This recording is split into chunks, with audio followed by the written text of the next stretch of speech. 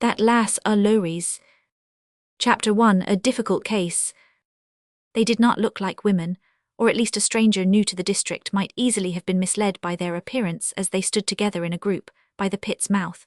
There were about a dozen of them there, all pit girls, as they were called, women who wore a dress more than half masculine and who talked loudly and laughed discordantly, and some of whom, God knows, had faces as hard and brutal as the hardest of their collier brothers and husbands and sweethearts. They had lived among the coal pits, and had worked early and late at the mouth, ever since they had been old enough to take part in the heavy labour.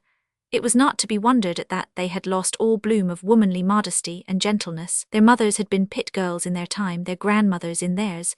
They had been born in coarse homes, they had fared hardly and worked hard, they had breathed in the dust and grime of coal, and somehow or other it seemed to stick to them and reveal itself in their natures as it did in their bold, unwashed faces. At first one shrank from them, but one's shrinking could not fail to change to pity. There was no element of softness to rule or even influence them in their half-savage existence. On the particular evening of which I speak, the group at the pit's mouth were even more than usually noisy.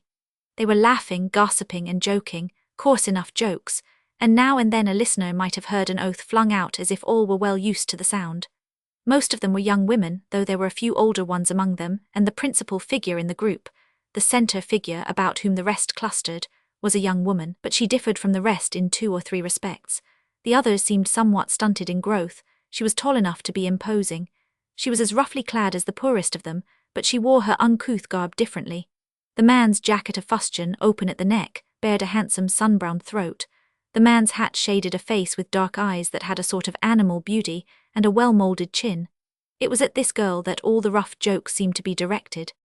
"I'll tell thee, Joan," said one woman, "we's tee hardy sweetheartin' why him afore months out." "I," laughed her fellows, "so we shall. Thast hard to turn soft after all. Tha canna stand out again Lunnon chap. We's tee hardy sweetheartin', Joan face o or Thast said. Joan Lowrie faced them defiantly. "Thast known harm me sweetheartin' why sicken a foo," she said. "I amna a fond o men folk at no time. I've had my fill on 'em and I'm no like to tack up why such look as this un. And he's no a Londoner neither, he's ony fro south, and south is na Lunnon." "He's gettin' Lunnon ways though," put in another, choppin' his words up and mincin' 'em sma', "he's known Lancashire ony gout could tell." "I dunnot see as he minces so," said Joan roughly. "He dunnot speak our loik but he's well eno I his way." A boisterous peal of laughter interrupted her. "I thought tha cad him a foo a minute sin," cried 2 or 3 voices at once. Joan lass thast go and change thy mind I see." The girl's eyes flashed. "There's others I could ca' foos," she said. "I needna go far to find foos. Foo huntin's best sport out and safest. Leave engineer alone and leave me alone too. It'll be best for yo." She turned round and strode out of the group. Another burst of derisive laughter followed her, but she took no notice of it. She took no notice of anything, not even of the 2 men who at that very moment passed and turned to look at her as she went by. "A fine creature," said one of them. "A fine creature," echoed the other. "Yes, and you see that is precisely it, Derek, a fine creature and nothing else." They were the young engineer and his friend the Reverend Paul Grace, curate of the parish. There were never 2 men more unlike, physically and mentally, and yet it would have been a hard task to find 2 natures more harmonious and sympathetic. Still, most people wondered at and failed to comprehend their friendship. The mild, nervous little Oxonian barely reached Derek's shoulder. His finely cut face was singularly feminine and innocent. The mild eyes beaming from behind his small spectacles had an absent, dreamy look. One could not fail to see at the first glance that this refined, restless, conscientious little gentleman was hardly the person to cope successfully with Riggin. Derek strode by his side like a young son of Anak, brains and muscle evenly balanced and fully developed. He turned his head over his shoulder to look at Joan Lowrie once again. "That girl," said Grace, "has worked at the pit's mouth from her childhood. Her mother was a pit girl until she died, of hard work, privation and ill treatment. Her father is a collier and lives as most of them do, drinking, rioting, fighting. Their home is such a home as you have seen dozens of since you came here. The girl could not better it if she tried, and would not know how to begin if she felt inclined. She has borne, they tell me, such treatment as would have killed most women. She has been beaten, bruised, felled to the earth by this father of hers, who is said to be a perfect fiend in his cups. And yet she holds to her place in their wretched hovel, and makes herself a slave to the fellow with a dogged, stubborn determination. What can I do with such a case as that, Derek? You have tried to make friends with the girl, said Derek. Grace coloured sensitively. There is not a man, woman or child in the parish, he answered, with whom I have not conscientiously tried to make friends, and there is scarcely one, I think, with whom I have succeeded. Why can I not succeed? Why do I always fail? The fault must be with myself. A mistake that at the outset, interposed Derek. There is no fault in the matter, there is simply misfortune. Your parishioners are so unfortunate as not to be able to understand you, and on your part you are so unfortunate as to fail at first to place yourself on the right footing with them. I say, at first, you observe. Give yourself time, Grace, and give them time too. Thank you, said the Reverend Paul. But speaking of this girl, that Lass O Lowries, as she is always called, Joan I believe her name is, Joan Lowrie is, I can assure you, a weight upon me. I cannot help her and I cannot rid my mind of her. She stands apart from her fellows, she has most of the faults of her class but none of their follies, and she has the reputation of being half feared, half revered. The man who dared to approach her with the coarse love-making which is the fashion among them would rue it to the last day of his life. She seems to defy all the world. And it is impossible to win upon her. More than impossible. The first time I went to her with sympathy I felt myself a child in her hands. She never laughed nor jeered at me as the rest do. She stood before me like a rock, listening until I had finished speaking. Parson, she said, if thou'lt leave me alone I'll leave thee alone, and then turned about and walked into the house. I am nothing but Th. Parson to these people, and Th. Parson is one for whom they have little respect and no sympathy. He was not far wrong. The stolid, heavy-natured colliers openly looked down upon Th. Parson, a bit of a whipper-snapper. Even the best-natured called him in sovereign contempt for his insignificant physical proportions. Truly, the sensitive little gentleman's lines had not fallen in pleasant places. And this was not all. There was another source of discouragement with which he had to battle in secret, though of this he would have felt it almost dishonour to complain. But Derek's keen eyes had seen it long ago, and understanding it well, he sympathised with his friend accordingly. Yet, despite the many rebuffs the curate had met with, he was not conquered by any means. His was not an easily subdued nature after all. He was very warm on the subject of Joan Lowrie this evening, so warm indeed that the interest the mere sight of the girl had awakened in Derek's mind was considerably heightened. They were still speaking of her when they stopped before the door of Grace's modest lodgings. You will come in, of course, said Paul. Yes, Derek answered, for a short time. I am tired and shall feel all the better for a cup of Mrs. Burney's tea, pushing the hair back from his forehead, as he had a habit of doing when a little excited. He made the small parlour appear smaller than ever when he entered it. He was obliged to bend his head when he passed through the door, and it was not until he had thrown himself into the largest easy chair that the trim apartment seemed to regain its countenance. Grace paused at the table, and with a sudden flush, took up a letter that lay there among 2 or 3 uninteresting-looking epistles. It is a note from Miss Annis, he said, coming to the hearth and applying his penknife in a gentle way to the small square envelope. Not a letter, Grace, said Derek with a smile. A letter? Oh dear, no, she has never written me a letter. They are always notes with some sort of business object. She has very decided views on the subject of miscellaneous letter writing. He read the note himself and then handed it to Derek. It was a compact, decided hand, free from the suspicion of an unnecessary curve. Dear Mr. Grace, many thanks for the book, you are very kind indeed. Pray, let us hear something more about your people, I'm afraid. Papa must find them very discouraging, but I cannot help feeling interested. Grandmamma wishes to be remembered too. Use that. With more thanks. Believe me, your friend, Annis Barhome. Derek refolded the note and handed it back to his friend. To tell the truth, it did not impress him very favourably. A girl not yet 20 years old, who could write such a note as this to a man who loved her, must be rather too self-contained and well-balanced. You have never told me much of this story, Grace, he said. There is not much to tell, answered the curate, flushing again. She is the rector's daughter. I have known her 3 years. You remember I wrote to you about meeting her while you were in India. As for the rest, I do not exactly understand myself how it is that I have gone so far, having so little encouragement, in fact having had no encouragement at all. But however that is, it has grown upon me, Derek. My feeling for her has grown into my life. She has never cared for me. I am quite sure of that, you see. Indeed, I could hardly expect it. It is not her way to care for men as they are likely to care for her, though it will come some day, I suppose, with the coming man, half smiling. She is simply what she signs herself here, my friend Annis Barhome, and I am thankful for that much. She would not write even that if she did not mean it.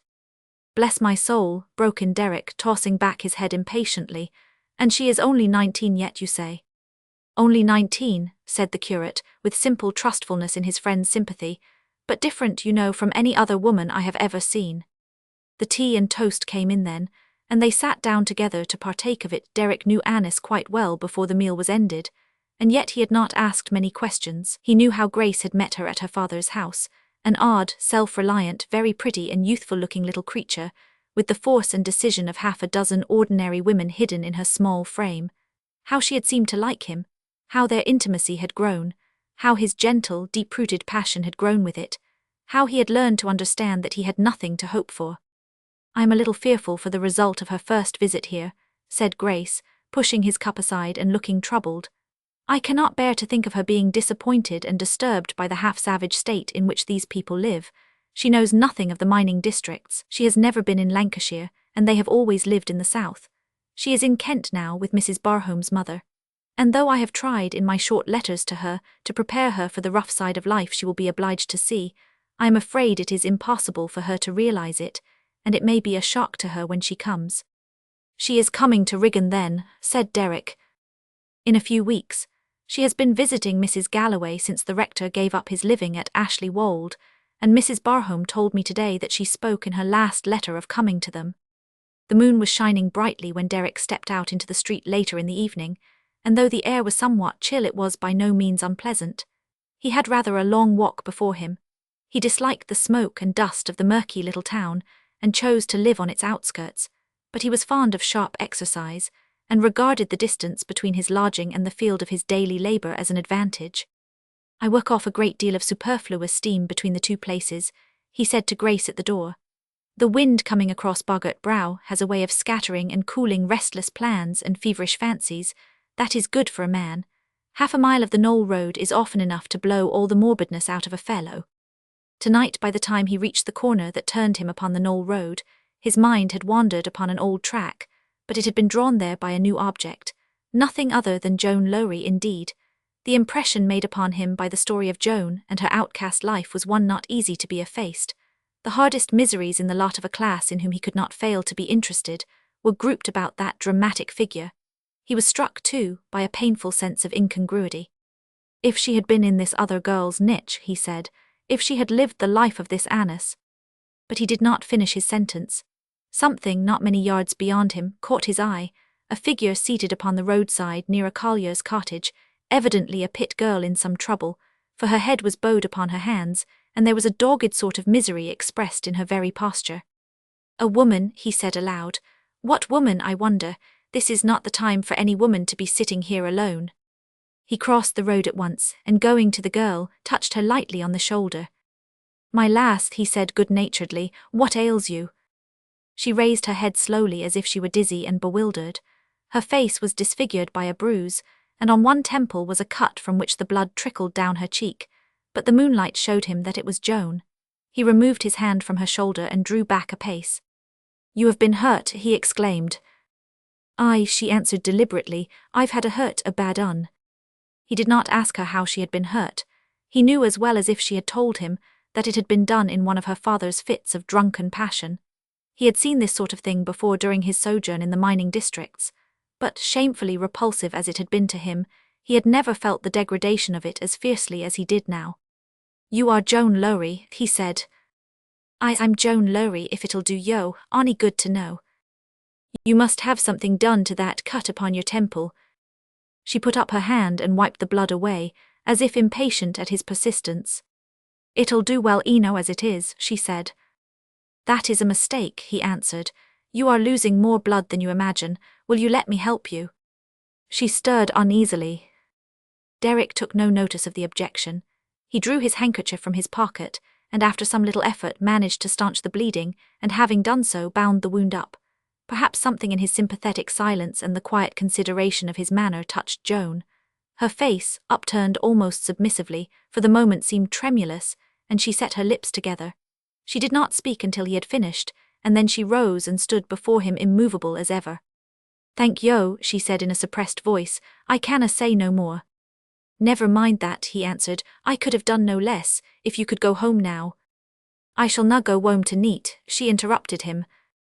"You cannot remain out of doors," he exclaimed. "If I do, it wunnot be first time," meeting his startled glance with a pride which defied him to pity or question her. But his sympathy and interest must have stirred her, for the next minute her manner softened. "I've done it often," she added, "and nout's niver feared me. Yo need na care, mester, I'm used to it."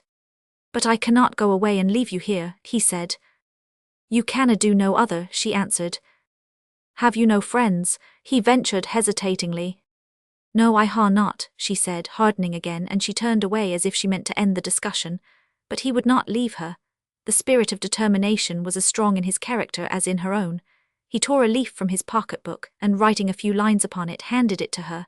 "If you will take that to Thwaite's wife," he said, "there will be no necessity for your remaining out of doors all night." She took it from him mechanically, but when he finished speaking her calmness left her. Her hand began to tremble, and then her whole frame, and the next instant the note fell to the ground, and she dropped into her old place again, sobbing passionately and hiding her face on her arms. "I wunnot tak it," she cried. "I wunnot go nowhere until as I'm turned like a dog into Street." Her misery and shame shook her like a tempest, but she subdued herself at last. "I dunnot see as yo need care," she protested half resentfully. "Other folk dunnot, I'm left to mysen most our times." Her head fell again and she trembled from head to foot. "But I do care," he returned. "I cannot leave you here and will not. If you will trust me and do as I tell you, the people you go to need know nothing you do not choose to tell them." It was evident that his determination made her falter, and seeing this he followed up his advantage and so far improved it that at last, after a few more arguments, she rose slowly and picked up the fallen paper. "If I mun go, I mun," she said, twisting it nervously in her fingers, and then there was a pause in which she plainly lingered to say something, for she stood before him with a restrained air and downcast face. She broke the silence herself, however, suddenly looking up and fixing her large eyes full upon him. "If I was a lady," she said, "happen I should know what to say to yo, but bane what I am I dunnot. Happen as yo are a gentleman yo, know what I'd look to say and canna, happen yo do."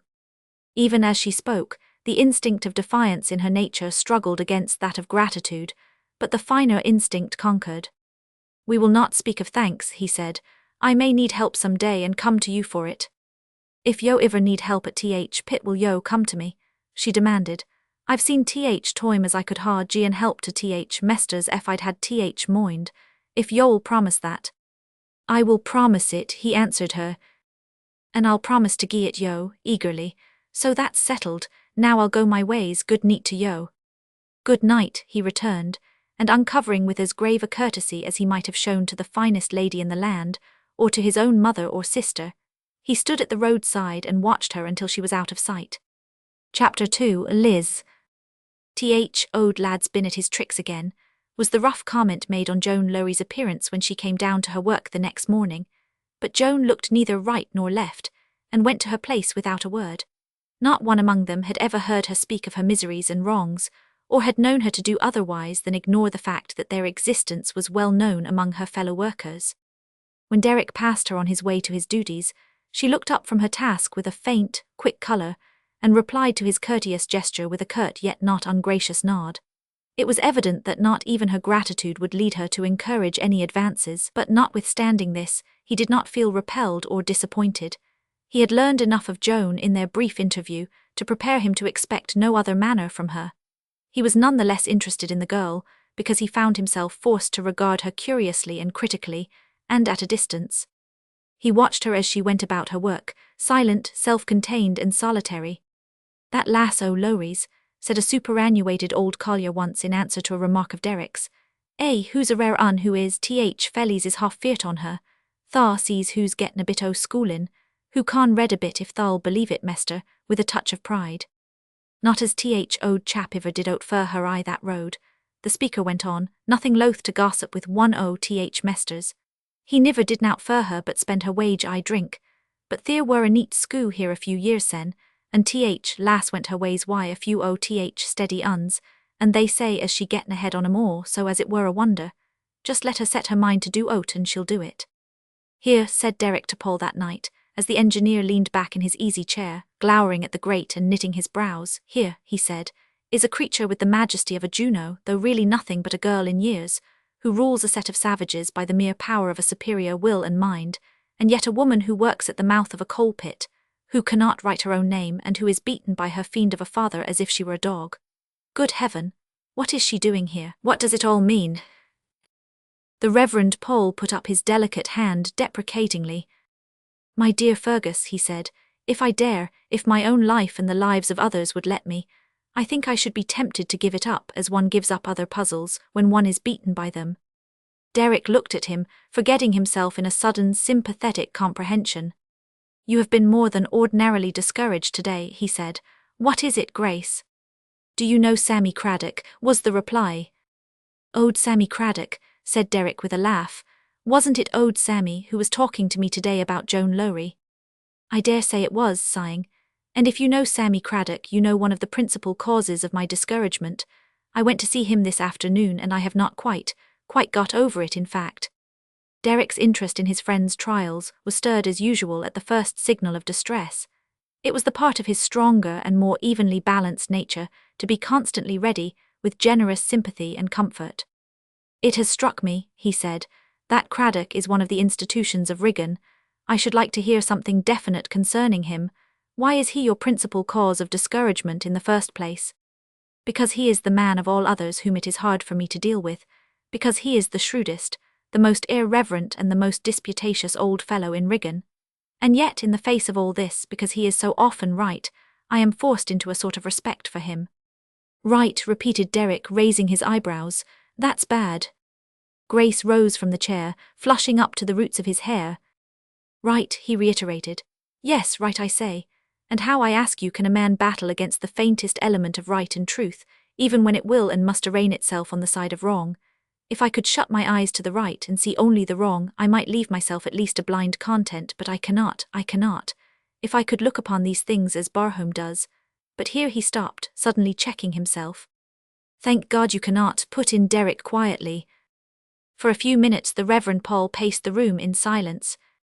Among the men who were once his fellow workers, Craddock is an oracle, he went on. His influence is not unlike Joan Lowrie's. It is the influence of a strong mind over weaker ones. His sharp, sarcastic speeches are proverbs among the Rigginites. He amuses them and can make them listen to him.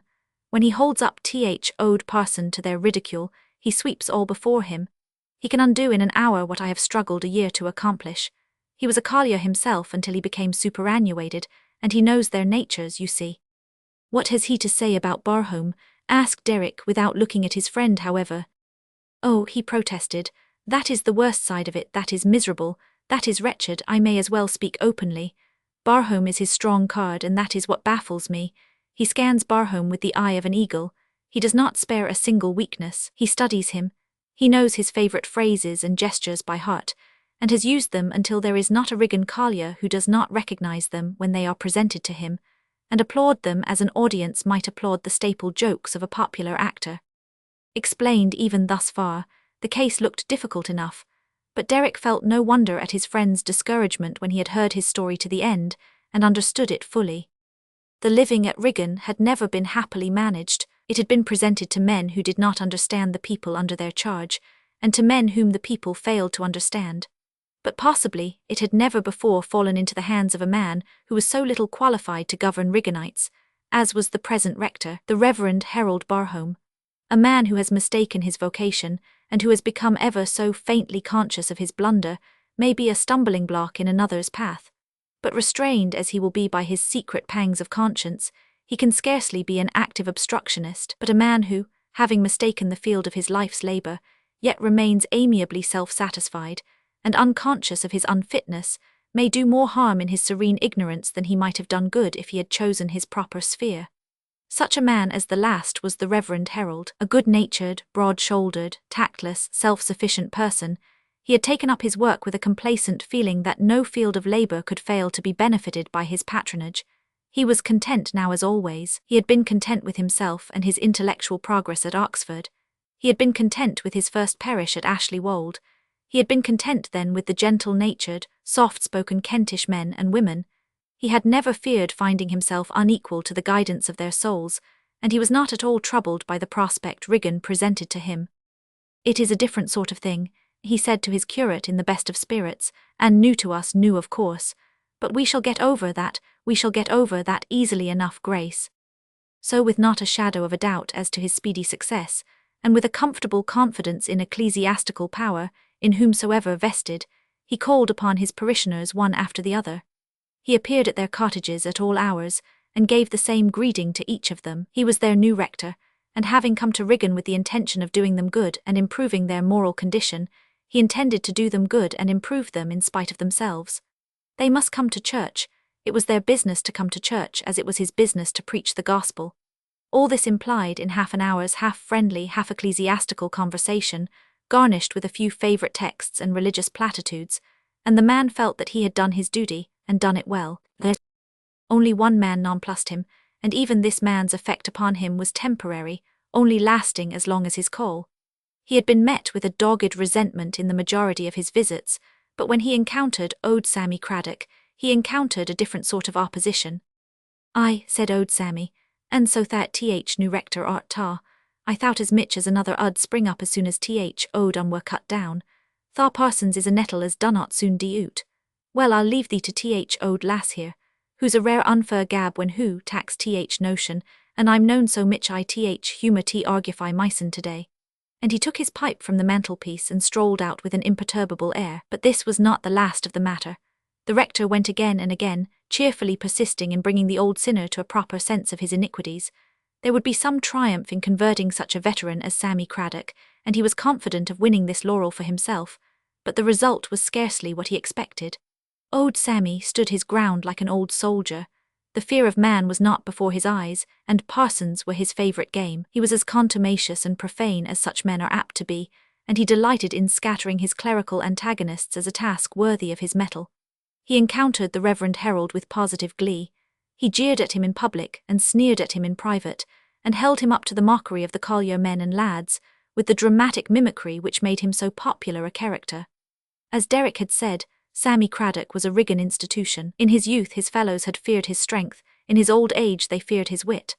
"Let Owd Sammy tackle him," they said when a newcomer was disputatious and hard to manage. "Owd Sammy's one to gie him one for his knob. Owd Samuel fettle him gradely." And the fact was that Craddock's cantankerous sharpness of brain and tongue were usually efficacious.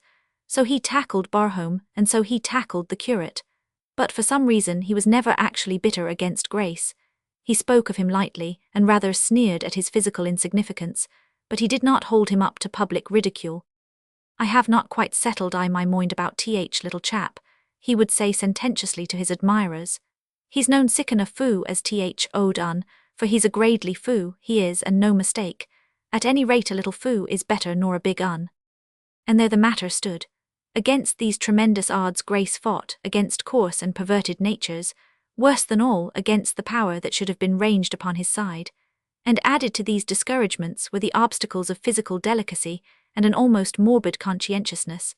A man of coarser fibre might have borne the burden better, or at least with less pain to himself. "A drop or so of Barhome's blood in Grace's veins," said Derrick, communing with himself on the Knoll Road after their interview.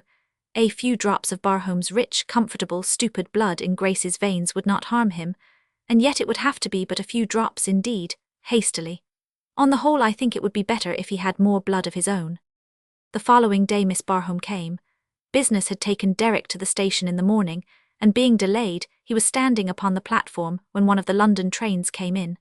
There were generally so few passengers on such trains who were likely to stop at Riggan, that the few who did so were of some interest to the bystanders. Accordingly he stood gazing, in rather a preoccupied fashion, at the carriages, when the door of a first-class compartment opened, and a girl stepped out upon the platform near him.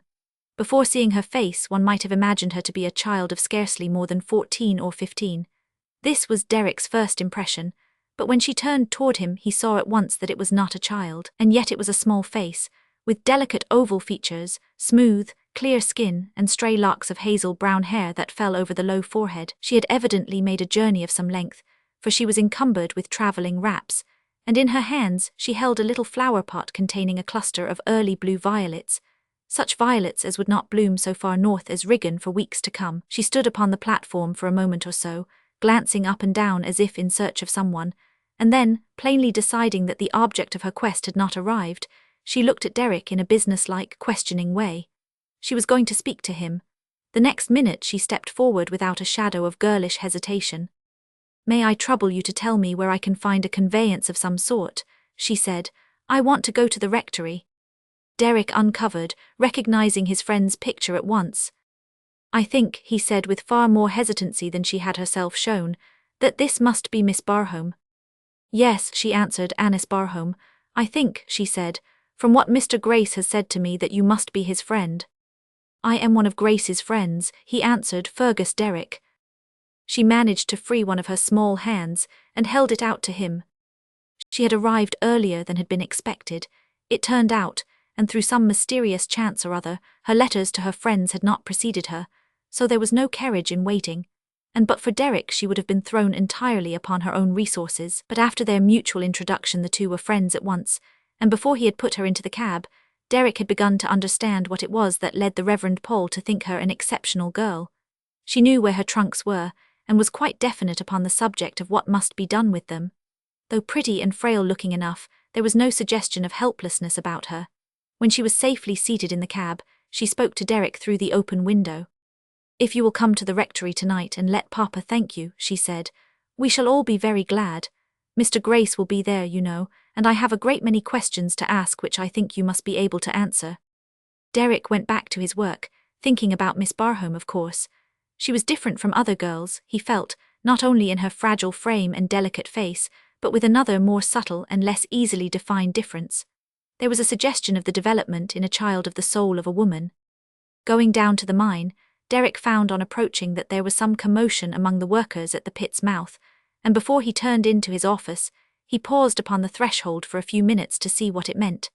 But it was not a disturbance with which it was easy for an outsider to interfere. A knot of women drawn away from their work by some prevailing excitement were gathered together around a girl, a pretty but pale and haggard creature with a helpless, despairing face, who stood at bay in the midst of them, clasping a child to her bosom, a target for all eyes. It was a wretched sight and told its own story. "Where ha yo been, Liz?" Derek heard 2 or 3 voices exclaim at once. "What did you come back for? This is what thy handsome face has brought thee to, is it?" And then the girl, white, wild-eyed and breathless with excitement, turned on them, panting, bursting into passionate tears. "Let me a be," she cried, sobbing. "There's none of yo need to talk. Let me a be, I didna come back to ax nout fro none on you. Joan Lowrie." Derek turned to ascertain the meaning of this cry of appeal, but almost before he had time to do so, Joan herself had borne down upon the group. She had pushed her way through it, and was standing in the centre, confronting the girl's tormentors in a flame of wrath, and Liz was clinging to her.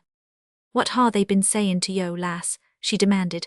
But you're a brave lot, yo are women, yo ca sends, badgerin' a slip are a wench like this." "I did not come back to ax nout fro known o' them," sobbed the girl. "I'd rather dee ony day nor do it. I'd rather starve I th ditch, and it's common to that." "Here," said Joan, "gie me th child." She bent down and took it from her, and then stood up before them all, holding it high in her strong arms, so superb, so statuesque, and yet so womanly a figure, that a thrill shot through the heart of the man watching her. "Lasses," she cried, her voice fairly ringing, "do yo see this? A bit o' a helpless thing as canna answer back yo'r jeers. Aye, look at it well, or on yo. Some on yo's gettin' look at wome, and when yo have looked at child, look at mother. 17-year-old Liz is, and world's gone wrong why her. I wannot say as world's gone ower reet why ony on us, but them on us as has had strength to houd up age in it, needna set our foot on them as has gone down. Happen there's na so much to choose betwixt us after all. But I've gotten this to tell yo, them as has ought to say Liz, mun say it to Joan Lowrie." Rough and coarsely pitiless as the majority of them were, she had touched the right chord. Perhaps the bit of the dramatic in her championship of the girl had as much to do with the success of her half-commanding appeal as anything else. But at least, the most hardened of them faltered before her daring, scornful words and the fire in her face. Liz would be safe enough from them henceforth, it was plain. That evening, while arranging his papers before going home, Derek was called from his work by a summons at the office door, and going to open it, he found Joan Lowrie standing there, looking half abashed, half determined. I ha summat to ax yo, she said briefly, declining his invitation to enter and be seated. If there is anything I can do for, began Derek. It is na myson, she interrupted him. There is a poor lass as I'm fain to help if I could do it, but I ha not power. I do not know of anyone as has except Yarson and parson, and I know more o yo than I do o parson, so I thought I'd ax yo to speak to him about poor wench, and ax him if he could get her a bit o work as ud help to keep her honest. Derek looked at her handsome face gravely, curiously. I saw you defend this girl against some of her old companions, a few hours ago, I believe, he said. She coloured but did not return his glance. I do not believe in harrying women down hill, she said. Then suddenly she raised her eyes. Little un is a little lass, she said, and I can abide thout o, what moight far on her if her mother's life is na an honest un, I can abide the thout on it. I will see my friend tonight, said Derek, and I will speak to him. Where can he find the girl? Why me, she answered, I'm taken both on and won't why me. Chapter 3 The Reverend Harold Barhome. When the Reverend Paul entered the parlour at the rectory, he found that his friend had arrived before him. Mr. Barhome, his wife and Annis with their guest formed a group around the fire, and Grace saw at a glance that Derek had unconsciously fallen into the place of the centre figure. He was talking and the others were listening, Mr. Barhome in his usual restless fashion, Mrs. Barhome with evident interest, Annis leaning forward on her ottoman, listening eagerly. Ah, exclaimed Mr. Barhome when the servant announced the visitor, this is fortunate, here is Grace. Glad to see you, Grace. Take a seat, we are talking about an uncommonly interesting case. I dare say you know the young woman. Annis looked up. We are talking about Joan Lowrie, she said. Mr. Derek is telling us about her. Most interesting affair from beginning to end, continued the rector briskly. Something must be done for the young woman. We must go and see her. I will go and see her myself. He had caught fire at once in his usual inconsequent, self-secure style. Ecclesiastical patronage would certainly set this young woman right at once. There was no doubt of that. And who was so well qualified to bestow it as himself? Yes, I will go myself, he said. That kind of people is easily managed when once one understands them. There really is some good in them after all. You see, Grace, it is as I have told you, only understand them and make them understand you and the rest is easy. Derek glanced from father to daughter. The clear eyes of the girl rested on the man with a curious expression. Do you think, she said quickly, that they like us to go and see them in that sort of way, Papa?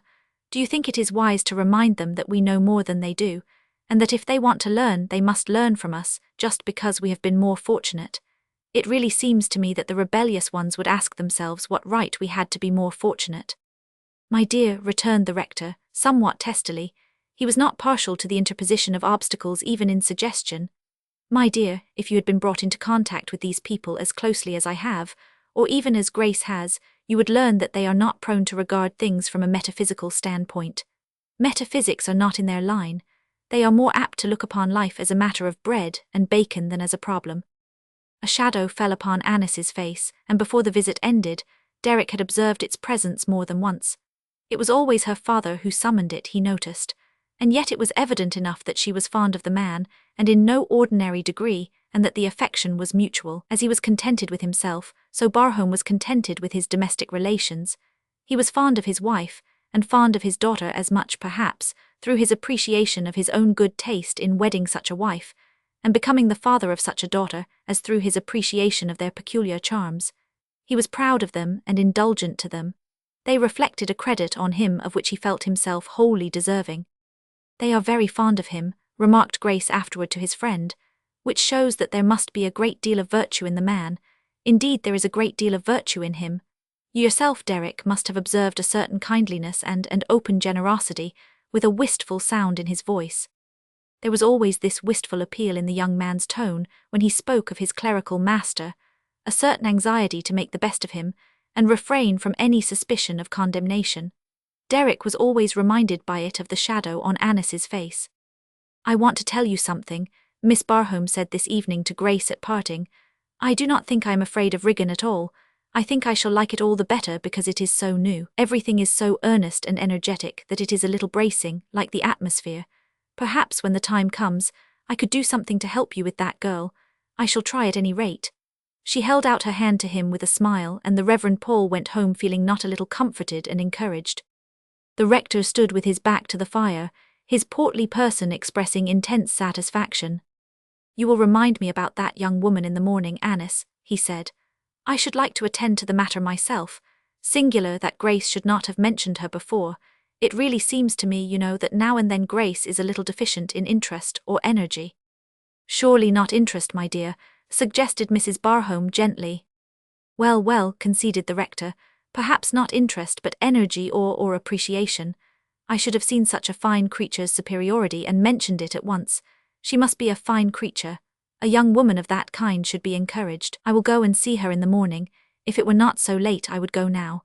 Really, she ought to be told that she has exhibited a very excellent spirit, and that people approve of it. I wonder what sort of a household servant she would make if she were properly trained." "That would not do at all," put in Annis decisively. "From the pit's mouth to the kitchen would not be a natural transition." Well, as usual, perhaps you are right. There is plenty of time to think of it, however. We can judge better when we have seen her."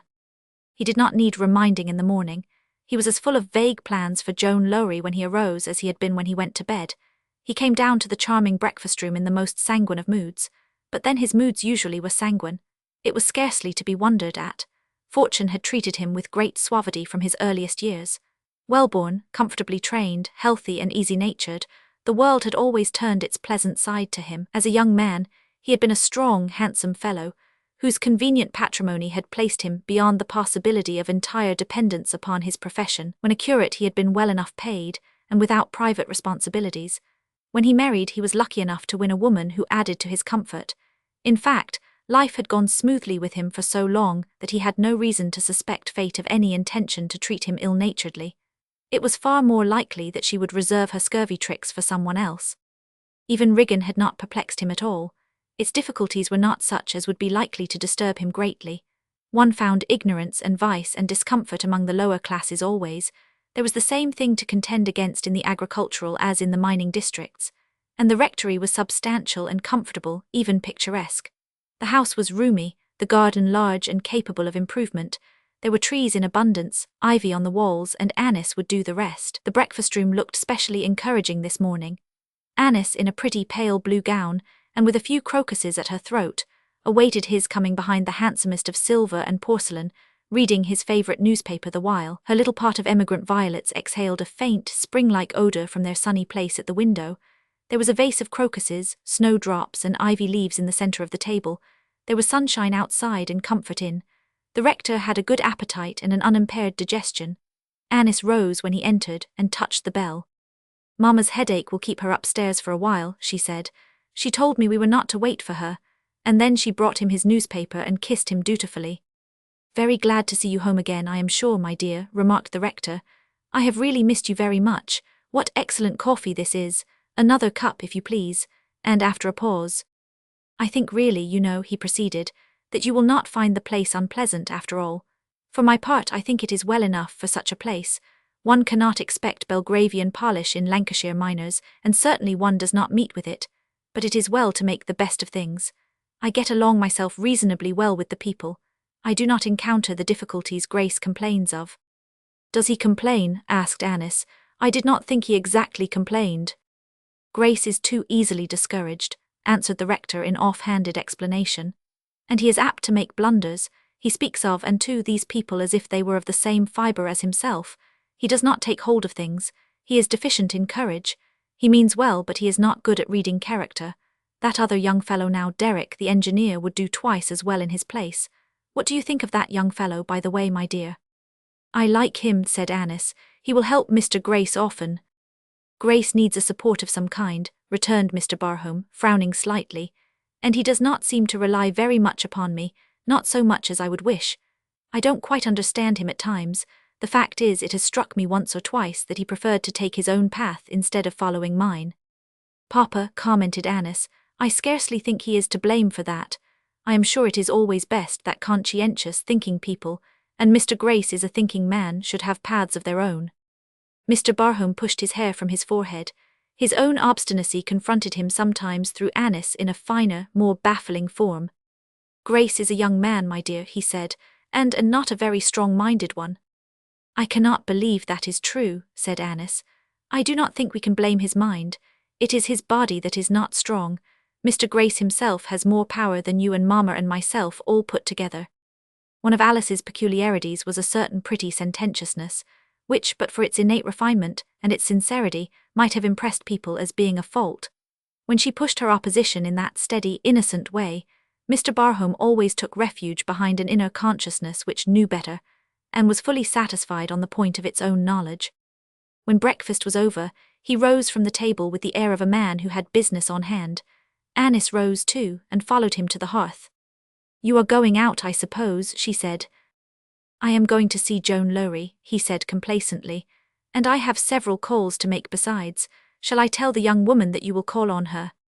Annis looked down at the foot she had placed on the shining rim of the steel fender. Joan Lowrie, she said reflectively. Certainly, my dear. I should think it would please the girl to feel that we are interested in her. I should scarcely think, from what Mr. Grace and his friend say, that she is the kind of a girl to be reached in that way, said Annis. The rector shrugged his shoulders. My dear, he answered, if we are always to depend upon what Grace says, we shall often find ourselves in a dilemma. If you are going to wait until these collier young women call on you after the manner of polite society, I am afraid you will have time to lose interest in them and their affairs. He had no scruples of his own on the subject of his errand. He felt very comfortable as usual, as he wended his way through the village toward Lowrie's cottage on the Knoll Road. He did not ask himself what he should say to the collier young woman and her unhappy charge. Orthodox phrases with various distinct flavors, the flavor of encouragement, the flavor of reproof, the flavor of consolation, were always ready with the man. He never found it necessary to prepare them beforehand. The flavor of approval was to be Joan's portion this morning, the flavor of rebuke her companions. He passed down the street with ecclesiastical dignity, bestowing a curt but not unamiable word of recognition here and there. Unkempt, dirty-faced children, playing hopscotch or marbles on the flag pavement, looked up at him with a species of awe, not unmingled with secret resentment. Women lounging on doorsteps, holding babies on their hips, stared in critical sullenness as he went by. There's old parson, commented one sharp-tongued matron. Who's goin' to teach someone summat? I warrant what old lad dunnot know is na worth knowin'. Who's a gradely foo, that who is? Our Tommy, if thou dostna let Jane Ann be, thou'lt be gettin' a hidden. Unprepossessing as most of the colliers' homes were, Lowrie's cottage was a trifle less inviting than the majority. It stood upon the roadside, an ugly little bare place, with a look of stubborn desolation, its only redeeming feature a certain rough cleanliness. The same cleanliness reigned inside, Barham observed when he entered, and yet on the whole there was a stamp upon it which made it a place scarcely to be approved of. Before the low fire sat a girl with a child on her knee, and this girl, hearing the visitor's footsteps, got up hurriedly, and met him with a half-abashed, half-frightened look on her pale face. Lowrie is na here, and neither is Joan, she said without waiting for him to speak. Both on 'em's at pit. There's no one here but me, and she held the baby over her shoulder as if she would like to have hidden it. Mr. Barham walked in serenely, sure that he ought to be welcome if he were not. At the pit are they? He answered. Dear me, I might have remembered that they would be at this time. Well, I will take a seat, my girl, and talk to you a little. I suppose you know me, the minister at the church, Mr. Barham. Liz, a slender slip of a creature, large-eyed and woebegone, stood up before him, staring at him irresolutely as he seated himself. I do not know nobody much now, she stammered. I've been away fro Riggin sin afore yo come, if yo are new parson, and then she coloured nervously and became fearfully conscious of her miserable little burden. I've heard Joan speak o young parson, she faltered. Her visitor looked at her gravely. What a helpless, childish creature she was, with her pretty face, and her baby, and her characterless, frightened way. She was only one of many.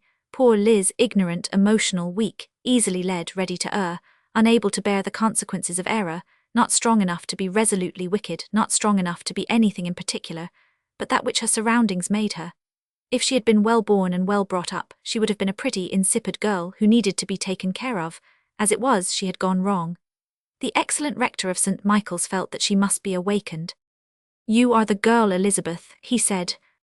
I'm Lizabeth Barnes, she answered, pulling at the hem of her child's small gown, but folks niver calls me nowt but Liz. Her visitor pointed to a chair considerately. Sit down, he said, I want to talk to you.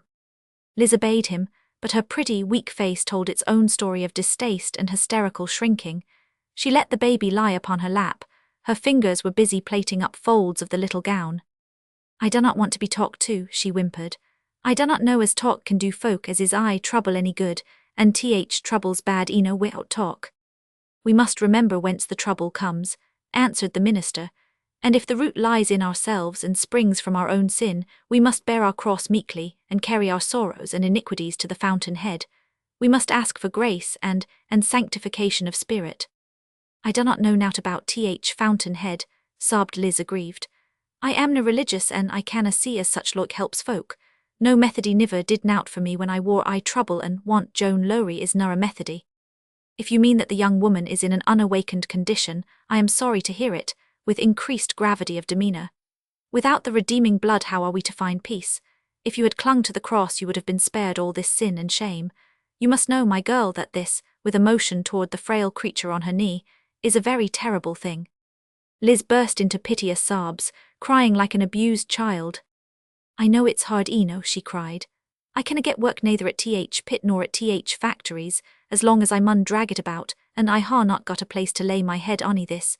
If it were na for Joan I might starve and the choild too, but I'm known so bad as yode Mac out. I were very fond o' him, I were, and I thought he were fond o' me, and he were a gentleman too. He were no labouring man, and he were kind to me until he got tired. Them sort o' loos gets tired o' yo I time, Joan says. I wish I'd ha told Joan at first and axed her what to do." Barhome passed his hand through his hair uneasily. This shallow, inconsequent creature baffled him. Her shame, her grief, her misery were all mere straws eddying on the pool of her discomfort. It was not her sin that crushed her, it was the consequence of it.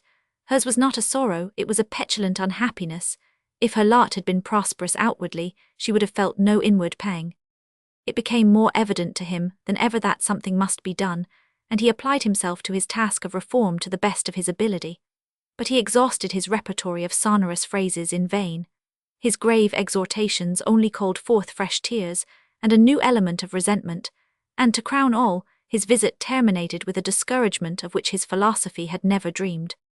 In the midst of his most eloquent reproof, a shadow darkened the threshold, and as Liz looked up with their explanation, Joan, a young woman in pit girl guise, came in, her hat pushed off her forehead, her throat bare, her fustian jacket hanging over her arm. She glanced from one to the other questioningly, knitting her brows slightly at the sight of Liz's tears. In answer to her glance, Liz spoke querulously. "It's Parson Joan," she said. "He come to talk like rest on 'em and he max me out too ill to burn." Just at that moment, the child set up a fretful cry, and Joan crossed the room and took it up in her arms. "Yo have feared choiled betwixt yo," she said, "if yo have managed to do nought else." "I felt it my duty as rector of the parish," explained Barhome somewhat curtly. "I felt it my duty as rector of the parish to endeavour to bring your friend to a proper sense of her position." Joan turned toward him. "Has thaw done it?" she asked. The Reverend Herald felt his enthusiasm concerning the young woman dying out. "Aye," he stammered. Joan interrupted him. "Dost thou see as thou has done her any good?" she demanded. "I do not, my son." "I have endeavoured to the best of my ability to improve her mental condition," the minister replied. "I thought as much," said Joan. "I mack no doubt thast done thy best, neither.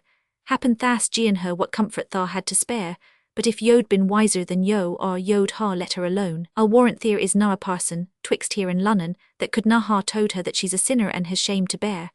But happen there is na a parson, twixt here and Lunnon, as she could na ha told that much to her son. However, as thou has said thy say, happen it'll do yo fur this time, and yo can let her be for a while." Mr. Barhome was unusually silent during dinner that evening, and as he sat over his wine, his dissatisfaction rose to the surface, as it invariably did. "I am rather disturbed this evening, Annis," he said. Annis looked up questioningly. "Why?" she asked. "I went to see Joan Lowrie this morning," he answered hesitatingly, "and I am very much disappointed in her. I scarcely think, after all, that I would advise you to take her in hand. She is not an amiable young woman. In fact, there is a positive touch of the vixen about her." Chapter 4, Love Me, Love My Dog. Mr. Barhome had fallen into the habit of turning to Annis for it, when he required information concerning people and things.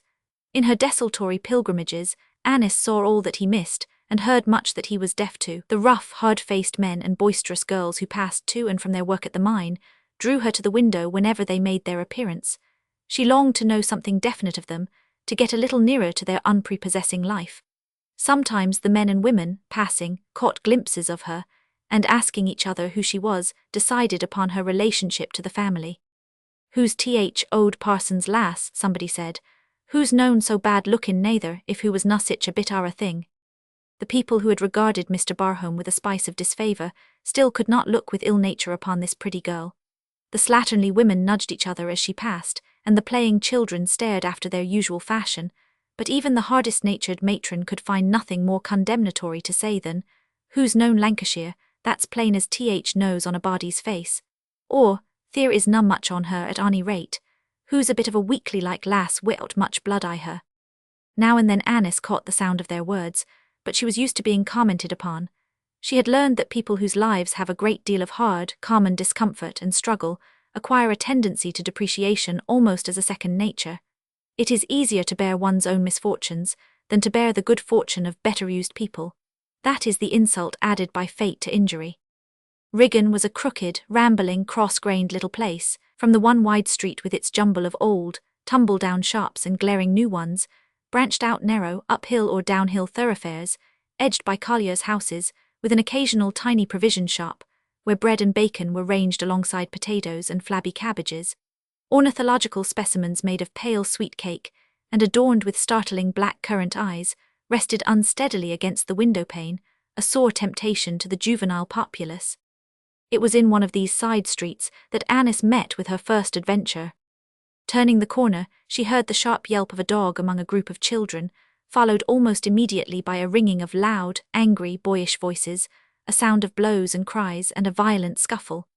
Annis paused for a few seconds, looking over the heads of the excited little crowd, and then made her way to it, and in a minute was in the heart of it. The two boys who were the principal figures were fighting frantically, scuffling, kicking, biting, and laying on vigorous blows with not unscientific fists. Now and then a fierce, red, boyish face was to be seen, and then the rough head ducked and the fight waxed fiercer and hotter while the dog, a small, shrewd, sharp-nosed terrier, barked at the combatants' heels, snapping at one pair but not at the other and plainly enjoying the excitement. "Boys," cried Annis, "what's the matter?" "Their fate," remarked a philosophical young bystander with placid interest, "and Judd Bates'll win." It was so astonishing a thing that any outsider should think of interfering, and there was something so decided in the girlish voice addressing them, that almost at the moment the combatants fell back, panting heavily, breathing vengeance in true boy fashion, and evidently resenting the unexpected intrusion. "What is it all about?" demanded the girl. "Tell me." The crowd gathered close around her to stare. The terrier sat down breathless, his red tongue hanging out, his tail beating the ground. One of the boys was his master, it was plain at a glance, and as a natural consequence, the dog had felt it his duty to assist to the full extent of his powers. But the other boy was the first to speak. "Why couldna he let me a be then?" he asked irately. "I was na doing out to him." "Yea, tha was," retorted his opponent, a sturdy, ragged 10-year-old. "Nay, I was na." "Yea, tha was." "Well," said Annis, "what was he doing?" "I," cried the first youngster, "tha tell her if tha con," who hit first punts, excitedly doubling his fist again. "I didna." "Nay, tha didna, but tha did summat else. Tha punsed at Nib wy thy clog, and hit him aside wide, and then I punsed thee, and I'd do it agin fur." "Wait a minute," said Annis, holding up her little gloved hand. "Who is Nib?" "Nib's my dog," surlily, "and them as punses him has getten to punts me." Annis bent down and patted the small animal. "He seems a very nice dog," she said.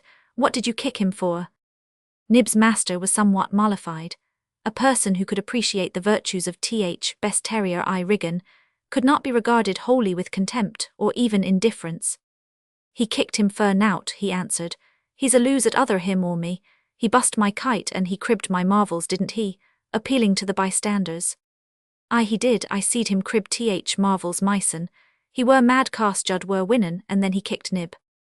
Judd bent down to pat Nib himself, not without a touch of pride in his manifold injuries, and the readiness with which they were attested. "Aye," he said, "and I didna set on him at first neither. I niver set on him till he punsed Nib. He may bust my kite and steal my marvels, and he may call me ill names, but he shanna kick Nib. So Thea. It was evident that Nib's enemy was the transgressor. He was grievously in the minority. Nobody seemed to side with him, and everybody seemed ready, when once the tongues were loosed, to say a word for Judd and best terrier Irigan. For a few minutes Annis could scarcely make herself heard. "You are a good boy to take care of your dog," she said to Judd, "and though fighting is not a good thing, perhaps if I had been a boy," gravely deciding against moral suasion in one rapid glance at the enemy, "perhaps if I had been a boy I would have fought myself. You are a coward," she added with incisive scorn to the other lad, who slinked sulkily out of sight. Old Sammy Craddock, lounging at his window, clay pipe in hand, watched Annis as she walked away, and gave vent to his feelings in a shrewd chuckle. He commented. "So that's Ode Parson's lass, is it? Wall who may be same mate, but who is not same grain, I'll warrant. Who's a rare un, who is for a wench." Ode Sammy's amused chuckles and exclamations of who's a rare un, that who is for a wench, at last drew his wife's attention. The good woman pounced upon him sharply. "That an ode yommer head," she said. "What art thou ramblin' about now? Who is it as is sickin' a rare un?" Ode Sammy burst into a fresh chuckle, rubbing his knees with both hands. "Why," said he, "I'll warrant thou couldna guess I thaw tried, but I'll gie thee a try. Who dost thou think we're out street just now thick of a foight among lads? I know thou's niver guess." "Nay, happen I canna, and I dunnot know as I care so much neither," testily. "Why," slapping his knee, Ode Parson's lass, "a little wench not much higher nor thy waist, and why a bit o' a face like skim milk, but steady and full o' pluck as an ode un." "Nay now, thaw dostna say so. What were she doin' and how did she come there? Thaw mun ha been dreamin'." "Nowt sort. I seed her as plain as I see thee and heard ivery word she said. Thou shouldst ha seen her.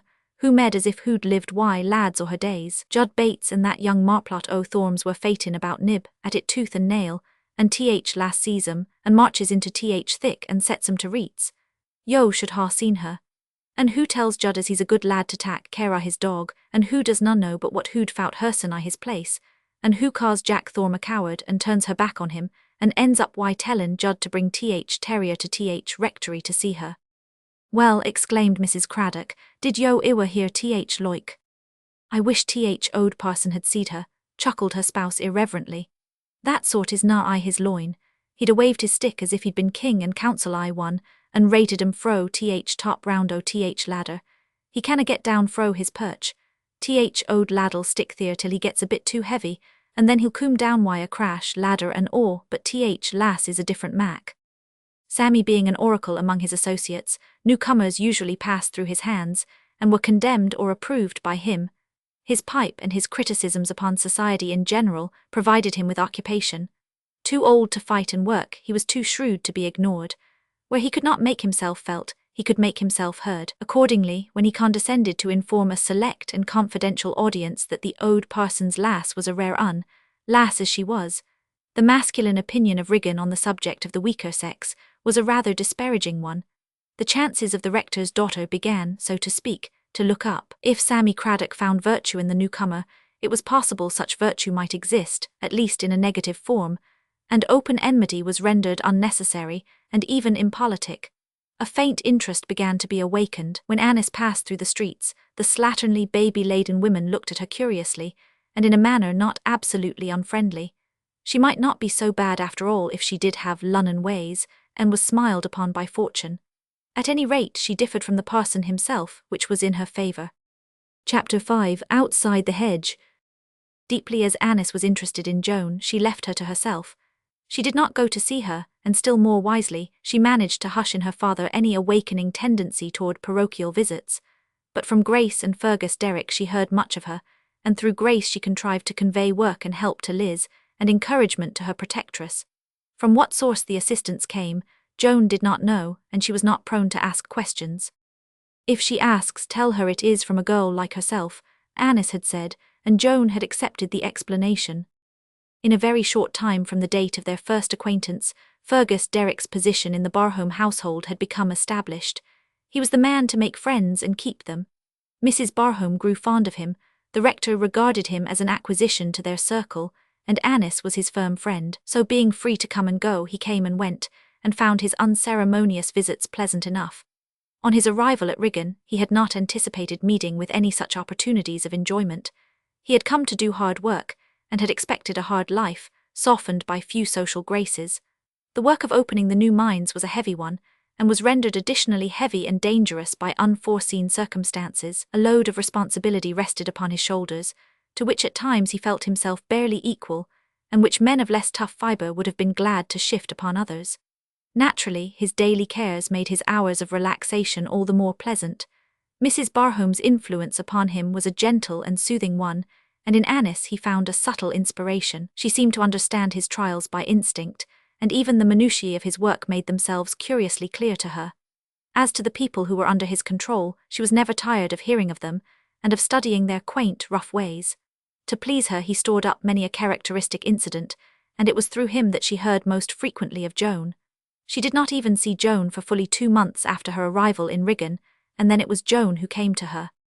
As the weather became more spring-like, she was oftener out in the garden. She found a great deal to do among the flower beds and shrubbery, and as this had always been considered her department, she took the management of affairs wholly into her own hands. The old place, which had been rather neglected in the time of the previous inhabitant, began to bloom out into fragrant luxuriance, and passing Rigginites regarded it with admiring eyes. The colliers who had noticed her at the window in the colder weather, seeing her so frequently from a nearer point of view, felt themselves on more familiar terms. Some of them even took a sort of liking to her, and gave her an uncouth greeting as they went by. And more than once one or another of them had paused to ask for a flower or two, and had received them with a curious bashful awe, when they had been passed over the holly hedge. Having gone out one evening after dinner to gather flowers for the house, Annis, standing before a high lilac bush, and pulling its pale purple tassels, became suddenly conscious that someone was watching her, someone standing upon the roadside behind the holly hedge. She did not know that as she stopped here and there to fill her basket, she had been singing to herself in a low tone. Her voice had attracted the passerby. This passerby, a tall pit girl with a handsome, resolute face, stood behind the dark green hedge and watched her. Perhaps to this girl, weary with her day's labour, grimed with coal dust, it was not unlike standing outside paradise. Early in the year as it was, there were flowers enough in the beds, and among the shrubs, to make the spring air fresh with a faint, sweet odour. But here too was Annis in her soft white merino dress, with her basket of flowers, with the blue bells at her belt and her half-audible song. She struck Joan Lowrie with a new sense of beauty and purity. As she watched her she grew discontented, restless, sore at heart. She could not have told why, but she felt a certain anger against herself. She had had a hard day. Things had gone wrong at the pit's mouth, things had gone wrong at home. It was hard for her strong nature to bear with Liz's weakness. Her path was never smooth, but today it had been at its roughest. The little song fell upon her ear with strong pathos. "She's inside O.Th. hedge," she said to herself in a dull voice. "I'm outside, there's th difference. It a'most looks like the hedge went o'er around and she'd been born among th flowers, and there's no way out for her, no more than there's a way in for me." Then it was that Annis turned round and saw her. Their eyes met, and singularly enough Annis's first thought was that this was Joan. Derrick's description made her sure. There were not 2 such women in Riggin. She made her decision in a moment. She stepped across the grass to the hedge with a ready smile. "You were looking at my flowers," she said. "Will you have some?" Joan hesitated. "I often give them to people," said Annis, taking a handful from the basket and offering them to her across the holly. "When the men come home from the mines, they often ask me for 2 or 3, and I think they like them even better than I do, though that is saying a great deal." Joan held out her hand and took the flowers, holding them awkwardly but with tenderness. "Oh, thank yo," she said. "It's kind o' yo to gie 'em away." "It's a pleasure to me," said Annis, picking out a delicate pink hyacinth. "Here's a hyacinth." Then as Joan took it their eyes met. "Are you Joan Lowrie?" asked the girl. Joan lifted her head. "Aye," she answered, "I'm Joan Lowrie." "Ah," said Annis, "then I am very glad." They stood on the same level from that moment. Something as indescribable as all else in her manner had done for Annis just what she had simply and seriously desired to do. Proud and stubborn as her nature was, Joan was subdued. The girl's air and speech were like her song. She stood inside the hedge still in her white dress among the flowers, looking just as much as if she had been born there as ever, but some fine part of her had crossed the boundary. "Oh, then I am glad of that," she said. "Yo are very good to say as much," she answered, "but I do not know as I quite understand." Annis drew a little nearer. Mr. Grace has told me about you, she said, and Mr. Derek. Joan's brown throat raised itself a trifle, and Annis thought colour showed itself on her cheek. Both on 'em's been good to me, she said, but I did not think as.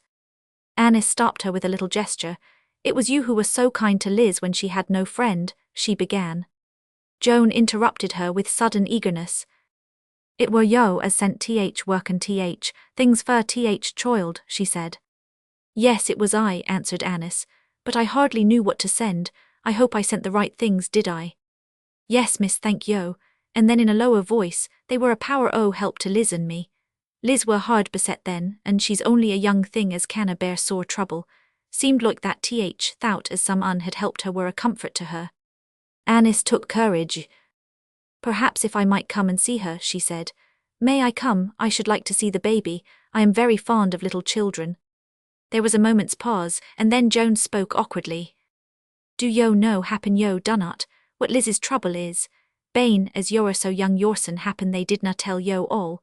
Most our toimes folk is na apt to be fond o, such like as this little un o hers. I heard all the story.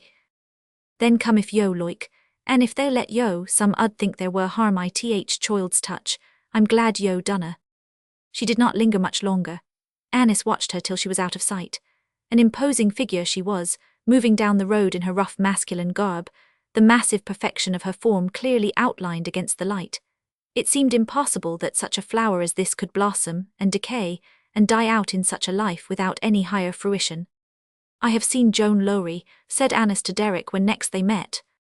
Did she come to you or did you go to her? Fergus asked. She came to me but without knowing that she was coming. That was best, was his comment. Joan Lowrie was as much a puzzle to him as she was to other people. Despite the fact that he saw her every day of his life, he had never found it possible to advance a step with her. She held herself aloof from him, just as she held herself aloof from the rest. A common greeting, and oftener than not, a silent one, was all that passed between them.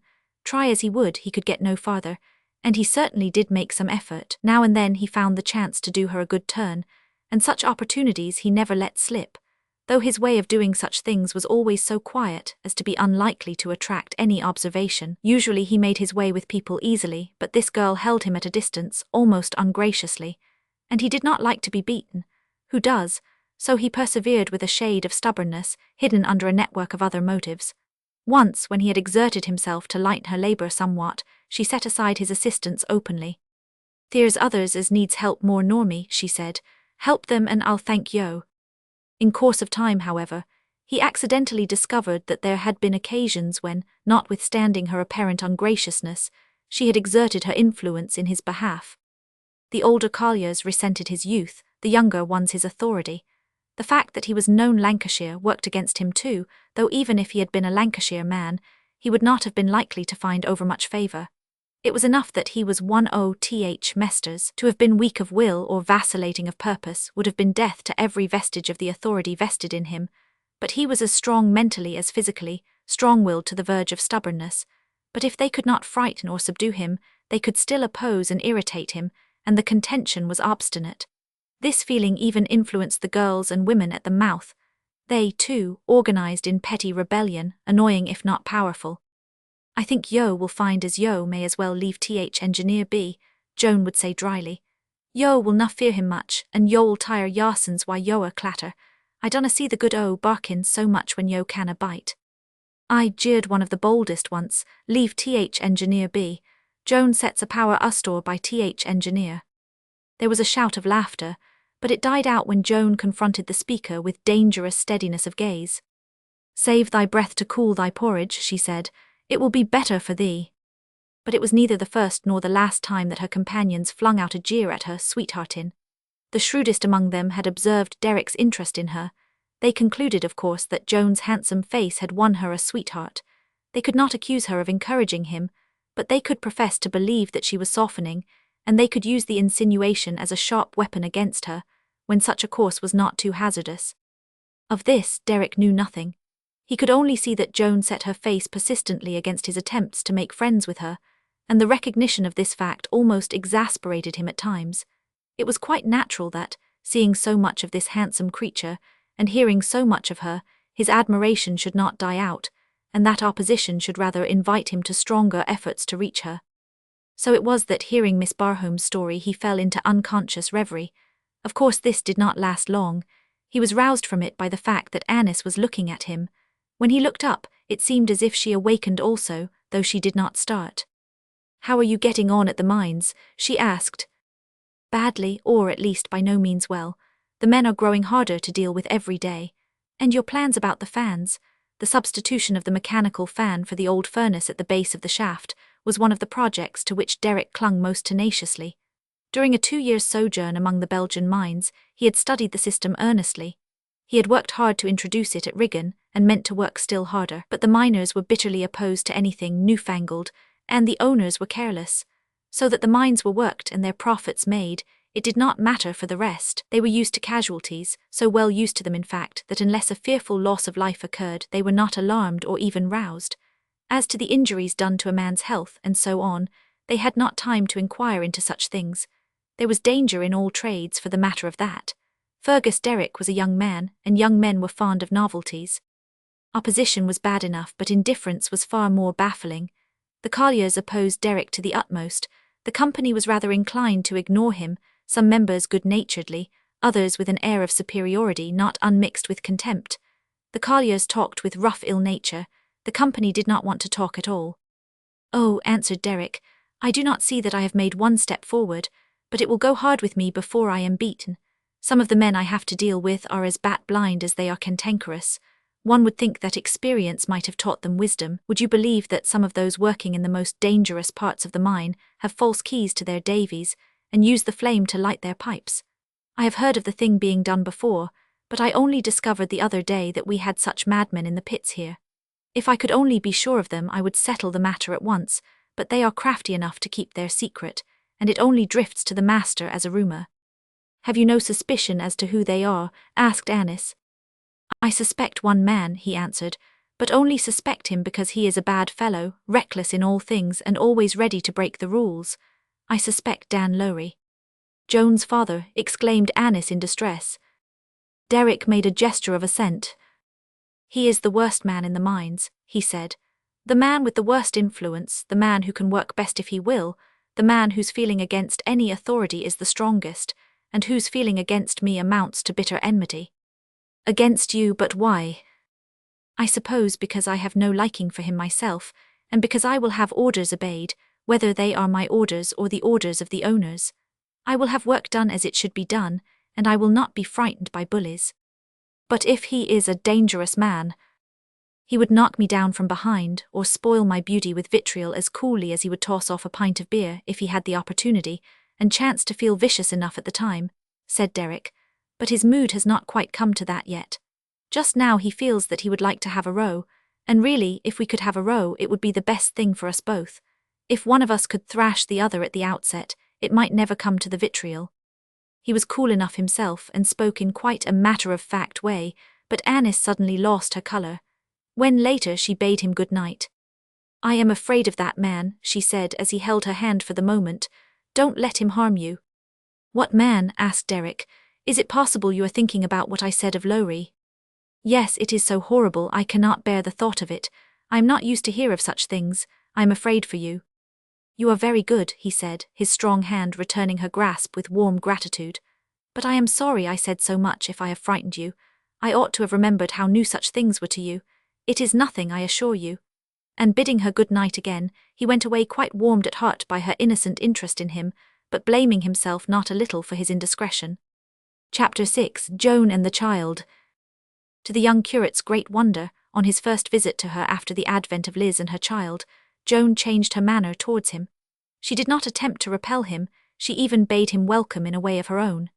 Deep in Joan's heart was hidden a fancy that perhaps the work of this young fellow who was good enough for a parson, lay with such as Liz, and those who like Liz bore a heavy burden. "If yo can do her any good," she said, "come and welcome, come every day. I do not know much about such like myson, but happen yo ha away a helpin' folk as canna help theirsens eye trouble, and Liz is one on 'em." Truly Liz was one of these. She clung to Joan in a hopeless, childish way as her only comfort.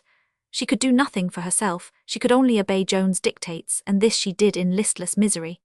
When she had work to do, she made weak efforts at doing it, and when she had none she sat and held the child upon her knee, her eyes following her friend with a vague appeal. The discomfort of her lot, the wretchedness of coming back to shame and tears after a brief season of pleasure and luxury, was what crushed her. So long as her lover had cared for her, and she had felt no fear of hunger or cold or desertion, she had been happy because she could be idle and take no thought for the morrow and was almost a lady.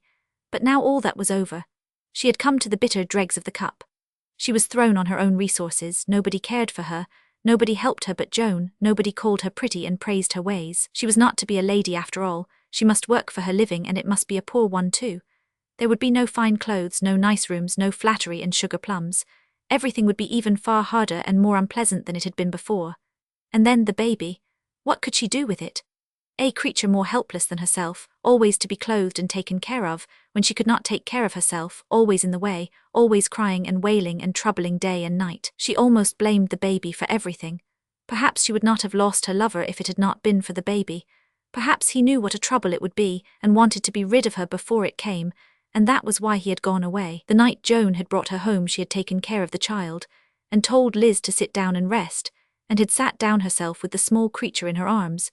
And after watching her for a while, Liz had broken out into sobs, and slipped down upon the floor at her feet, hiding her wretched, pretty face upon her friend's knee.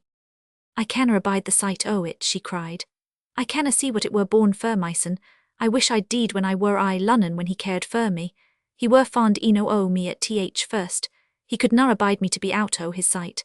I niver were so happy I my life as I were then. I did na think then as th toime ud come when he'd cast me out I th road. He had no reet to do it," her voice rising hysterically. "He had no reet to do it if he were a gentleman, but it seems gentlefolk can do oat they please. If he did na mean to stick to me, why could na he ha let me a be?" "That is na gentlefolk's way," said Joan bitterly. "But if I were I yower place, Liz, I would na hate th choild. It has na done yo as much harm as yo ha done it." After a while, when the girl was quieter, Joan asked her a question. "You niver told me who yo went away why, Liz," she said. "I ha a reason fur wantin' to know, or I would na ax, but fur that if yo do not want to tell me, yo need na do it against your will."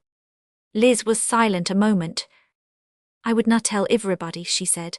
"I would na tell nobody but yo. It would na do no good, and I do not care to do harm. You'll keep it to yarsen if I tell yo, Joan." "Aye," Joan answered, "as long as it needs be kept to myson, I am no one to clatter." "Well," said Liz with a sob, "it were Mester Lancel I went why, young Mester Lancel, Mester Ralph." "I thought as much," said Joan, her face darkening. She had had her suspicions from the first, when Mr. Ralph Lancel had come to Riggin with his father, who was one of the mining company. He was a graceful, fair-faced young fellow, with an open hand and the air of a potentate, and his grandeur had pleased Liz. She was not used to flattery and fine London ways, and her vanity made her an easy victim. "He were a lose after me," she said with fresh tears. "He niver let me be till I promised to go. He said he would make a lady o' me, and he were a lose givin' me things. He were fond o' me at first, that he were, an' I were fond o' him. I niver seed no one like him afore. Oh, it's hard it is. Oh, it's bitter hard and cruel as it should come to this." And she wailed and sobbed until she wore herself out, and wearied Joan to the very soul. But Joan bore with her, and never showed impatience by word or deed. Childish petulances and plaints fell upon her like water upon a rock, but now and then the strong nature was rasped beyond endurance by the weak one. She had taken no small task upon herself when she gave Liz her word that she would shield her. Only after a while, in a few weeks, a new influence began to work upon Liz's protectress, the child for whom there seemed no place in the world, or in any pitying heart, the child for whom Liz felt nothing but vague dislike and resentment. The child laid its light but powerful hand upon Joan. Once or twice, she noticed as she moved about the room that the little creature's eyes would follow her in a way something like its mother's, as if with appeal to her superior strength. She fell gradually into the habit of giving it more attention. It was so little and light, so easily taken from Liz's careless hold when it was restless, so easily carried to and fro as she went about her household tasks. She had never known much about babies until chance had thrown this one in her path. It was a great novelty. It liked her strong arms, and Liz was always ready to give it up to her, feeling only a weak bewilderment at her fancy for it. When she was at home, it was rarely out of her arms. It was no source of weariness to her perfect strength. She carried it here and there, she cradled it upon her knees when she sat down by the fire to rest. She learned in time 100 gentle woman's ways through its presence. Her step became lighter, her voice softer. A heavy tread or a harsh tone might waken the child. For the child's sake she doffed her uncouth working dress when she entered the house.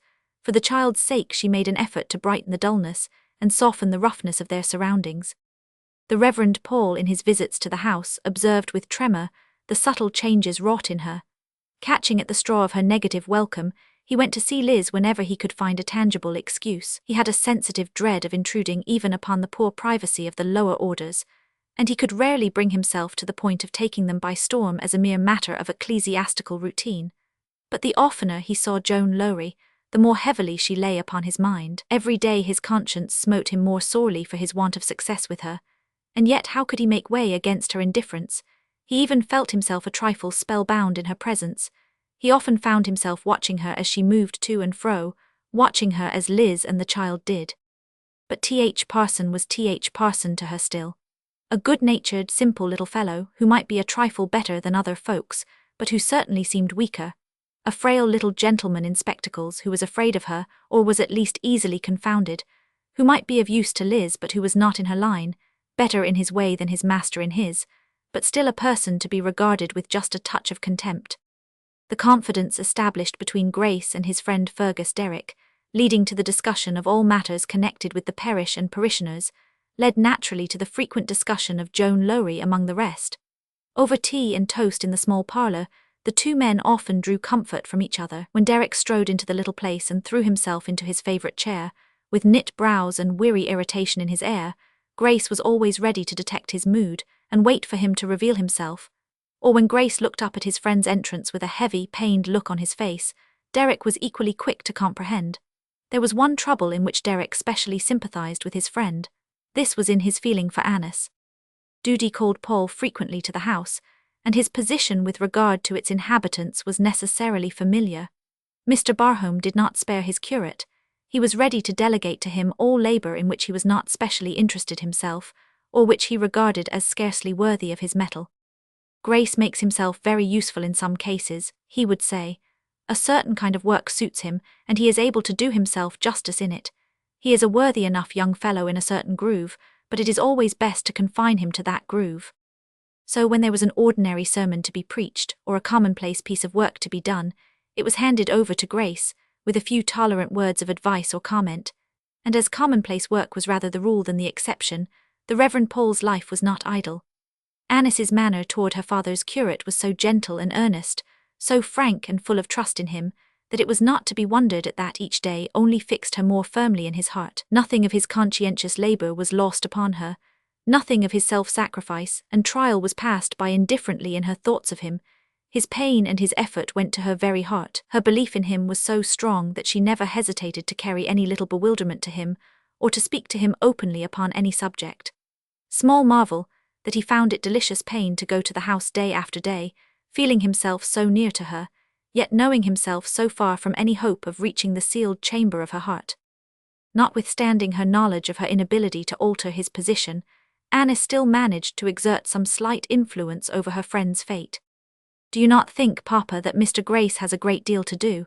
she suggested once when he was specially overburdened. "A great deal to do," he said. "Well, he has enough to do, of course, my dear, but then it is work of a kind that suits him. I never leave anything very important to Grace. You do not mean, my dear, that you fancy he has too much to do?" "Rather too much of a dull kind," answered Annis. "Dull work is tiring, and he has a great deal of it on his hands. All that school work, you know, Papa. If you could share it with him, I should think it would make it easier for him." "My dear Annis," the rector protested, "if Grace had my responsibilities to carry on his shoulders, but I do not leave my responsibilities to him.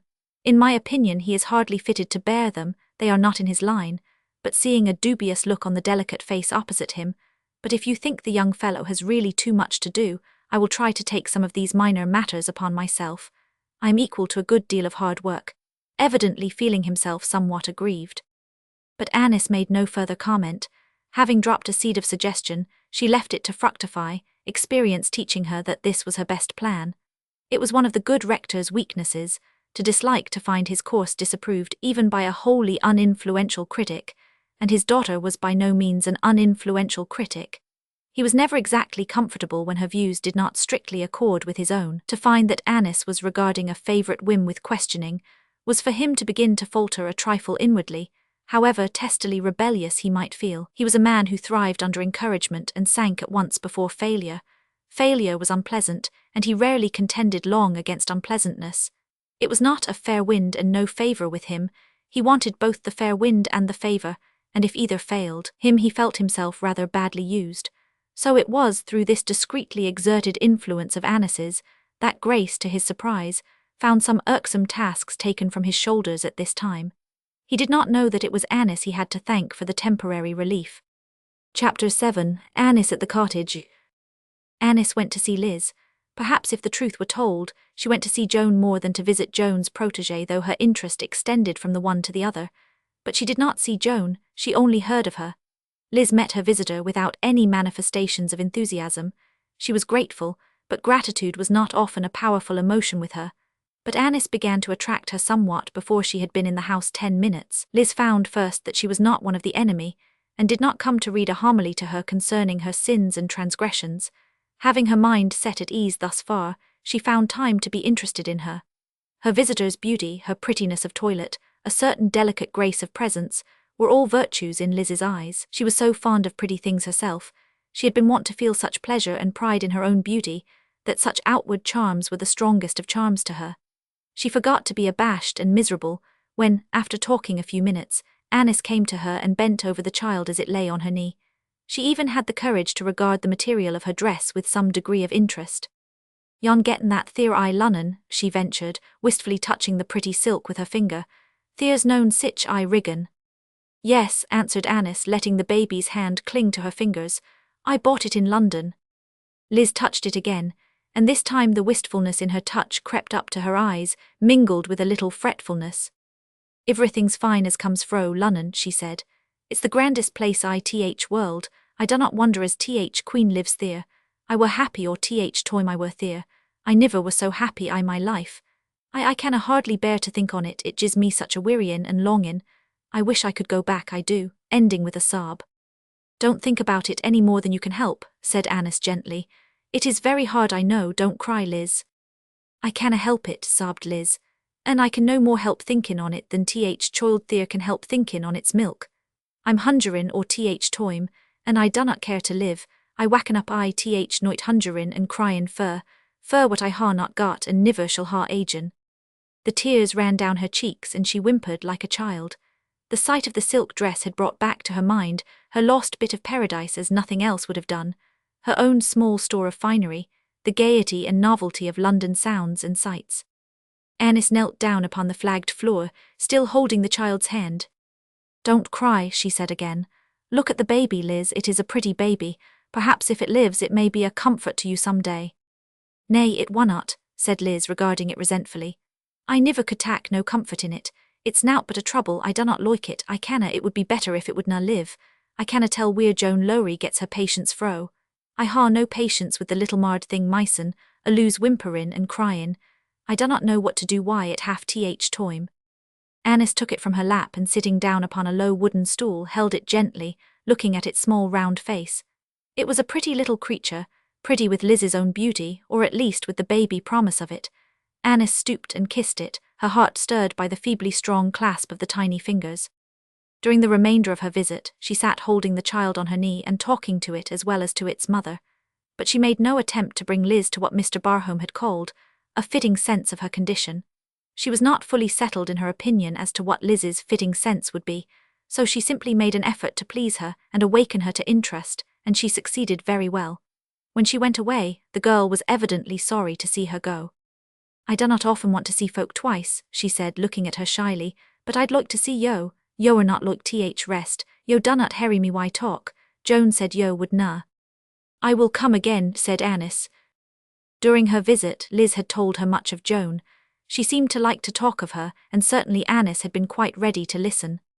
"She is na easy to mak out," said Liz, "and p'raps that's th reason why folks puts theirsens to so much trouble to mak her out." When he passed the cottage on the Knoll Road in going home at night, Fergus could not help looking out for Joan. Sometimes he saw her, and sometimes he did not. During the warm weather, he saw her often at the door or near the gate, almost always with the child in her arms. There was no awkward shrinking in her manner at such times, no vestige of the clumsy consciousness usually exhibited by girls of her class. She met his glance with a grave quietude, scarcely touched with interest, he thought. He never observed that she smiled, though he was uncomfortably conscious now, and then that she stood and calmly watched him out of sight. Chapter 8: The Wager of Battle. Old Sammy Craddock rose from his chair and, going to the mantelpiece, took down a tobacco jar of red and yellow delft, and proceeded to fill his pipe with solemn ceremony. It was a large, deep clay pipe, and held a great deal of tobacco, particularly when filled from the store of an acquaintance. "It's a good Eno pipe to borrow, why," Sammy was wont to remark. In the second place, Mr. Craddock drew forth a goodly portion of the weed, and pressed it down with ease and precision into the top of the foreign gentleman's turban which constituted the bowl. Then he lighted it with a piece of paper, remarking to his wife between long indrawn puffs, "I'm going to th public." The good woman did not receive the intelligence as amicably as it had been given. "Aye," she said, "I'll warrant thou art. When thou art no fill in thy belly thou art generally either goin' to th public or common wome. Or riggin' I'd go to ruin if thou wert na at th public fro, morn, till neat looking after other folks's business. It's well for th town as thast gettin' out else to do." Sammy puffed away at his pipe, without any appearance of disturbance. "Aye," he consented dryly, "it is that. It 'ud be a bad thing to ha th pit stop workin', or because I had nar attended to 'em, and gi'n th mesters a bit o' encouragement. Tha sees mine's what th gentlefolk ca a responsible position I society. Th biggest trouble I ha is settlin' I my mind what th world ill do when I turn up my toes to th daisies, and how the government'll mack up their moinds who shall ha th honour o' payin' for th monument." In Mr. Craddock's opinion, his skill in the solution of political and social problems was only equalled by his aptitude in managing the weaker sex. He never lost his temper with a woman. He might be sarcastic, he was sometimes even severe in his retorts, but he was never violent.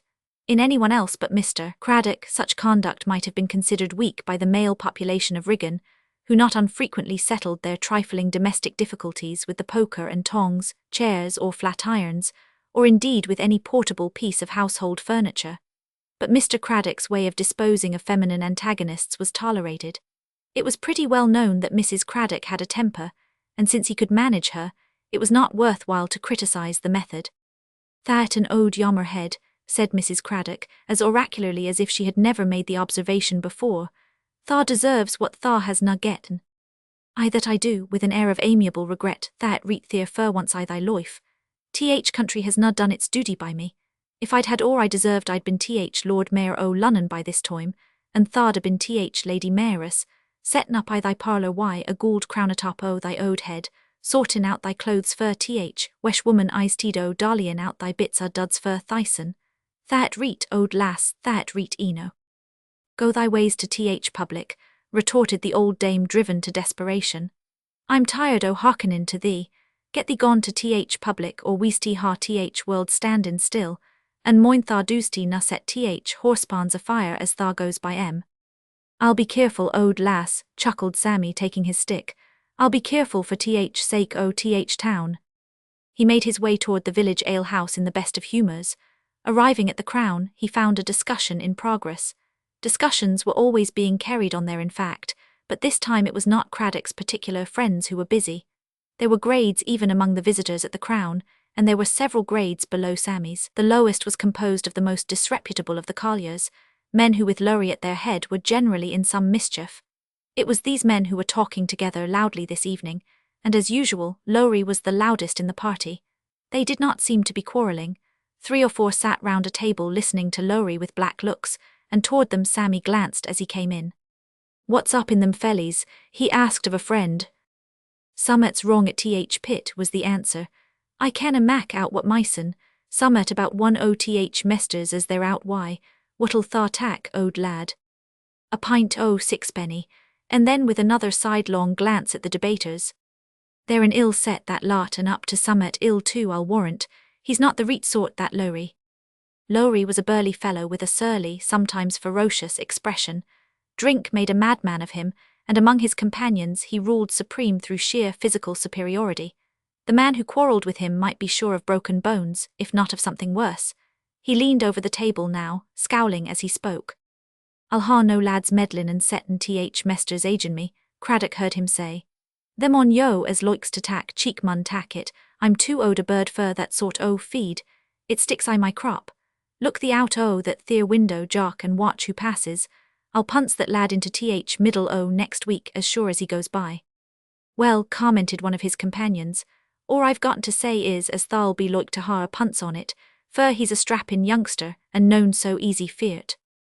"Does ta mean to say as I canna do it?" demanded Lowrie fiercely.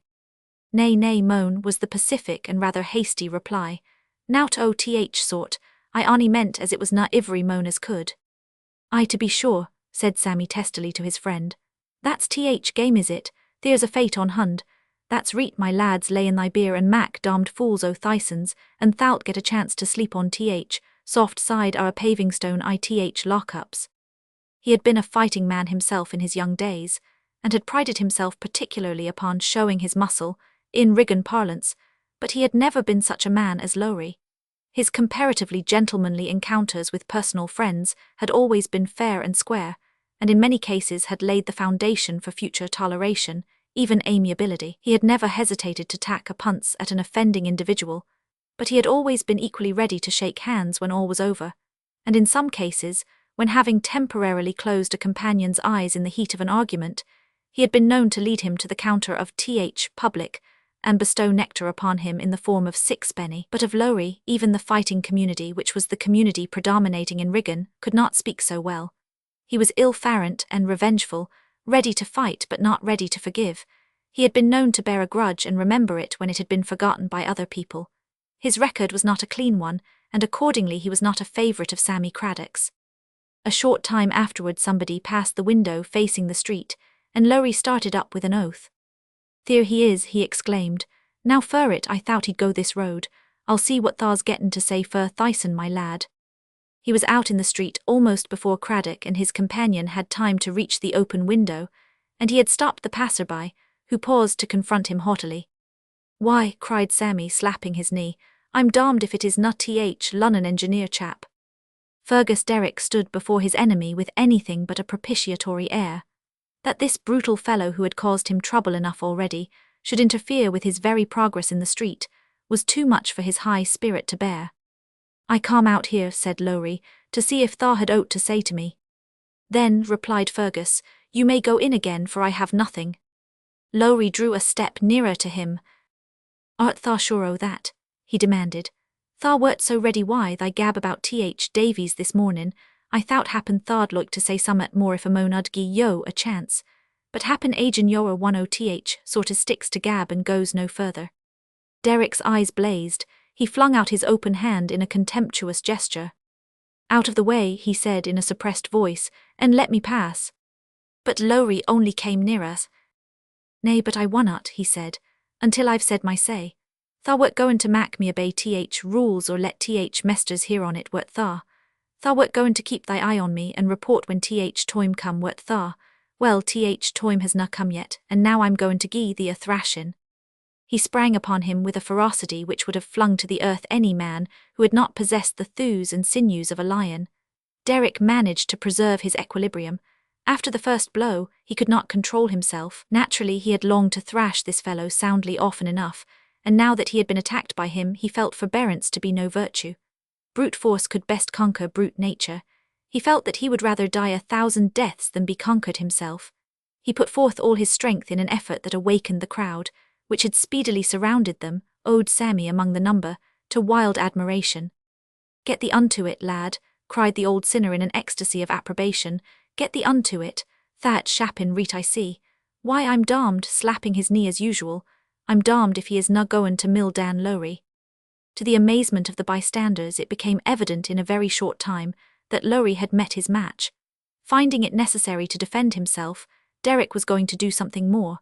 The result was that the breathless struggle for the mastery ended in a crash, and Lowrie lay upon the pavement, Fergus Derrick standing above him pale, fierce and panting.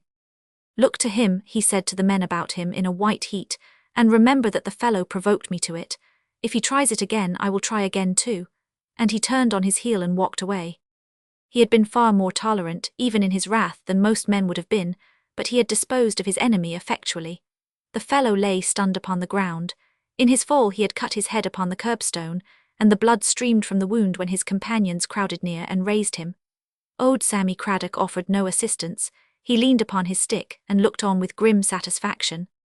"Tha's gettin' what tha deserved, old lad," he said in an undertone. "And tha'st gettin' no more. I's toth Lunnon chap one fro this on. He's done a bit o' work as I'd taken I hund myson long ago if I'd been 30 years younger, and a bit less stiff I hinges." Fergus had not escaped without hurt himself, and the first angry excitement over, he began to feel so sharp an ache in his wrist that he made up his mind to rest for a few minutes at Grace's lodgings before going home. It would be wise to know the extent of his injury. Accordingly, he made his appearance in the parlour, somewhat startling his friend who was at supper. "My dear Fergus," exclaimed Paul, "how excited you look." Derek flung himself into a chair, feeling rather dubious about his strength all at once. "Do I?" he said with a faint smile. "Don't be alarmed, Grace, I have no doubt I look as I feel. I have been having a brush with that scoundrel Lowrie, and I believe something has happened to my wrist." He made an effort to raise his left hand and failed, succumbing to a pain so intense that it forced an exclamation from him. "I thought it was a sprain," he said when he recovered himself, "but it is a job for a surgeon. It is broken."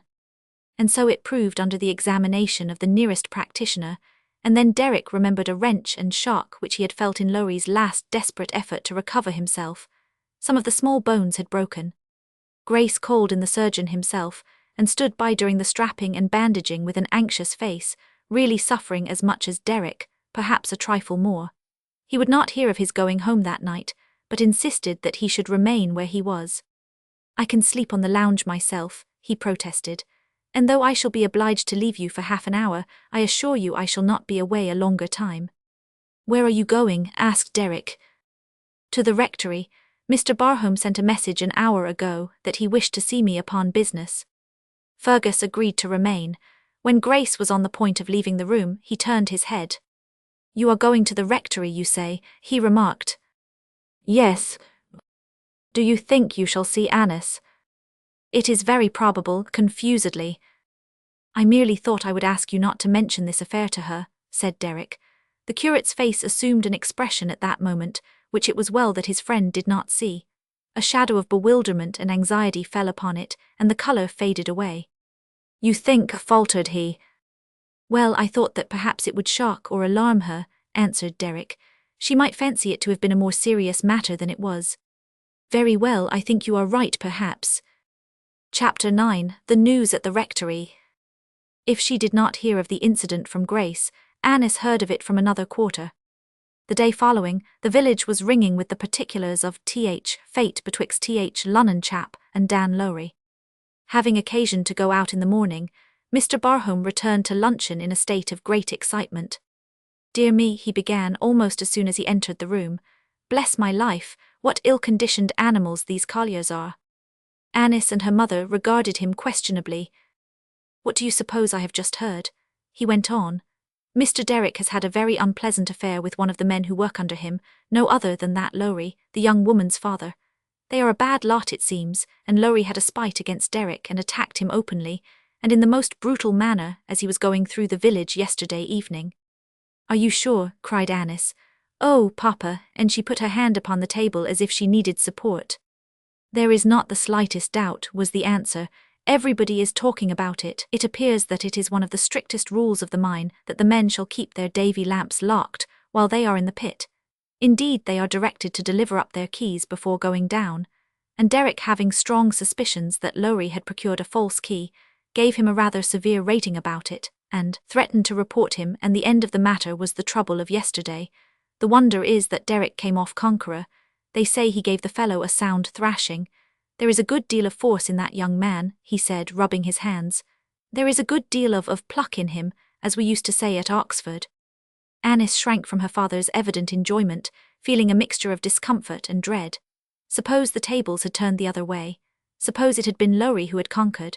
She had heard of horrible things done by such men in their blind rage. Lowrie would not have paused where Derek did. The newspapers told direful tales of such struggles ending in the conquered being stamped upon, maimed, beaten out of life. "It is very strange," she said, almost impatiently.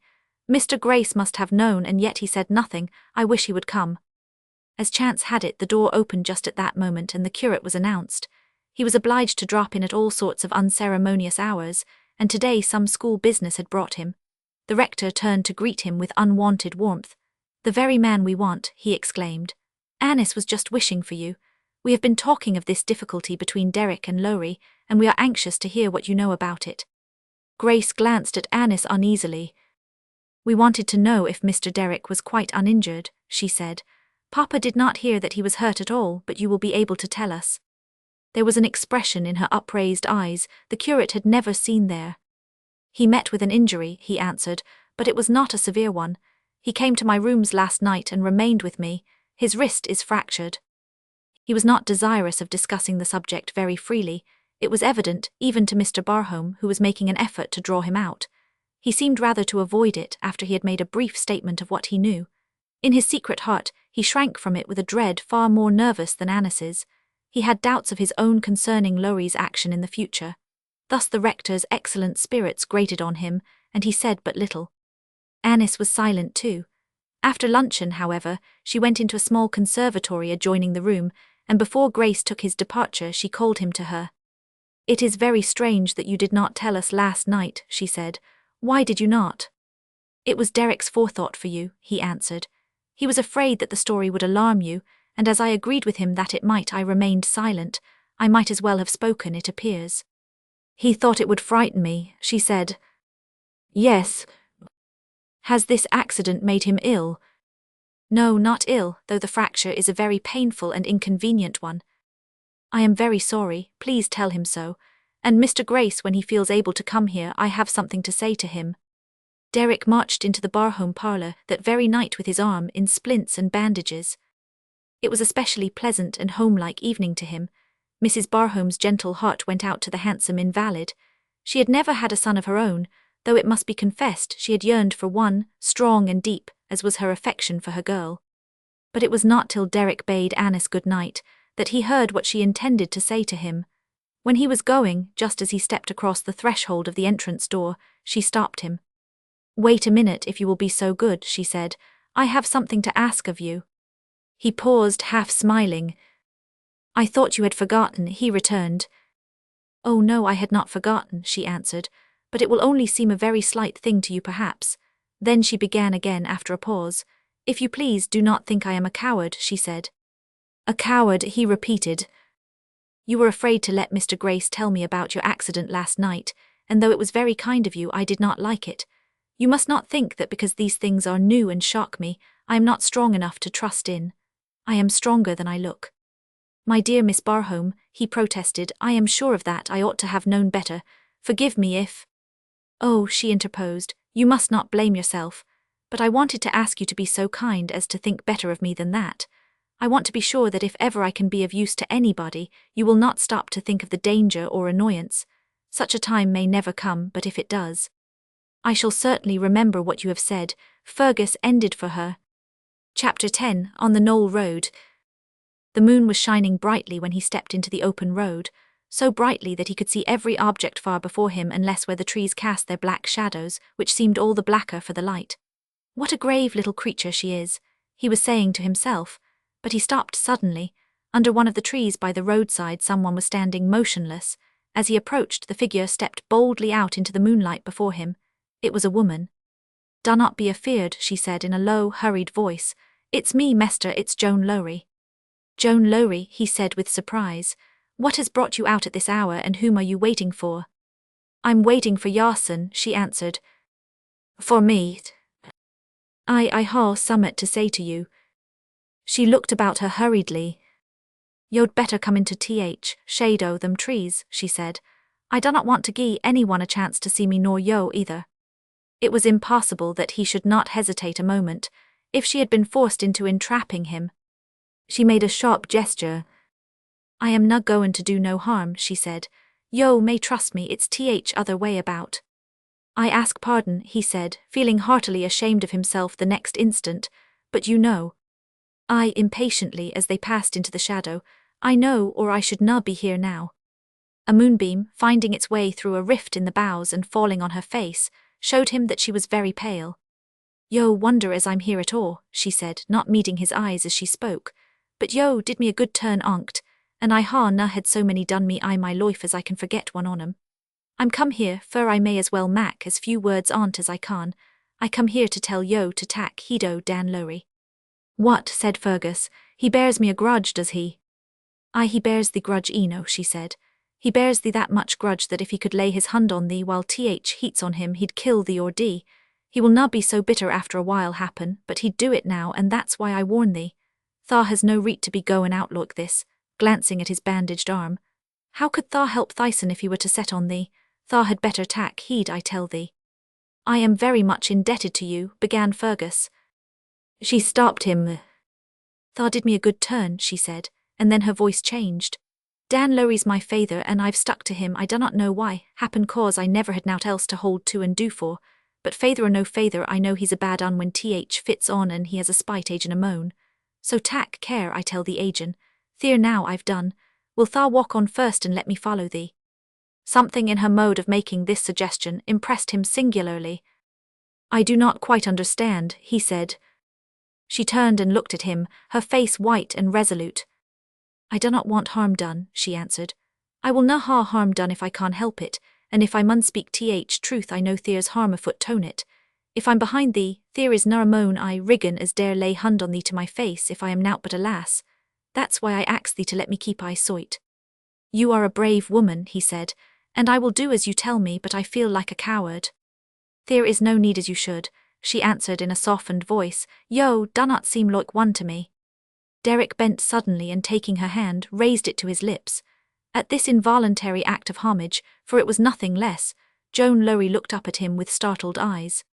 I am na a lady, she said, and drew her hand away. They went out into the road together, he first, she following at a short distance, so that nobody seeing the one could avoid seeing the other. It was an awkward and trying position for a man of Derek's temperament, and under some circumstances he would have rebelled against it. As it was, he could not feel humiliated.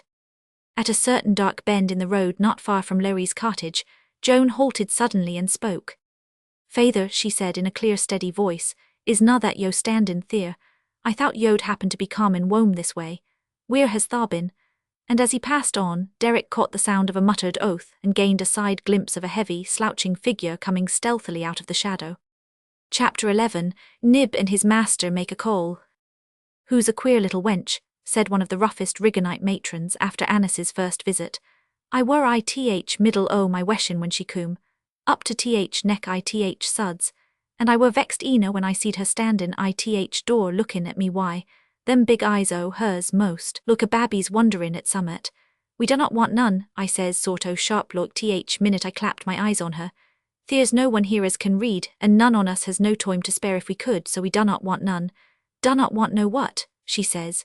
No tracks, says I, and what do yo think she does, lasses?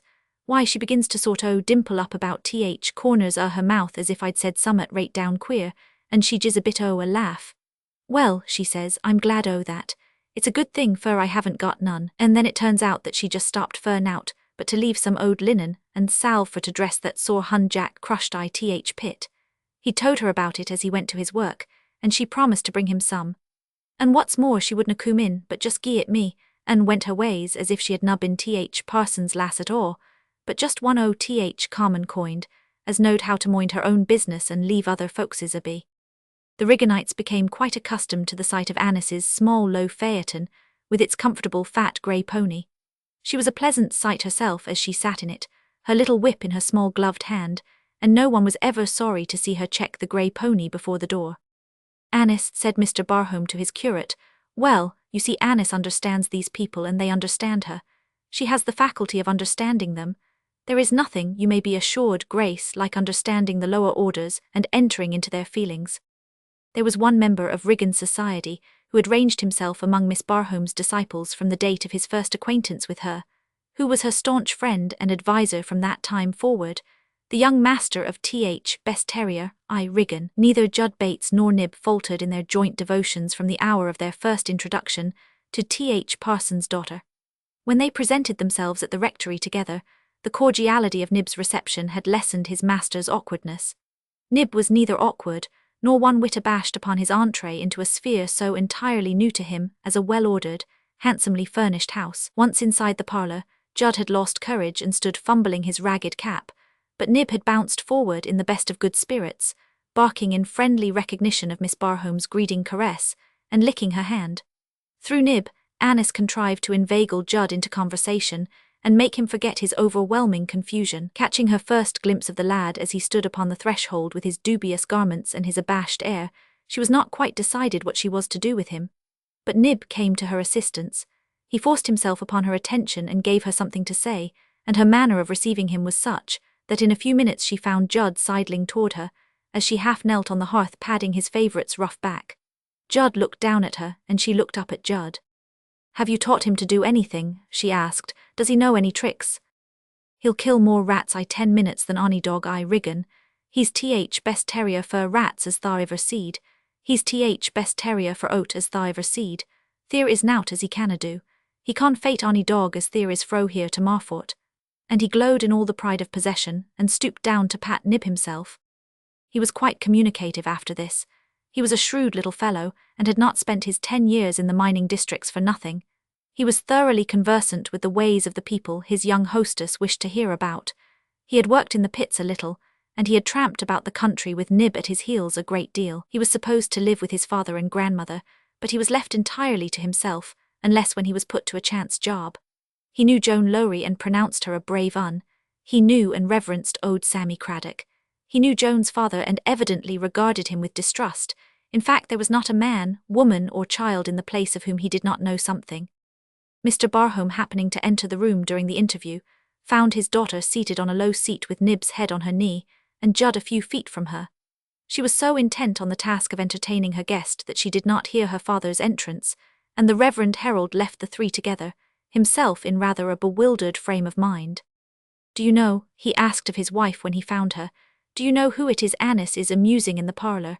What singular fancies the girl has with all her good sense." Chapter 12, On Guard.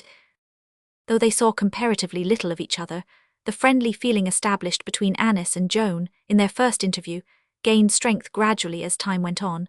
Coming home from her work at noon or at night, Joan would see traces of Annis's presence and listen to Liz's praises of her. Liz was fond of her and found comfort in her. The days when the grey pony came to a stop in his jog-trot on the roadside before the gate had a kind of pleasurable excitement in them. They were the sole spice of her life. She understood Annis as little as she understood Joan, but she liked her. She had a vague fancy that in some way Annis was like Joan, that there was the same strength in her, a strength upon which she herself might depend. And then she found even a stronger attraction in her visitor's personal adornments, in her graceful dress, in any elegant trifle she wore. She liked to look at her clothes and ask questions about them, and wonder how she would look if she were the possessor of such beautiful things. "She were like a picture," she would say mournfully to Joan. "She had a blue gown on, and a hat wi' bluebells in it, and summat white and soft frilled up round her neck. It were pretty. I wish I were a lady. I do not see why everybody canna be a lady and have such loik." Later Joan got up and went to the child, who lay upon the bed in a corner of the room. There were thoughts at work within her of which Liz knew nothing. Liz only looked at her wondering as she took the sleeping baby in her arms, and began to pace the floor, walking to and fro with a slow step.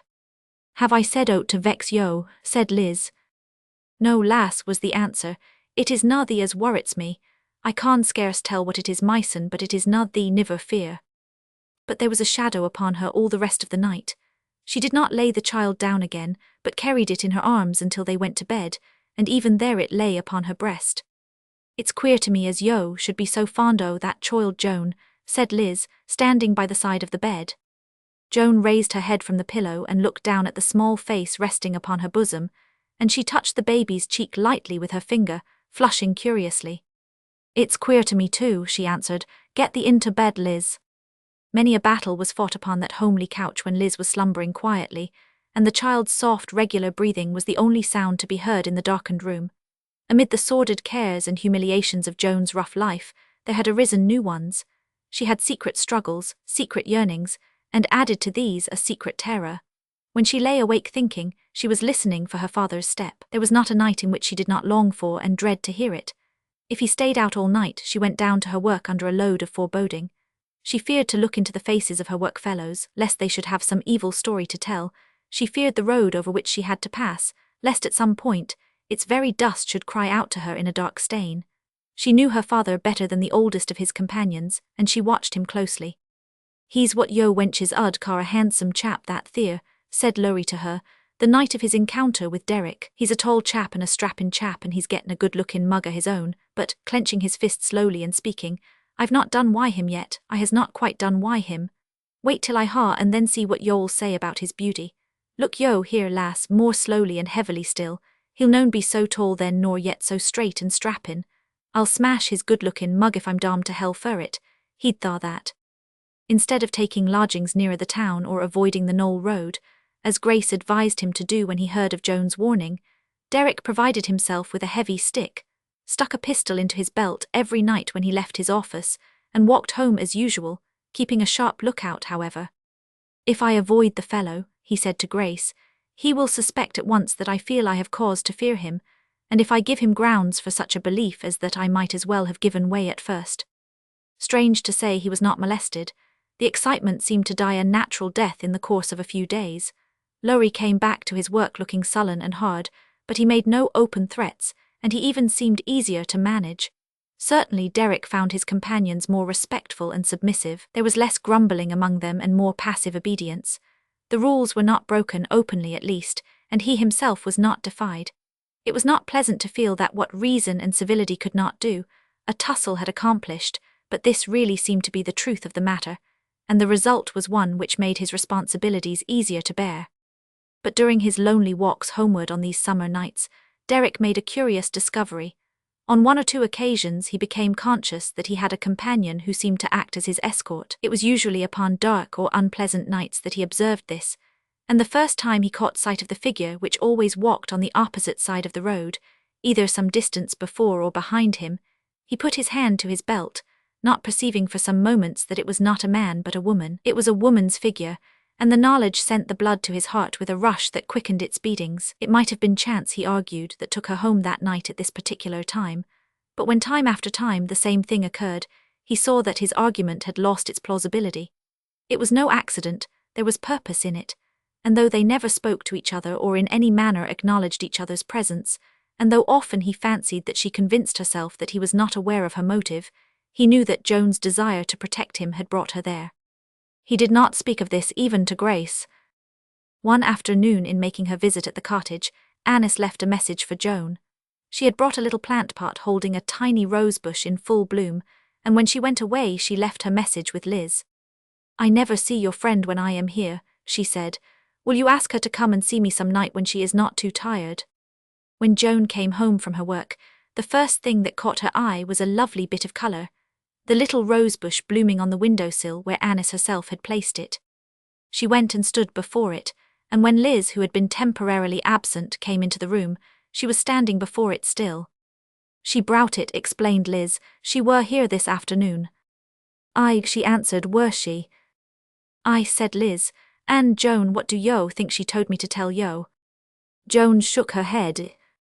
"Why, she said I were to tell yo to go and see her some neat when yo were not tired. Just same as if yo were a lady. Shanna yo go?" "I do not know," said Joan, awakening. "I canna tell. What does she want o' me?" "She wants to see thee and talk to thee, that's what," answered Liz. "Just same as if thou was a lady, I tell thee. That's her way o' doing things. She's not a bit like the rest o' gentlefolk. Why, she'll sit there on that three-legged stool wi' the child on her knee and laugh and talk to me in it, as if she were nowt but a common lass and known a lady at all. She's ta'en a great fancy to thee, Joan. She's a loose axing me about thee. If I were thee I'd go. Happen she'd gie thee some o' her owd clothes as she's ta'en to thee so." "I do not want no owd clothes," said Joan brusquely, "and she's known so daft as to offer 'em to me." "Well, I niver did," exclaimed Liz. "Would na thaw tak 'em? Thaw niver means to say thaw would na tak 'em, Joan. Thaw art a queer wench. Why, I'd be set up for rest o' my days if she'd offer 'em to me." "Thy ways and mine is na loike," said Joan. "I want no gentlefolk's finery, and I tell you she would na offer 'em to me." "I niver con mak thee out," Liz said in a fret. That as grand as if thou were a lady thysen, thou'lt tak nout fro nobody. Where's Child? Asked Joan. She's laid on bed, said Liz. She were so heavy she tired me, and I gave her a rosebud to play wy and left her. She has not cried sin. But these is a nice colour, bending her pretty, large-eyed face over the flowers and inhaling their perfume. I wish I had a bit a ribbon like 'em. Chapter 13. Joan and the Picture. Notwithstanding Annis's interference in his behalf, Paul did not find his labours become very much lighter. And then after all his labour, the prospect before him was not promising. Instead of appearing easier to cope with as he learned more of it and its inhabitants, Riggan seemed still more baffling. His district lay in the lower end of the town among ugly back streets and alleys, among dirt and ignorance and obstinacy. He spent his days in labouring among people upon whom he sometimes fancied he had obtained no hold. It really seemed that they did not want him, these people, and occasionally a more distressing view of the case presented itself to his troubled mind, namely, that to those who might chance to want him he had little to offer. He had his temporal thorn too. He found it difficult to read, hard to fix his mind on his modest sermons. Occasionally he even accused himself of forgetting his duty. This had come since the night when he stood at the door and listened to his friend's warning concerning the rector's daughter. Derek's words were simple enough in themselves, but they had fallen upon the young curate's ears with startling significance. He had given this significance to them himself, in spite of himself, and then all at once he had fallen to wondering why it was that he had never thought of such a possible denouement before. It was so very possible, so very probable. Nay, when he came to think of it seriously, it was only impossible that it should not be. He had often told himself that some day a lover would come who would be worthy of the woman he had not even hoped to win. And who was more worthy than Fergus Derrick? Who was more like the hero to whom such women surrender their hearts and lives?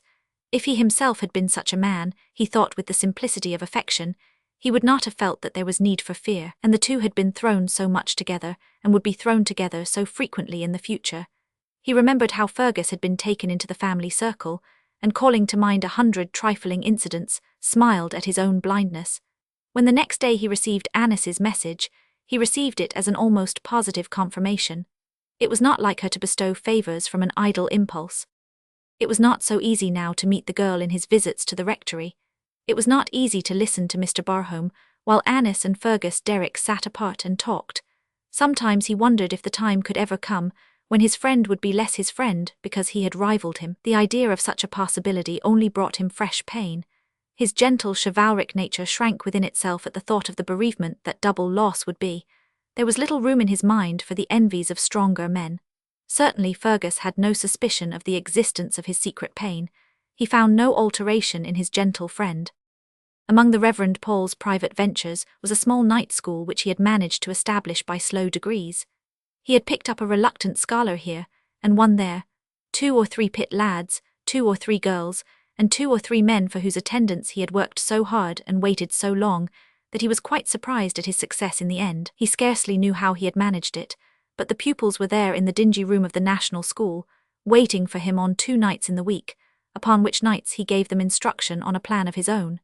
He had thought the matter so little likely to succeed at first, that he had engaged in it as a private work, and did not even mention it until his friends discovered it by chance.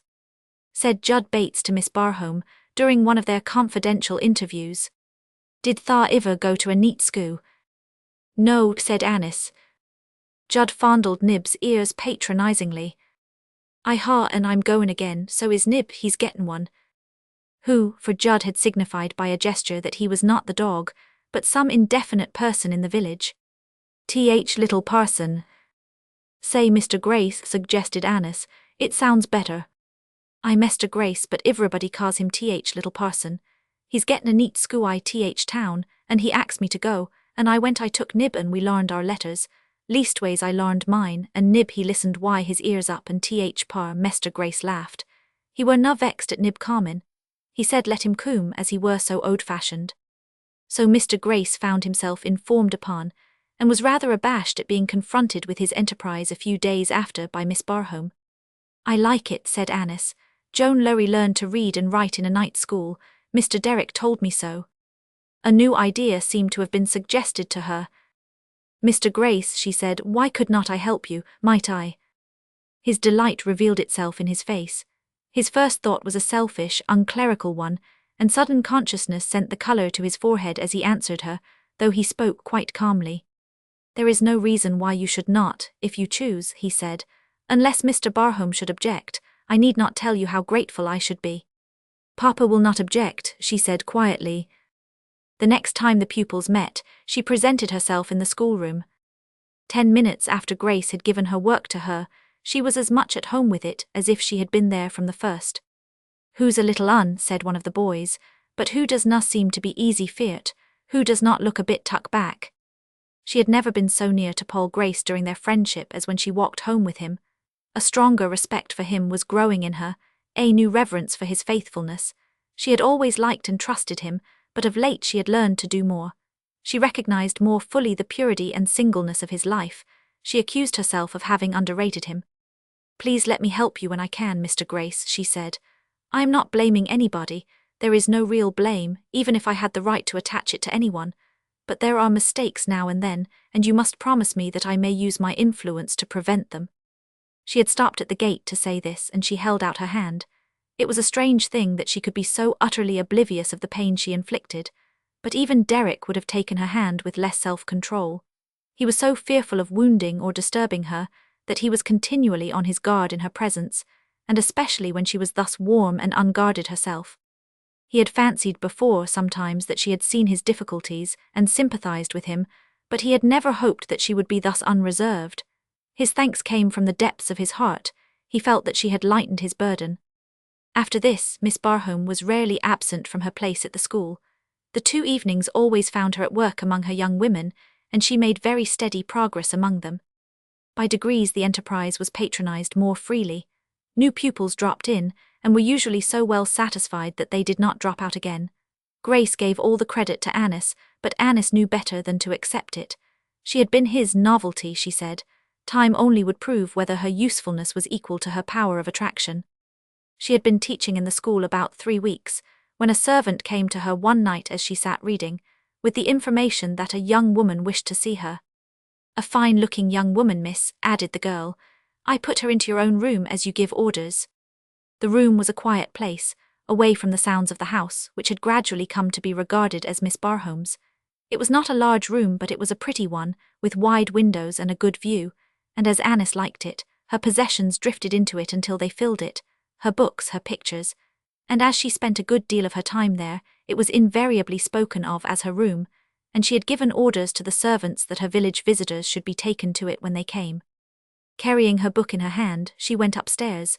She had been very much interested in what she was reading, and had hardly time to change the channel of her thought, but when she opened the door she was brought back to earth at once. Against the end wall was suspended a picture of Christ in the last agony, and beneath it was written, "It is finished." Before it, as Annis opened the door, stood Joan Lowrie, with Liz's sleeping child on her bosom. She had come upon the picture suddenly, and it had seized on some deep, reluctant emotion. She had heard some vague history of the man, but it was different to find herself in this silent room, confronting the upturned face, the crown, the cross, the anguish and the mystery. She turned toward Annis, forgetting all else but her emotion. She even looked at her for a few seconds in questioning silence, as if waiting for an answer to words she had not spoken. When she found her voice, it was of the picture she spoke, not of the real object of her visit. "Tha knows," she said, "I dunnot, though I've heard on it afore. What is it as is finished? I dunnot quite see. What is it?" "It means," said Annis, "that God's Son has finished his work." Joan did not speak.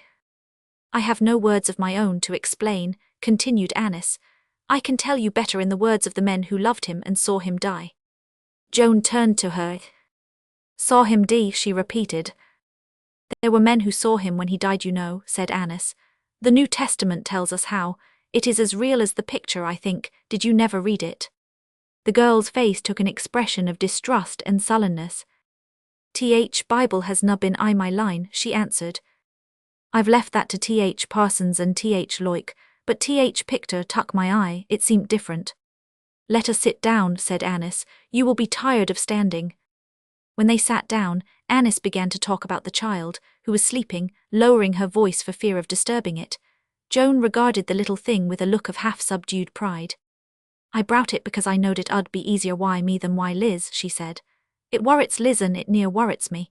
I'm so strong, yo, see, I can't carry it, and scarce feel its weight, but it wears Liz out, and it seems to me as it knows it too, for minute she begins to fret it frets too. There was a certain shamefacedness in her manner, when at last she began to explain the object of her errand. Annis could not help fancying that she was impelled on her course by some motive whose influence she reluctantly submitted to. She had come to speak about the night school. "There were a neat school here once afore as I went to," she said. "I larnt to read there and write a bit, but there's other things I'd like to know. Thou canst understand," she added a little abruptly, "I need na tell yo. Little Judd Bates said as yo had a class a your own, and it come into my mind as I would ax yo about it. If I go to school I'd like to be ye." "You can come to me," said Annis, "and do you know I think you can help me." This thought had occurred to her suddenly. "I am sure you can help me," she repeated. When Joan at last started to go away, she paused before the picture, hesitating for a moment, and then she turned to Annis again. "Yo say as book max it seem real as picture," she said. "It seems so to me," Annis answered. "Will yoff lend me book?" she asked abruptly. Annis's own Bible lay upon a side table. She took it up and handed it to the girl, saying simply, "I will give you this one if you will take it. It was mine." And Joan carried the book away with her. Chapter 14. The Open Davy. Mester Derrick. Rules is Ben broke agent on quiet by them as broke Afore, I name no names and wouldn't say nout, but our loifs is in danger, and more than one I only ax yo to watch out. I am respectfully a honest man why a family to feed. The engineer found this letter near his plate one morning on coming down to breakfast. His landlady explained that her daughter had picked it up inside the garden gate, where it had been thrown upon the gravel walk, evidently from the road. Derek read it twice or three times before putting it in his pocket. Upon the whole, he was not unprepared for the intelligence. He knew enough of human nature, such human nature as Lowrie represented, to feel sure that the calm could not continue. If for the present the man did not defy him openly, he would disobey him in secret, while biding his time for other means of retaliation. Derek had been on the lookout for some effort at revenge, but so far since the night Joan had met him upon the road, Lowrie outwardly had been perfectly quiet and submissive. After reading the letter, Derek made up his mind to prompt and decisive measures, and set about considering what these measures should be. There was only one certain means of redress and safety. Lowrie must be got rid of at once. It would not be a difficult matter either. There was to be a meeting of the owners that very week, and Derek had reports to make, and the mere mention of the violation of the rules would be enough. "Bah," he said aloud, "it is not pleasant, but it must be done." The affair had several aspects, rendering it unpleasant, but Derek shut his eyes to them resolutely. It seemed, too, that it was not destined that he should have reason to remain undecided. That very day he was confronted with positive proof that the writer of the anonymous warning was an honest man, with an honest motive. During the morning, necessity called him away from his men to a side gallery, and entering this gallery, he found himself behind a man who stood at one side close to the wall, his Davy lamp open, his pipe applied to the flame. It was Dan Lowrie, and his stealthy glance over his shoulder revealing to him that he was discovered, he turned with an oath. "Shut that lamp," said Derek, "and give me your false key." Lowrie hesitated. "Give me that key," Derek repeated, "or I will call the gang in the next gallery and see what they have to say about the matter. Damn your eyes, dost thou think as my toim'll niver come?" But he gave up the key. "When it comes," he said, "I hope I shall be ready to help myself. Now I've got only one thing to do. I gave you fair warning and asked you to act the man toward your fellows. You have played the scoundrel instead, and I have done with you.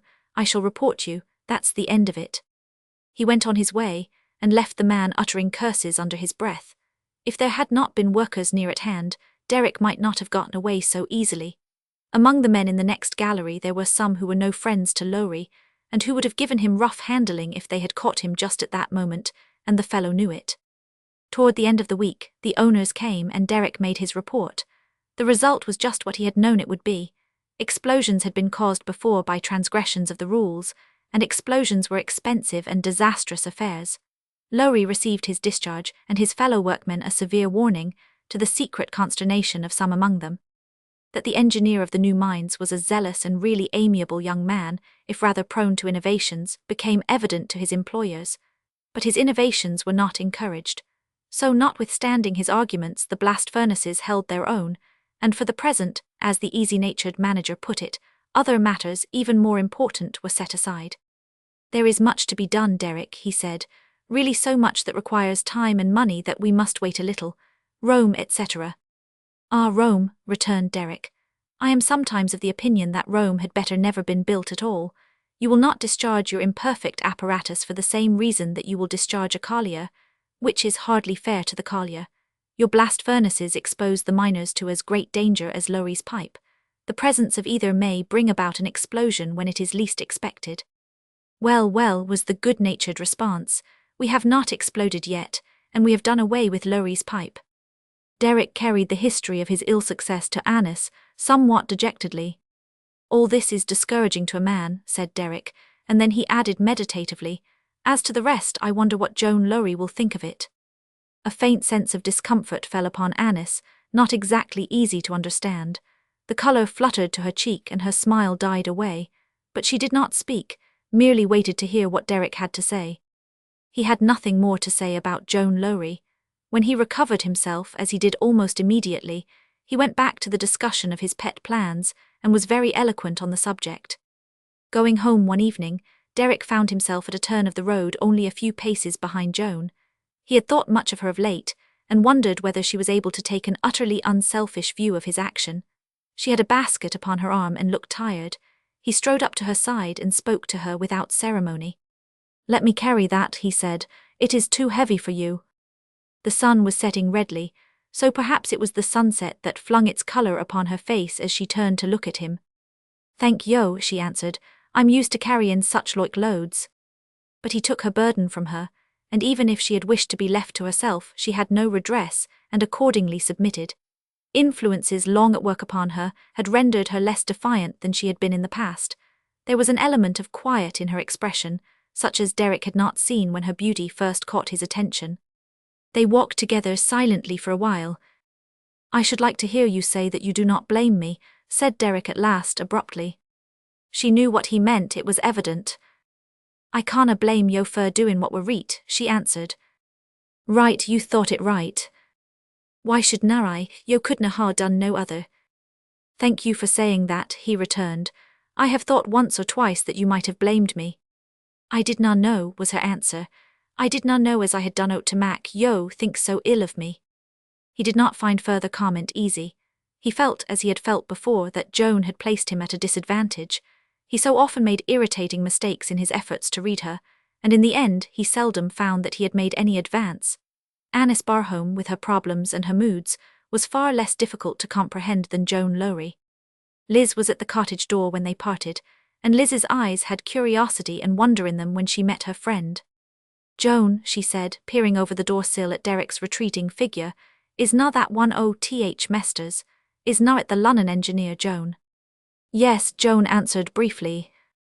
The pretty, silly creature's eyes grew larger, with a shade of awe. "Is na it one as your feyther's so bitter agin?" "Yes." "And is na he a gentleman? He dunnot look like a workin' moan. His clothes dunnot fit him like common folks. He mun be a gentleman. I've heard folk ca' him one, and if his clothes fit him reet he mun be one, I suppose." Liz looked after him again. "Aye," she sighed, "he's a gentleman sure eno. I've seed gentlemen eno to no look on 'em.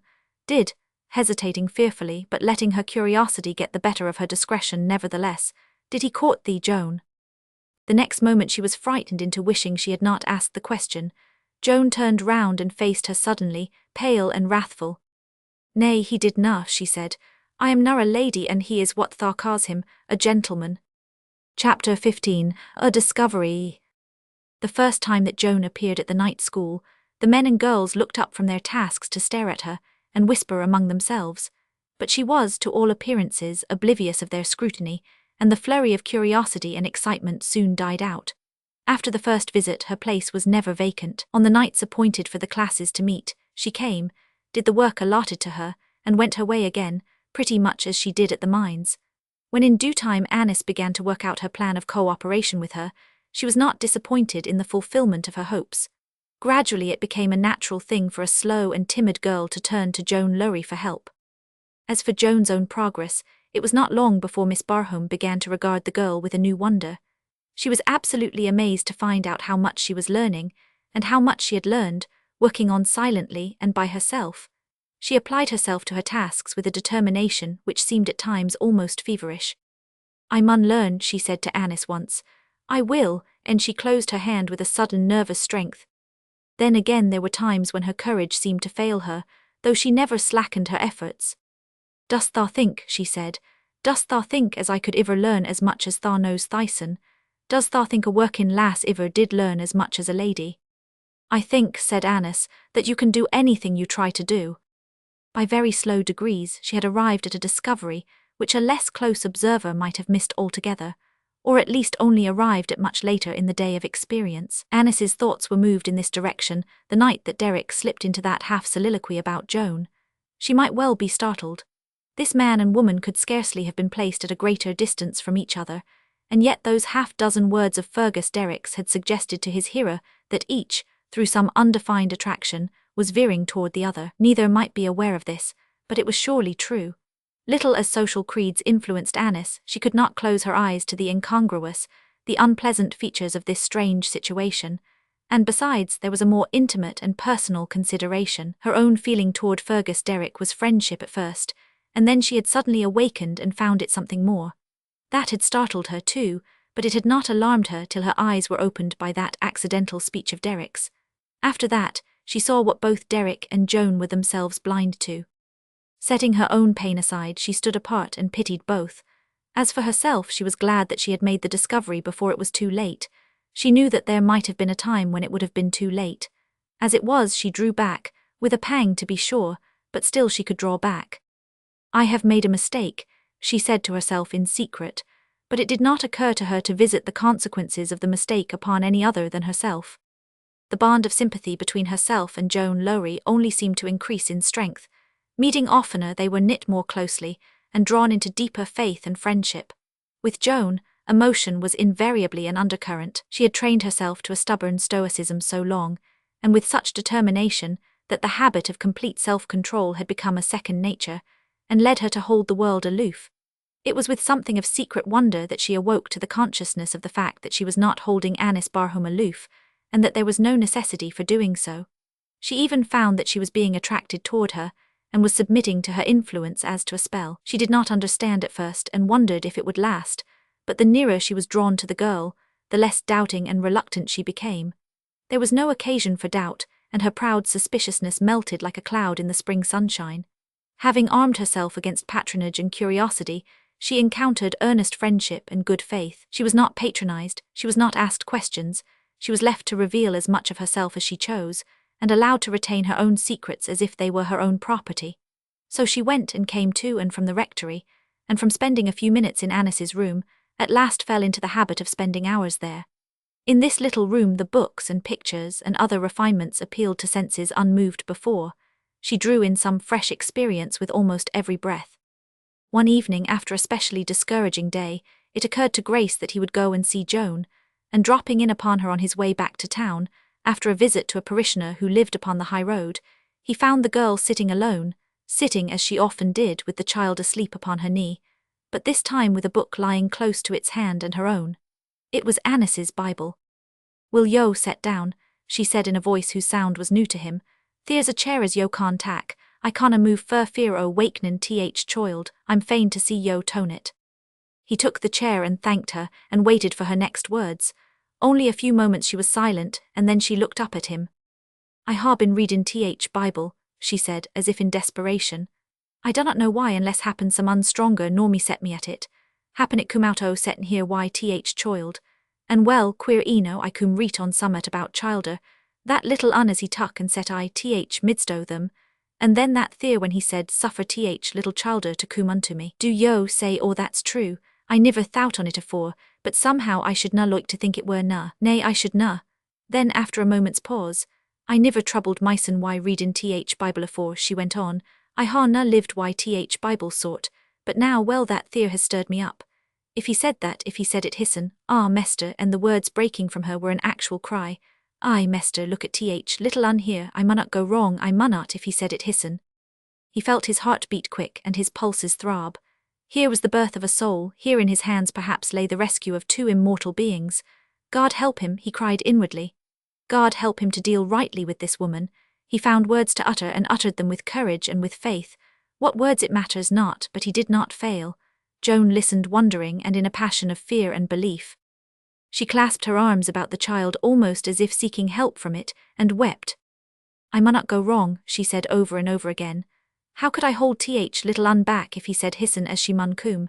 If it's true as he said that I'll believe or rest and listen to yo. Forbid them not. Nay, but I wunnot, I could na ha heart. Chapter 16. Ode Sammy in Trouble. Craddock is in serious trouble, said Mr. Barhome to his wife and daughter. Ode Sammy in trouble, said Annis. How is that, Papa? The Reverend Harold looked at once concerned and annoyed. In truth, he had cause for irritation. The laurels he had intended to win through Sammy Craddock were farther from being won today than they had ever been. He was beginning to feel a dim, scarcely developed but sore conviction that they were not laurels for his particular wearing. It is that bank failure at Ilsbury, he answered. You have heard of it, I dare say. There has been a complete crash and Craddock's small savings being deposited there. He has lost everything he depended upon to support him in his old age. It is a hard business. Have you been to see Craddock? Mrs. Barhome asked. Oh yes, was the answer, and the irritation became even more apparent than before. I went as soon as I heard it last night indeed, but it was of no use. I had better have stayed away. I don't seem to make much progress with Craddock somehow or other. He is such a cross-grained, contradictory old fellow, I hardly know what to make of him. And to add to his difficulties, his wife is so prostrated by the blow that she is confined to her bed. I talked to them and advised them to have patience and look for comfort to the fountainhead, but Craddock almost seemed to take it ill and was even more disrespectful in manner than usual. It was indeed a heavy blow that had fallen upon Ode Sammy. For a man to lose his all at his time of life would have been hard enough anywhere, but it was trebly hard to meet with such a trial in Riggin. To have money, however small a sum, laid by ITH Bank, was in Riggin to be illustrious. The man who had an income of 10 shillings a week was a member of society whose opinion bore weight. The man with 20 was regarded with private awe and public respect. He was deferred to as a man of property. His presence was considered to confer something like honour upon an assembly, or at least to make it respectable. The government was supposed to be not entirely oblivious of his existence, and his remarks upon the affairs of the nation and the conduct of the Prime Minister and Cabinet were regarded as having something more than local interest. Sammy Craddock had been the man with 20 shillings income. He had worked hard in his youth and had been too shrewd and far-sighted to spend hard. His wife had helped him, and a lucky windfall upon the decease of a parsimonious relative had done the rest. The weekly deposit in the old stocking hidden under the mattress had become a bank deposit, and by the time he was incapacitated from active labour, a decent little income was ready. When the Ilsbury Bank stopped payment, not only his daily bread but his dearly valued importance was swept away from him at one fell blow. Instead of being a man of property, with a voice in the affairs of the nation, he was a beggar. He saw himself set aside among the frequenters of the Crown, his political opinions ignored, his sarcasms shorn of their point. Knowing his poverty and misfortune, the men who had stood in awe of him would begin to suspect him of needing their assistance and would avoid him accordingly. It's human nature, he said. No one likes a dog why mange whether dog's to blame or no. Dog may ha gettin' it honest. T's not dog, it's the mange as folks want to get rid on. Providence, said he to the rector when that portly consoler called on him. It's Providence, is it? Well, all I say is that if that's ways o Providence less notice Providence takes o us better. His remarks upon his first appearance at the Crown among his associates, after the occurrence of the misfortune, were even more caustic and irreverent. He was an irreverent old sinner at his best, and now Sammy was at his worst. Seeing his crabbed, wrinkled old face drawn into an expression signifying defiance at once of his ill luck and worldly comment, his acquaintances shook their heads discreetly. Their reverence for him as a man of property could not easily die out. The next thing to being a man of property was to have possessed worldly goods which had been made away why. It scarcely mattered how. Indeed, even to have made away why a mortar money oneself was to be regarded a man of parts and of no inconsiderable spirit. You're in a mort o' trouble, Sammy, I mack no doubt, remarked one oracle puffing at his long clay. Trouble eno, returned Sammy shortly, if you ca it trouble to be on road to poor house. I indeed, with a sigh. I should think so, but troubles Lot o moan. Riches is deceitful and beauty is vain, not as thou were iver much o a beauty, Sammy, I canna mean that. Dunnot hurt thysen explaining I niver set up for one, I left that to thee, thy mug woos a lose thy fortune. Tha'rt fretted now, Sammy, he said, tha'rt fretted and it macks thee sharp-tongued. Look as not, answered Sammy. Frettin' works different why some folk to what it does why others. I niver seed thee fretted, myson. Does it ha same effect on thee? If it happens to, I should think it would na harm thee or other folk either. A bit o' sharpness is na so hard to stand where it's a variety. Sithee, Sammy, called out a boisterous young fellow from the other side of the room. What did Parson ha to say to thee? Thwaite were tellin' me as he carried prayer book to thee as soon as he heard news. Did he read the christenin service or burial to gie thee a bit o' comfort? Happen he gie him both and throwed in litany, shouted another. How were it, Sammy? Let's hear. Sammy's face began to relax. A few of the knots and wrinkles showed signs of dispersing. A slow twisting of the features took place, which might have been looked upon as promising a smile in due course of time. These young fellows wanted to hear him talk, and tack off Parson. His occupation was not entirely gone, after all. It was specially soothing to his vanity to feel that his greatest importance lay in his own powers, and not altogether in more corruptible and uncertain attractions. He condescended to help himself to a pipeful of a friend's tobacco. Let's hear, cried a third member of the company. Gie us tale oat and oat ode lad, that one to do it gradely. Sammy applied a lucifer to the fragrant weed, and sucked at his pipe deliberately. It's known so much of a tale, he said with an air of disparagement and indifference. Yo chaps mac so much out o' nout. Parsons well enow his way, but, in naive self-satisfaction, I mun say he's a foo, and biggest foo, fur his size I iver had pleasure o' seein'. They knew the right chord was touched. A laugh went round, but there was no other interruption, and Sammy proceeded. Whatten yo lads think as first thing he says to me were, puffing vigorously, why he cooms in and sets hissin down, and he swells hissin out like a frog eye trouble, and says he, my friend, I hope you cling to rock our ages. And says I, no, I dunnot now to sort and be damned to yo. It were na hospitable, with a momentary touch of deprecation, and I dunnot say as it were hospitable, but I were na mood to be hospitable just at toime. It tuck him back too, but he gettin round after a bit, and he tacklet me agin, and we had it back'ard and for'ard betwixt us for a good half-hour. He said it were Providence, and I said happen it were, and happen it weren't. I were na so friendly and familiar why, Lord as he seemed to be, so I could not tell folk all he meant, and all he did na mean. Sithee here, lads, making a fist of his naughty old hand and laying it upon the table, that there's what stirs me up why, Parson kind, there are loos settin down to explain what Lordamoigty's up to, as if he were a confidential friend theirs as they were bound to back up some road. And they mun drag him in endways or sideways I their talk whether or not, and they wun not be content to leave him to work fur hisson.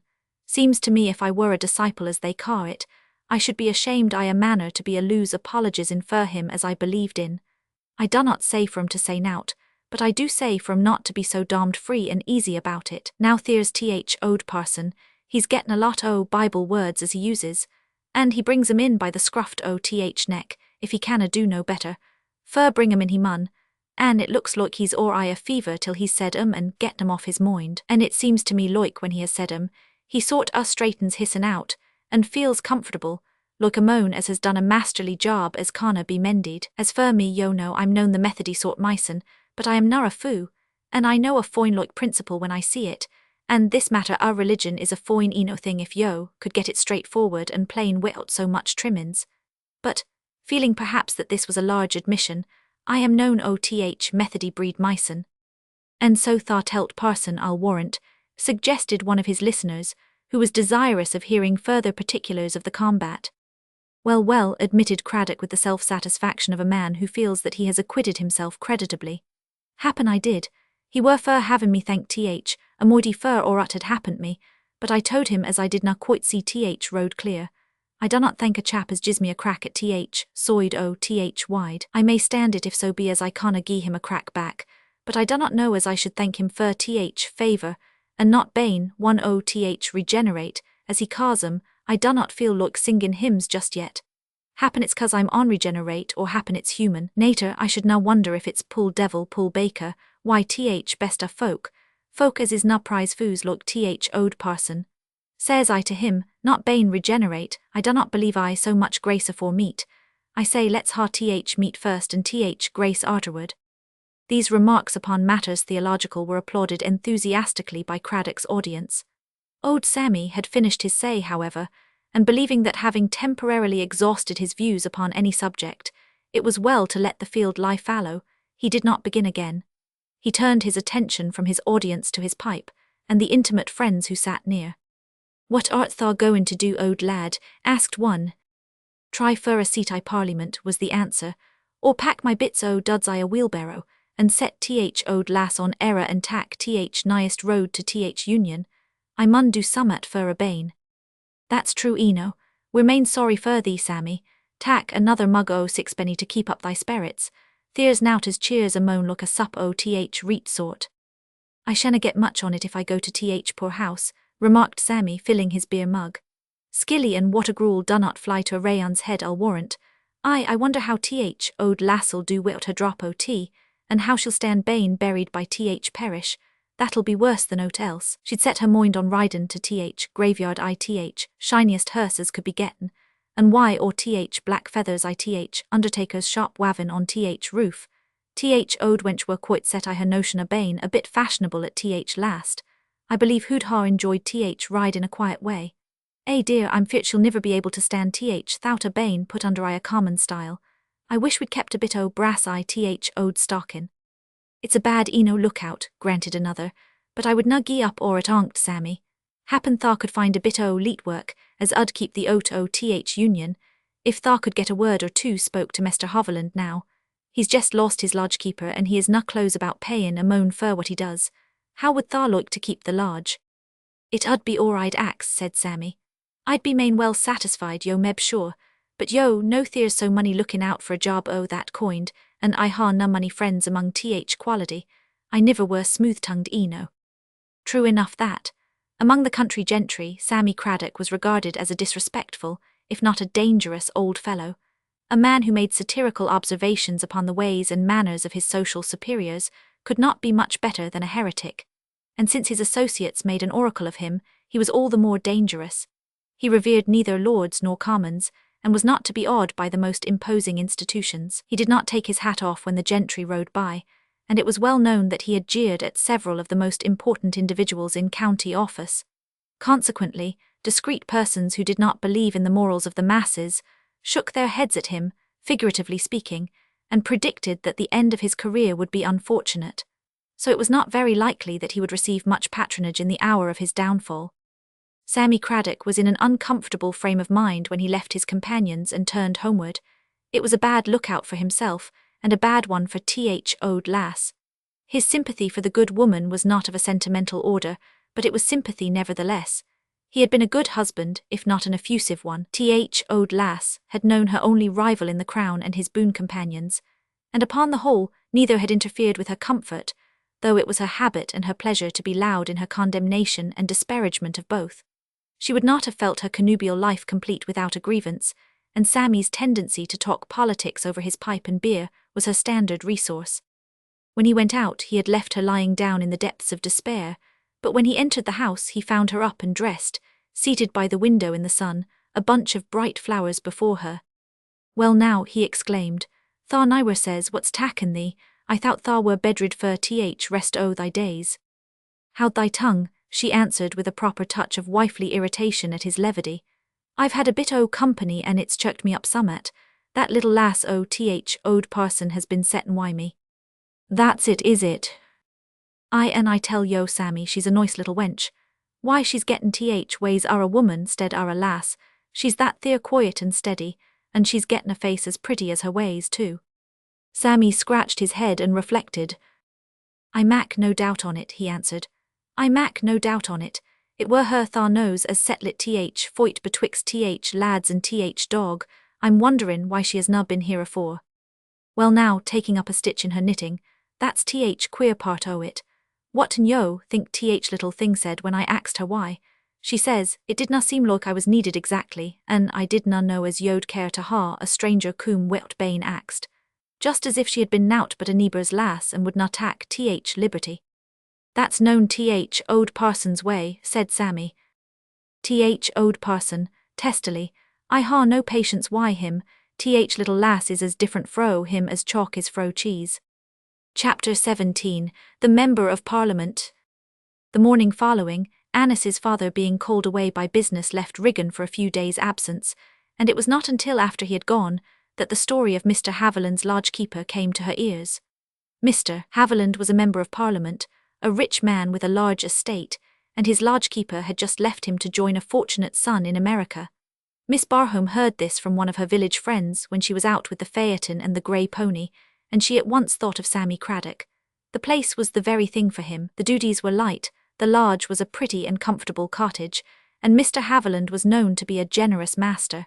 If Sammy could gain the situation, he was provided for, but of course there were other applicants, and who was to speak for him? She touched up the grey pony with her whip, and drove away from the woman who had told her the news, in a perplexed frame of mind. She herself knew Mr. Haviland only by sight. His estate was 3 miles from the village, her father was away, and there was really no time to be lost. She drove to the corner of the road and paused there for a moment. Oh, indeed, I must go myself, she said at last. It is unconventional, but there is no other way. And she bent over and touched the pony again and turned the corner without any further delay. She drove her 3 miles at a pretty steady trot, and at the end of the third, at the very gates of the Haviland Park in fact, fortune came to her rescue. A good-humoured middle-aged gentleman on a brown horse came cantering down the avenue and passing through the gates approached her. Seeing her, he raised his hat courteously. Seeing him, she stopped her pony, for she recognized Mr. Haviland. She bent forward a little eagerly, feeling the colour rise to her face. It was somewhat trying to find herself obliged by conscience to stop a gentleman on the highway and ask a favour of him. Mr. Haviland, she said, if you have a moment to spare. He drew rein by her phaeton, removing his hat again. He had heard a great deal of Miss Barham from his acquaintance among the county families. He had heard her spoken of as a rather singular young lady who had the appearance of a child, and the views of a feminine reconstructor of society. He had heard of her little phaeton too, and her grey pony, and so, though he had never seen her before, he recognized her at once. Miss Barham, he said with deference. Yes, answered Annis, and indeed I am glad to have been fortunate enough to meet you here. Papa is away from home, and I could not wait for his return, because I was afraid I should be too late. I wanted to speak to you about the lodgekeeper's place, Mr. Haviland. He had been rather of the opinion that Miss Barham must be a terrible young woman, with a tendency to model cottages and night schools. Young ladies who go out of the ordinary groove are not apt to be attractive to the average English mind. There are conventional charities in which they may indulge. There are Sunday schools, and rheumatic old women, and flannel nightcaps, and Dorcas societies, and such things to which people are used, and which are likely to alarm nobody. Among a class of discreet persons, these are held to afford sufficient charitable exercise for any well-regulated young woman, and girls whose plans branch out in other directions are looked upon with some coldness. So the country gentry, hearing of Miss Barham and her novel fancies, her teaching in a night school with a young curate, her friendship for the daughter of a dissipated collier, her intimate acquaintance with ragged boys and fighting terriers, her interest in the unhappy mothers of nameless babies. Hearing of these things, I say, the excellent non-enthusiasts shook their heads as the very mildest possible expression of dissent. They suspected strong-mindedness and reform, perhaps even politics and a tendency to advance irregular notions concerning the ballot.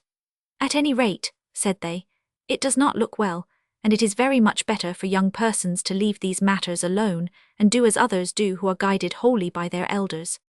It was an agreeable surprise to Mr. Haviland to see sitting in her modest phaeton a quiet girl who looked up at him with a pair of the largest and clearest eyes he had ever seen, while she told him about Sammy Craddock. I want the place very much for him, you see, she ended, but of course I do not wish to be unfair to anyone who may want it and deserve it more. If there is anyone who really is in greater need of it, I suppose I must give it up. But I am glad to tell you there is nobody, answered Mr. Haviland quite eagerly. I can assure you, Miss Barham, that the half-dozen men who have applied to me are without a solitary exception unmitigated scamps, great strong burly fellows, who would, 10 to 1, spend their days in the public house, and their nights in my preserves, and leave their wives and children to attend to my gates. This Craddock is evidently the very man for me. I am not a model landowner, but I like to combine charity with subservience to my own interest occasionally. I have heard of the old fellow. Something of a demagogue, isn't he? But that will not frighten me. I will allow him to get the better of me in political discussion if he will leave my pheasants alone. I will answer for the pheasants, said Annis, if you will let me send him to you. I will see him tomorrow morning with pleasure, said Mr. Haviland, and if there is anything else I can do, Miss Barhome. Thank you, there is nothing else at present. Indeed, you do not know how grateful I feel. Before an hour had passed, Sammy Craddock heard the good news. Annis drove back to his house and told him without delay. If you will go tomorrow morning, Mr. Haviland will see you, she ended, and I think you will be good friends, Mr. Craddock. Old Sammy pushed his spectacles up on his forehead and looked at her. And tha went at business o' thy own accord and managed it I half an hour, he said. Well, I'm damned, axin' your pardon fur tackin' liberty, it's a habit I've getten, but I be in no mistake. He had not time to get over his grateful amazement and recover his natural balance before she had said all she had come to say, and was gone, leaving him with old Lass and his admiration. Well, said Sammy, I mun say I niver seed nowt look at I my loife. To think o' little wench hain so mich gumption, and to think o' her tackin' matter I hun minute she struck it. Why, who's getten as mich sense as a moan, but who's a rare I said it when I seed her amongst lads there, and I say it again. And who is na mich bigger nor 6 pennorth o' copper neither. And I warrant who niver thought o' fillin' her pocket wy tracks by way o' comfort. Well, thas known ha to dith union after all owed Lass, and happen we can save a bit to gie thee a gradely funeral if thou'lt mac, up thy moin to stay to top a bit longer. Chapter 18, A Confession of Faith. The Sunday following the curate's visit to Lowries cottage, just before the opening of the morning service at St. Michael's, Joan Lowrie entered, and walking up the side aisle, took her place among the free seats. The church members turned to look at her as she passed their pews. On her part she seemed to see nobody, and to hear nothing of the rustlings of the genteel garments stirred by the momentary excitement caused by her appearance. The curate, taking his stand in the pulpit that morning, saw after the first moment only 2 faces among his congregation. One, from among the old men and women in the free seats, looked up at him with questioning in its deep eyes, as if its owner had brought to him a solemn problem to be solved this very hour, or forever left at rest. The other turned toward him from the Barhome pew, alight with appeal and trust. He stood in sore need of the aid for which he asked in his silent opening prayer. Some of his flock, who were somewhat prone to underrate the young parson's talents, were moved to a novel comprehension of them this morning. The more appreciative went home saying among themselves that the young man had power after all, and for once at least he had preached with uncommon fire and pathos. His text was a brief one, but 3 words, the 3 words Joan had read beneath the picture of the dead Christ. It is finished. If it was chance that led him to them today, it was a strange and fortunate chance, and surely he had never preached as he preached then. After the service, Annis looked for Joan in vain. She had gone before the rest of the congregation. But in the evening, being out in the garden near the holly hedge, she heard her name spoken, and glancing over the leafy barrier, saw Joan standing on the side path, just as she had seen her the first time they had spoken to each other. I ha' na a minute to stay, she said without any prelude, but I ha' summat to say to yo.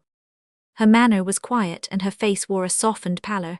Even her physical power for a time appeared subdued, and yet she looked steady and resolved. I were at church this mornin', she began again almost immediately. I saw you, Annis answered. I were niver there before, I went to see Fur Myson. I ha' read the book yo gie me, and there's things in it as I niver heard on. Mester Grace too, he coom to see me and I axed him questions. There were things as I wanted to know, and now it seems it looks clearer. What YTH Picker, it begun YTH Picter, and TH Book, and what he said today I church I've made up my mind.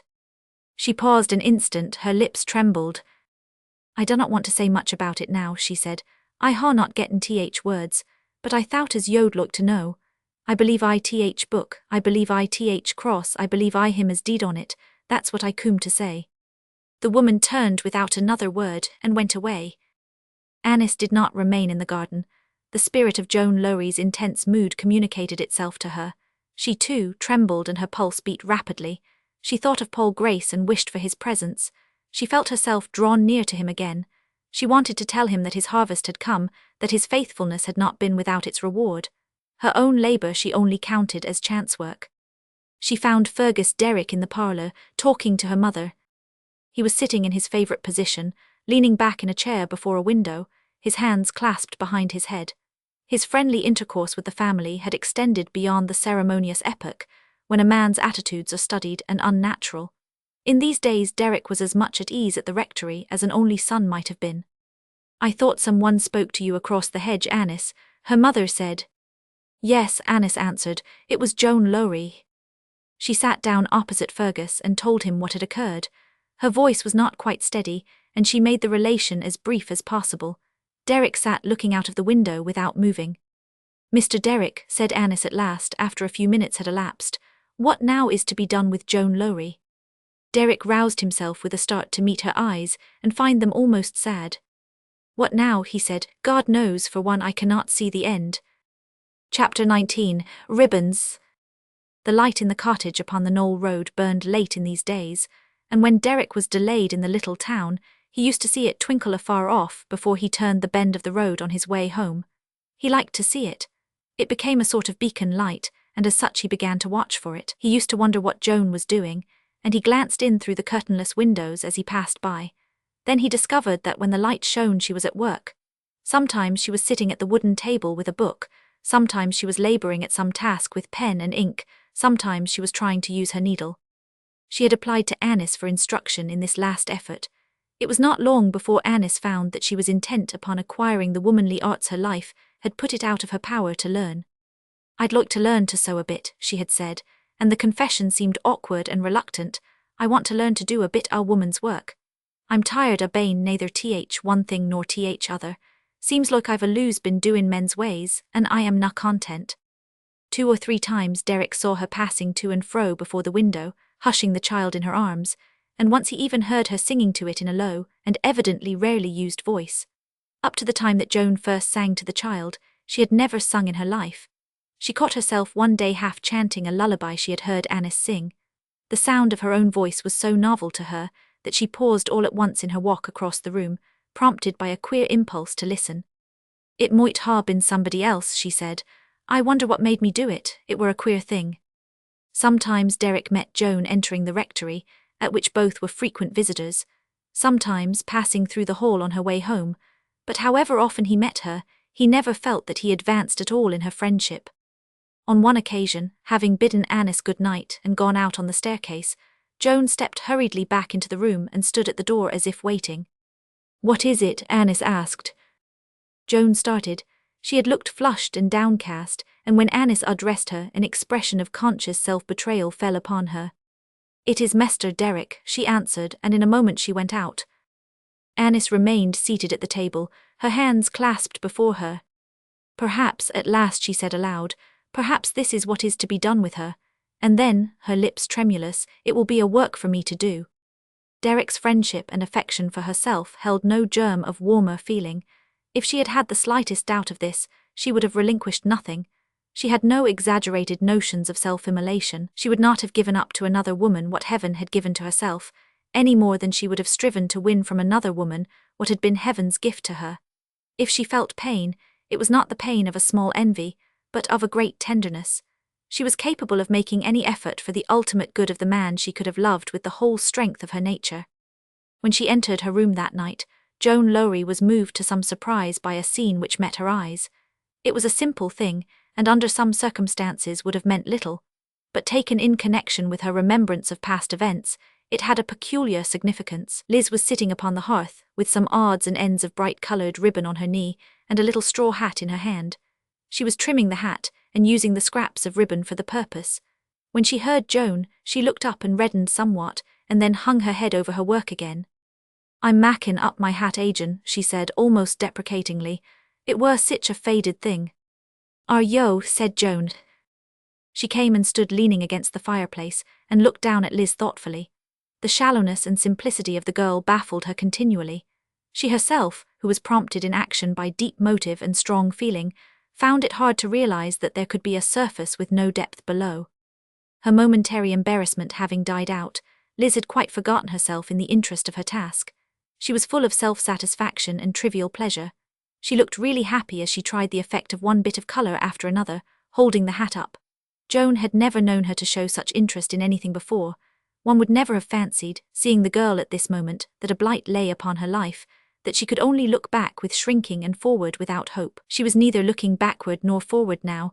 All her simple energies were concentrated in her work. How was it, Joan asked herself, had she forgotten? Could she forget the past and be ready for petty vanities and follies? To Joan, Liz's history had been a tragedy which must be tragic to its end. There was something startlingly out of keeping in the present mood of this pretty 17-year-old girl sitting eager and delighted over her lapful of ribbons. Not that Joan begrudged her the slight happiness, she only wondered and asked herself how it could be. Possibly her silence attracted Liz's attention. Suddenly she looked up, and when she saw the gravity of Joan's face, her own changed. "Yo a grudgin' me doin' it," she cried. "Yo think I ha no reet to care for sich things," and she dropped hat and ribbon on her knee with an angry gesture. "Happen I ha na," she whimpered. "I ha na get no reet to no sort o' pleasure, I dare say." "Nay," said Joan, rousing herself from her reverie. "Nay, yo must na say that, Liz. If it pleases yo, it canna do no hurt. I'm glad to see yo pleased." "I'm tired o' doin' nowt but mope ith house," Liz fretted. "I want to go out a bit like other folk. There's places I riggin as I could go to without bane slurred at. There's other wenches as has done worse nor me. Ben Makesy told Mary Onny yesterday as I was the prettiest lass ith place, fur o' their slurs." "Ben Makesy," Joan said slowly. Liz twisted a bit of ribbon around her finger. "It's not as I care fur what Ben Makesy says, or what ony other moan says, fur matter o' that. But it shows as I need na be so mitch ashamed o' mysen after all, and need na stay i-doors as if I dare na show my face." Joan made no answer. "And yet," she said, smiling faintly at her own train of thought afterward, "I do not see what I'm complainin' on. Am I out o' patience because her pain is na deeper? Surely I am na wantin' her to mak most o' her burden. I mun be a queer wench tryin' to mak her happy and then feelin' worrited at her forgettin' her trouble. It's well as she can't let things slip so easy." But there came times when she could not help being anxious, seeing Liz gradually drifting out into her old world again. She was so weak and pretty and frivolous, so ready to listen to rough flatteries. Riggin was more rigid in its criticism than in its morality, and criticism having died out, offence was forgotten through indifference rather than through charity. Those who had been hardest upon Liz in her day of darkness were carelessly ready to take her up again when her fault was an old story overshadowed by some newer scandal. Joan found herself left alone with the child oftener than she used to be, but in truth this was a relief rather than otherwise. She was accustomed to solitude, and the work of self-culture she had begun filled her spare hours with occupation. Since his dismissal from the mines, she saw but little of her father. Sometimes she saw nothing of him for weeks. The night after he lost his place, he came into the house, and making up a small bundle of his personal effects, took a surly leave of the two women. "I'm goin' on tramp a bit," he said. "If yo are axed, yo can't say I'm gone to look for a job. My day has na come yet, but it's on way." Since then he had only returned once or twice, and his visits had always been brief and unexpected, and at night. The first time he had startled Joan by dropping in upon her at midnight, his small bundle on his knobstick over his shoulder, his clothes bespattered with roadside mud. He said nothing of his motive in coming, merely asked for his supper, and ate it without much remark. "I ha na had luck," he said. "Luck's not I my loin, I were na born to it like some folk. Happen tidal tack a turn after a bit." "Your feyther were axin' me about engineer," Liz said to Joan the next morning. "He wanted to know if we seed him pass here I his road home. Do yo think he's gettin' a spite agin engineer yet, Joan?" "I'm afeard," Joan answered. "Feythers like to bear a grudge agin them as put him out whether they're reet or wrong." Liz, hesitating. "What is it, Joan?" "Dunnot yo say no more nor yo can't help when he axes yo about engineer. I'm worritin' mysen lest feyther should get hissen into trouble. He's hasty, yo know." In the evening she went out and left the child to its mother. She had business to look after, she told Liz, and it would keep her out late. Whatever the business was, it kept her out so late that Liz was tired of waiting, and went to bed worn out and a trifle fretted. She did not know what hour it was when she awakened. Voices and a light in the road roused her, and almost as soon as she was fully conscious, the door opened and Joan came in. Liz raised her head from the pillow to look at her. She was pale and seemed excited. She was even trembling a little, and her voice was unsteady as she asked, "Has little un been quiet, Liz?" "Quiet eno," said Liz. "What a time yo ha been, Joan, it mun be near midnight. I got so worn out why waitin' for yo that I could na sit up no longer. Where ha yo been?" "I went to Riggin," said Joan. "There were summat as I were obliged to see to, and I were kept beyond my time by summat as happened. But it is not quite midnight, though it's late eno." "Was not there a lantern why yo?" asked Liz. "I thought I seed leet fro a lantern." "Yes," Joan answered, "there were a lantern. As I were turnin' into road, I met Mester Derrick comin' fro rectory and he walked alongside o' me." Chapter 20. The New Gatekeeper. Sammy Craddock made his appearance at Mr. Haviland's promptly, and being shown into the library, which was empty, took a seat and proceeded to regard the surroundings critically. "Dunnot scold thy nose why thy own broth," Mrs. Craddock had said to him warningly when he left her. "Keep a civil tongue i' thy head. Thy time for saucin' thy betters is past and gone. Thou'lt heart attack both fat and lean together i' these days, or go wi'out mate." Sammy remembered these sage remarks rather sorely, as he sat awaiting the master of the household. His independence had been very dear to him, and the idea that he must relinquish it was a grievous thorn in the flesh. He glanced round at the pictures and statuettes and shook his head dubiously. "Amon why so many crinkum-crankums as he seems to ha, get'n'll be apt to be rather set i' politics.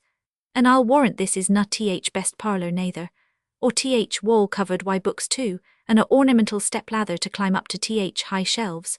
Well, Sammy, owd lad, thou's not seen or world yet, tha finds out there's a bit summat outside Riggin. After all, it does a moan no hurt to travel.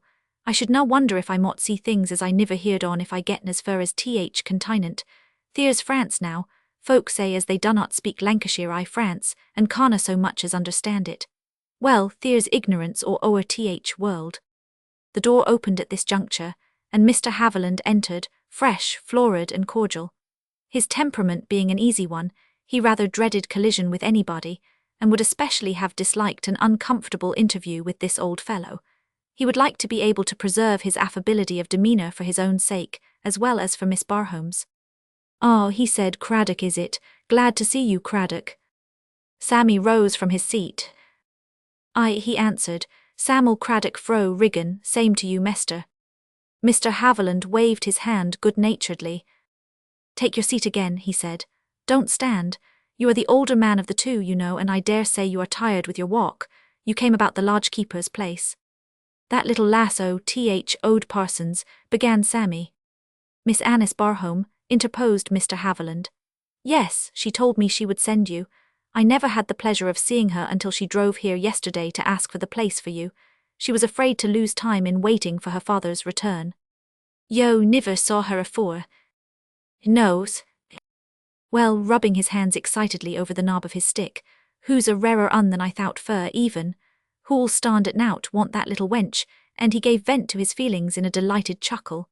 "I'd like to ax yo," he added, "where's other lass as ha had the pluck to do as Mitch?" "I don't think there is another woman in the country who would have done it," said Mr. Haviland, smiling. "We shall agree in our opinion of Miss Barhome, I see, Craddock, if we quarrel about everything else." Sammy took out his flowered bandana and wiped his bald forehead. He was at once mollified and encouraged. He felt that he was being treated with a kind of respect and consideration. Here was one of the gentry who placed himself on a friendly footing with him. Perhaps upon the whole he should not find it so difficult to reconcile himself to his change of position after all. And being thus encouraged, a certain bold simplicity made him address himself to Mr. Haviland not as a servant in prospective to a prospective master, but as man to man. "Fact is," he said, "as I am na mitch a lass's moan myson, and I wannot say as I ha mitch opinion a woman folk I general, they're flighty see, they're flighty. But I mun say as I were tuck by that little wench Parsons, I were tuck by her." She would be glad to hear it, I am sure, with an irony so suave that Sammy proceeded with fresh gravity. "I mack no doubt aunt dogmatically. I mack no doubt aunt world, but I do not know as flattery do her good. Sugar sop is na o'er digestible to best They ha to be held a bit I check see, but who's a wonderfoo little lass, fur a lass I mun admit. Seems a pity to ha wasted so much good lad metal on a slip o' a wench, doesna it? You think so? Well, that is a matter of opinion, you know. However, concerning the lodge keeper's place, you understand what your duties would be, I suppose. Tendin Gates and Loik. Aye, sir. Little lass told me all about it, who is na one as Mrs. Oat. So I see, smiling again, and you think you can perform them? I were thinking so. It did not strike me as a moan need to be particular muscular to do reet thing by I think I could tackle 'em without breaking down. After a brief discussion of the subject, it was agreed that Mr. Craddock should be installed as keeper of the lodge the week following. As to politics, said Mr. Haviland, when his visitor rose to depart, I hear you are something of a politician, Craddock. Somewhat o' one, sir, answered Sammy, his evident satisfaction touched with a doubtful gravity. Somewhat o' one, I ha my opinions o' things I general. So I have been told, and they have made you rather unpopular among our county people perhaps. I am na much o' a favourite, with satisfaction. No, the fact is that until Miss Barham came to me, I had rather a bad idea of you, Craddock. This looked somewhat serious, Craddock regarding it rather in the light of a challenge. I'd look well eno to ha yo change it, he said, but my coat is na o turnin web. I mun ha my say about things, gentry or no gentry. And his wrinkled old visage expressed so crabbed a determination that Mr. Haviland laughed outright. Oh, don't misunderstand me, he said. Stick to your party, Craddock. We will try to agree for Miss Barhome's sake. I will leave you to your opinion, and you will leave me to mine. Even a member of Parliament has a right to an opinion, you know, if he doesn't intrude it upon the public too much. Craddock went home in a mollified frame of mind. He felt that he had gained his point and held his ground, and he respected himself accordingly. He felt too that his associates had additional right to respect him. It was their ground too, and he had held it for them as well as for himself. He stopped at the Crown for his midday glass of ale, and his self-satisfaction was so evident that his friends observed it, and remarked among themselves that old lad were picking up his crumbs a bit. "Yo are lookin' gradely today, Sammy," said one. "I'm feelin' a trifle gradelier than I ha done," he answered oracularly. "Things is lookin' up." "I'm main glad to hear it. Tell us as how." "Well, with studied indifference. It's known so great luck I comparison, but it's summat to be thankful fur to a moan as is down world. I've getten the lodge keeper's place at Mr. Haviland's. Thaw niver says who'd a thought it, how iver did that come about? Friends I caught, with dignity. Friends I caught. Hun me that jug o' ale, tummy. Haviland's a moan o' discretion if he is a member o' Parliament. We've had quite a friendly chat this morning as we set Lowrie together. He is not so bad his politics after all's said and done. He'll do Yupo hole. Yo stood up to him free eno, I warrant, said Tummy. Gentlefolk do not often hear sich free speaking as yo gie Sammy. Well, I had to be a bit independent, it were natural. It would na ha done to ha turnt soft if he were Mester and me moan. But he's a moan o' sense, as I say, and he were civil eno and friendly eno. He's gettin' gumption to see as politics is politics. I'll tell yo, what lads, I'm common to opinion as happen there's more sense I some o gentry than we gie credit for. They ha not mich but book larnin' i their heads, it's true, but they're known so bad, some on 'em, if yo are charitable why, Who was thy friend I caught, Sammy, was asked next. Sammy's fist went down upon the table, with a force which made the mugs dance and rattle. Now that common to the meat egg, he said, who should tha think it were at had good, willen head to tack business I hund. It ud be hard to say. Why it were that little lass o' owed parsons again, damned if she were not run or riggin' a 12-month. I do not know care she get her head fillin' fro, unless she robbed owed parson and left his knob standin' empty. Happen that's what's up why owed chap. Chapter 21, Derrick's Question. Derrick had had a great deal to think about of late. Affairs at the mines had been troublesome, as usual, and he had been often irritated by the stupidity of the men who were in authority over him. He began to feel, moreover, that an almost impalpable barrier had sprung up between himself and his nearest friend. When he came to face the matter, he was obliged to acknowledge to himself that there were things he had kept from Grace, though it had been without any positive intention of concealment, and perhaps being the sensitive fellow he had called him, Grace had felt that there was something behind his occasional abstraction and silence, and had shrunk within himself, feeling a trifle hurt at Derek's want of frankness and confidence. Hardly a day passed in which he did not spend some short time in the society of his Pythias. He rarely passed his lodgings without dropping in, and tonight, he turned in on his way from the office and fell upon Grace hard at work over a volume of theology. "Lay your book aside," he said to him. "I want to gossip this evening, old fellow." Grace closed his book and came to his usual seat, smiling affectionately. There was a suggestion of feminine affectionateness in his bearing toward his friend. "Gossip," he remarked, "the word gossip." "Oh," put in Derek, "it's a woman's word, but I am in a womanish sort of humour. I am going to be, I suppose one might say, confidential." The Reverend Paul reddened a little, but as Derek rather avoided looking at him, he did not observe the fact. "Grace," he said after a silence, "I have a sort of confession to make. I am in a difficulty, and I rather blame myself for not having come to you before." "Don't blame yourself," said the curate faintly. You are not to blame." Then Derek glanced up at him quickly. This sounded so significant of some previous knowledge of his trouble that he was taken aback. He could not quite account for it. "What?" he exclaimed. "Is it possible that you have guessed it already?" "I have thought so, sometimes I have thought so, though I feel as if I ought almost to ask your pardon for going so far." Grace had but one thought as he spoke. His friend's trouble meant his friend's honour and regard for himself.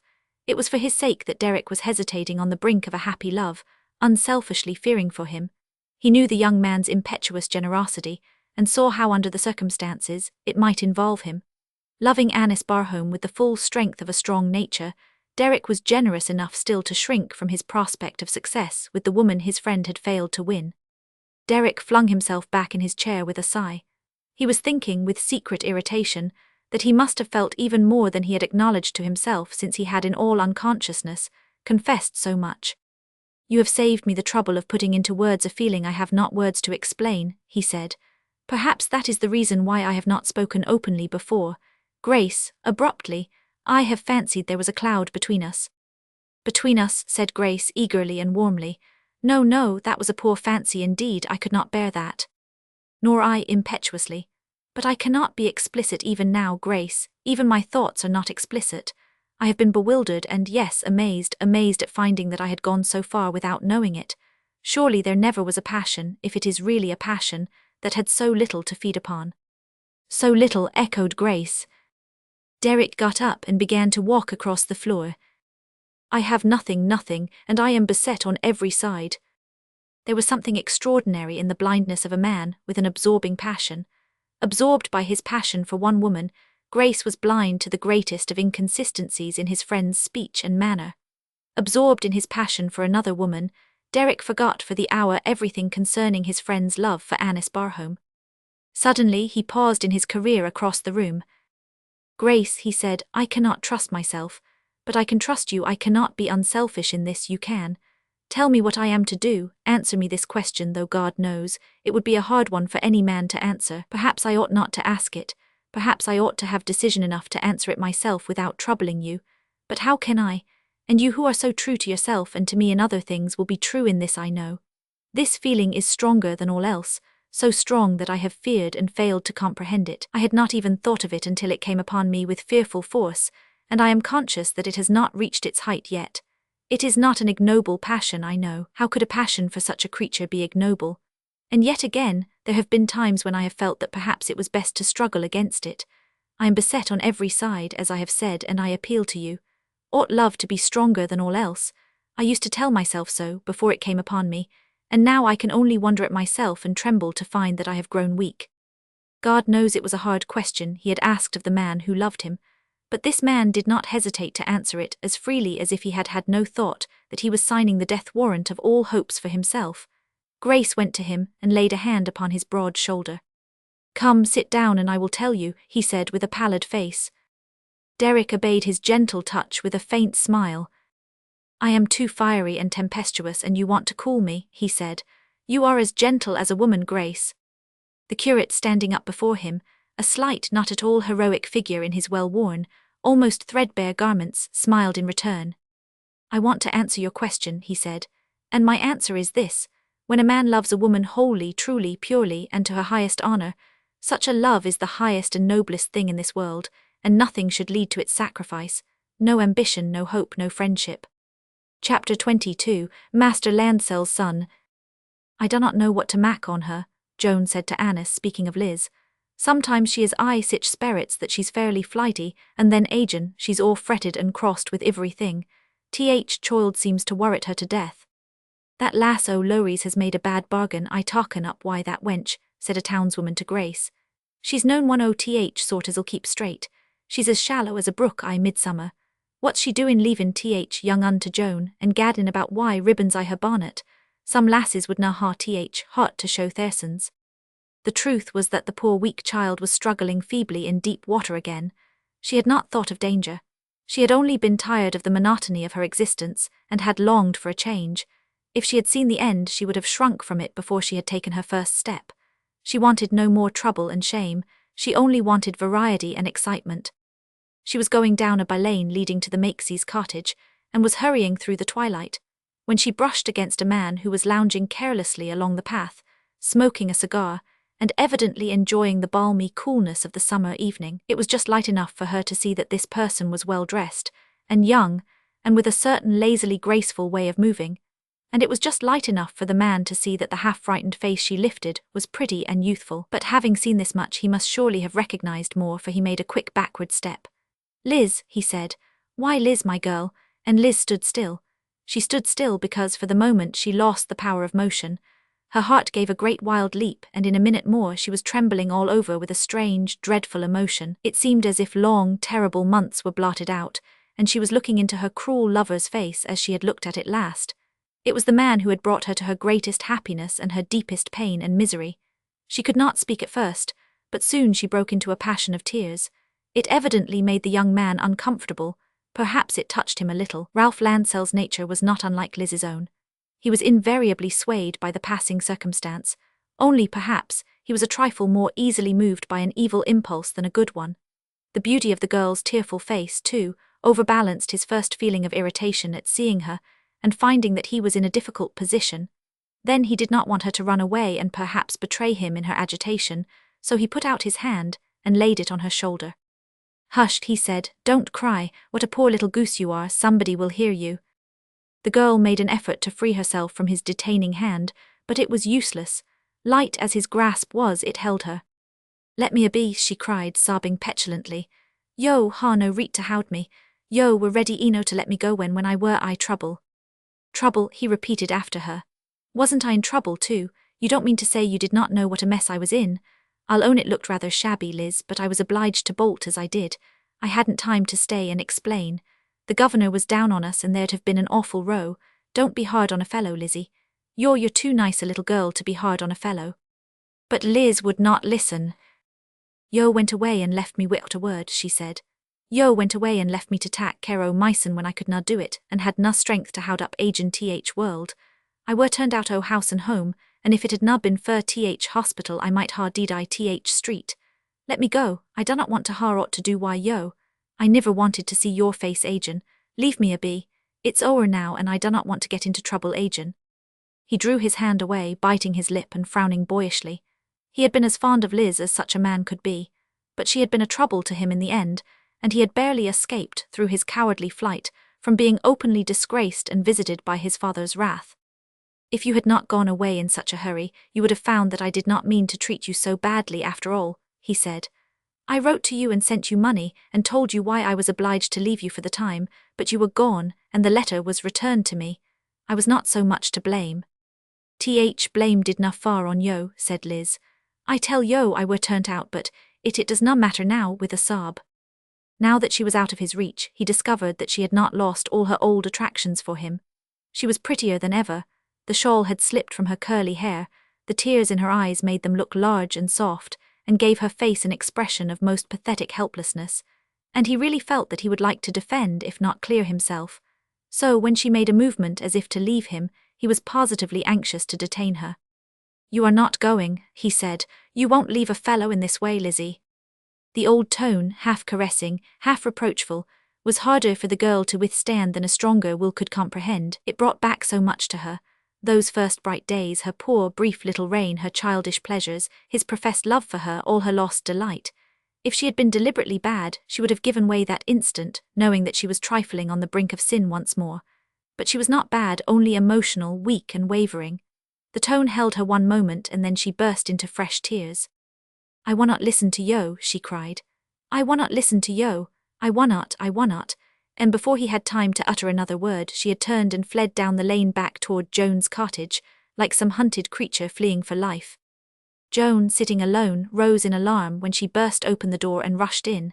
She was quivering from head to foot, panting for breath, and the tears were wet upon her cheeks. "What is it?" cried Joan. "Lizzie, my lass, what ails yo?"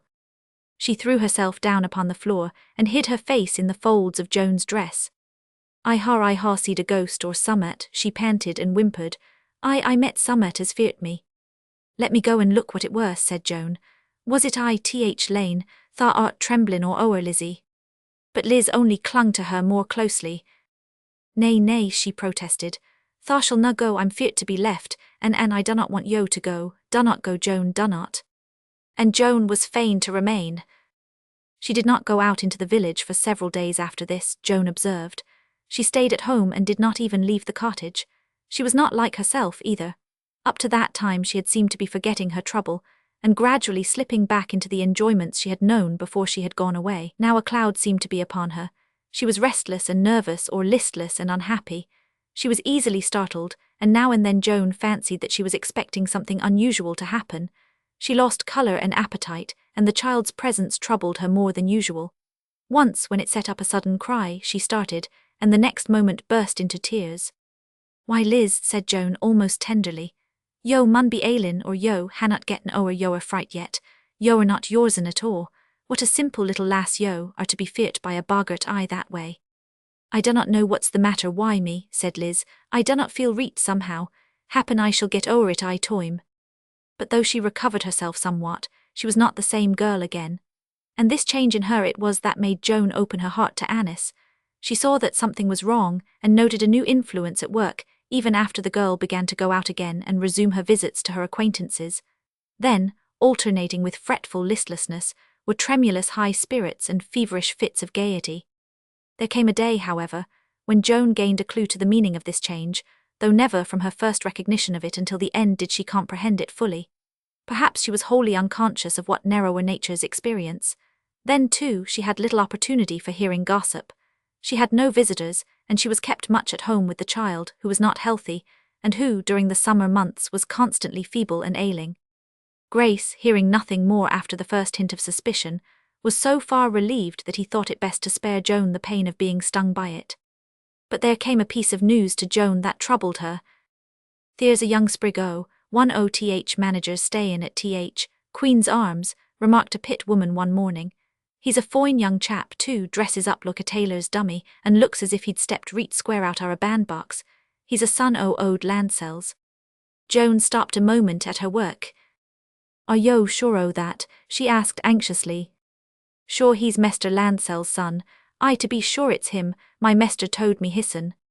This was Liz's trouble then.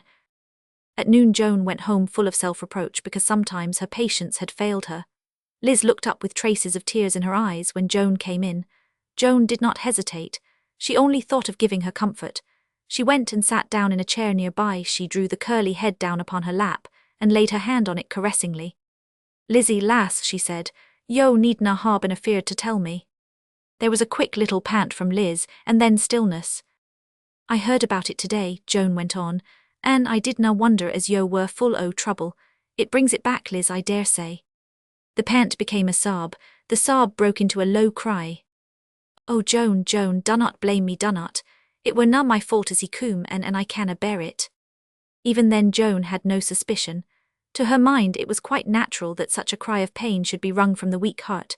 Her hand lost its steadiness as she touched the soft, tangled hair more tenderly than before. "He were ghost as yo seed I Lane," she said. "Were na he?" "I wept, Liz, he were, and I dare na tell yo. It seemed look it tuck away my breath and all my heart out o' me. Niver yo blame me, Joan, niver yo be hard on me, everything else is hard eno. I thought I were safe, why, yo, I did for sure." "And yo are safe," Joan answered. "Dost thou think I would turn agin thee? Nay, lass, that as safe as choild is when I hold it I my breast. I ha a pain o' my own, Liz, as'll niver heal, and I'd like to know as I'd held out my hun to them as there is healin' fur. I'd thank God for chance, poor lass, poor lass, poor lass. And she bent down and kissed her again and again. Chapter 23, Cannibals. The night school gained ground steadily. The number of scholars was constantly on the increase, so much so indeed that Grace had his hands inconveniently full. They have dull natures, these people, said the Reverend Herald, and in the rare cases where they are not dull, they are stubborn. Absolutely, I find it quite trying to face them at times, and it is not my fortune to find it difficult to reach people as a rule. They seem to have made up their minds beforehand to resent what I am going to say. It is most unpleasant. Grace has been working among them so long that, I suppose, they are used to his methods. He has learned to place himself on a level with them, so to speak. I notice they listen to and seem to understand him. The fact is, I have an idea that that sort of thing is Grace's forte. He is not a brilliant fellow, and will never make any particular mark, but he has an odd perseverance which carries him along with a certain class. Riggin suits him, I think. He has dropped into the right groove. Judd Bates and Th. Best Terrier I. Riggin were among the most faithful attendants. The lad's fancy for Annis had extended to Grace.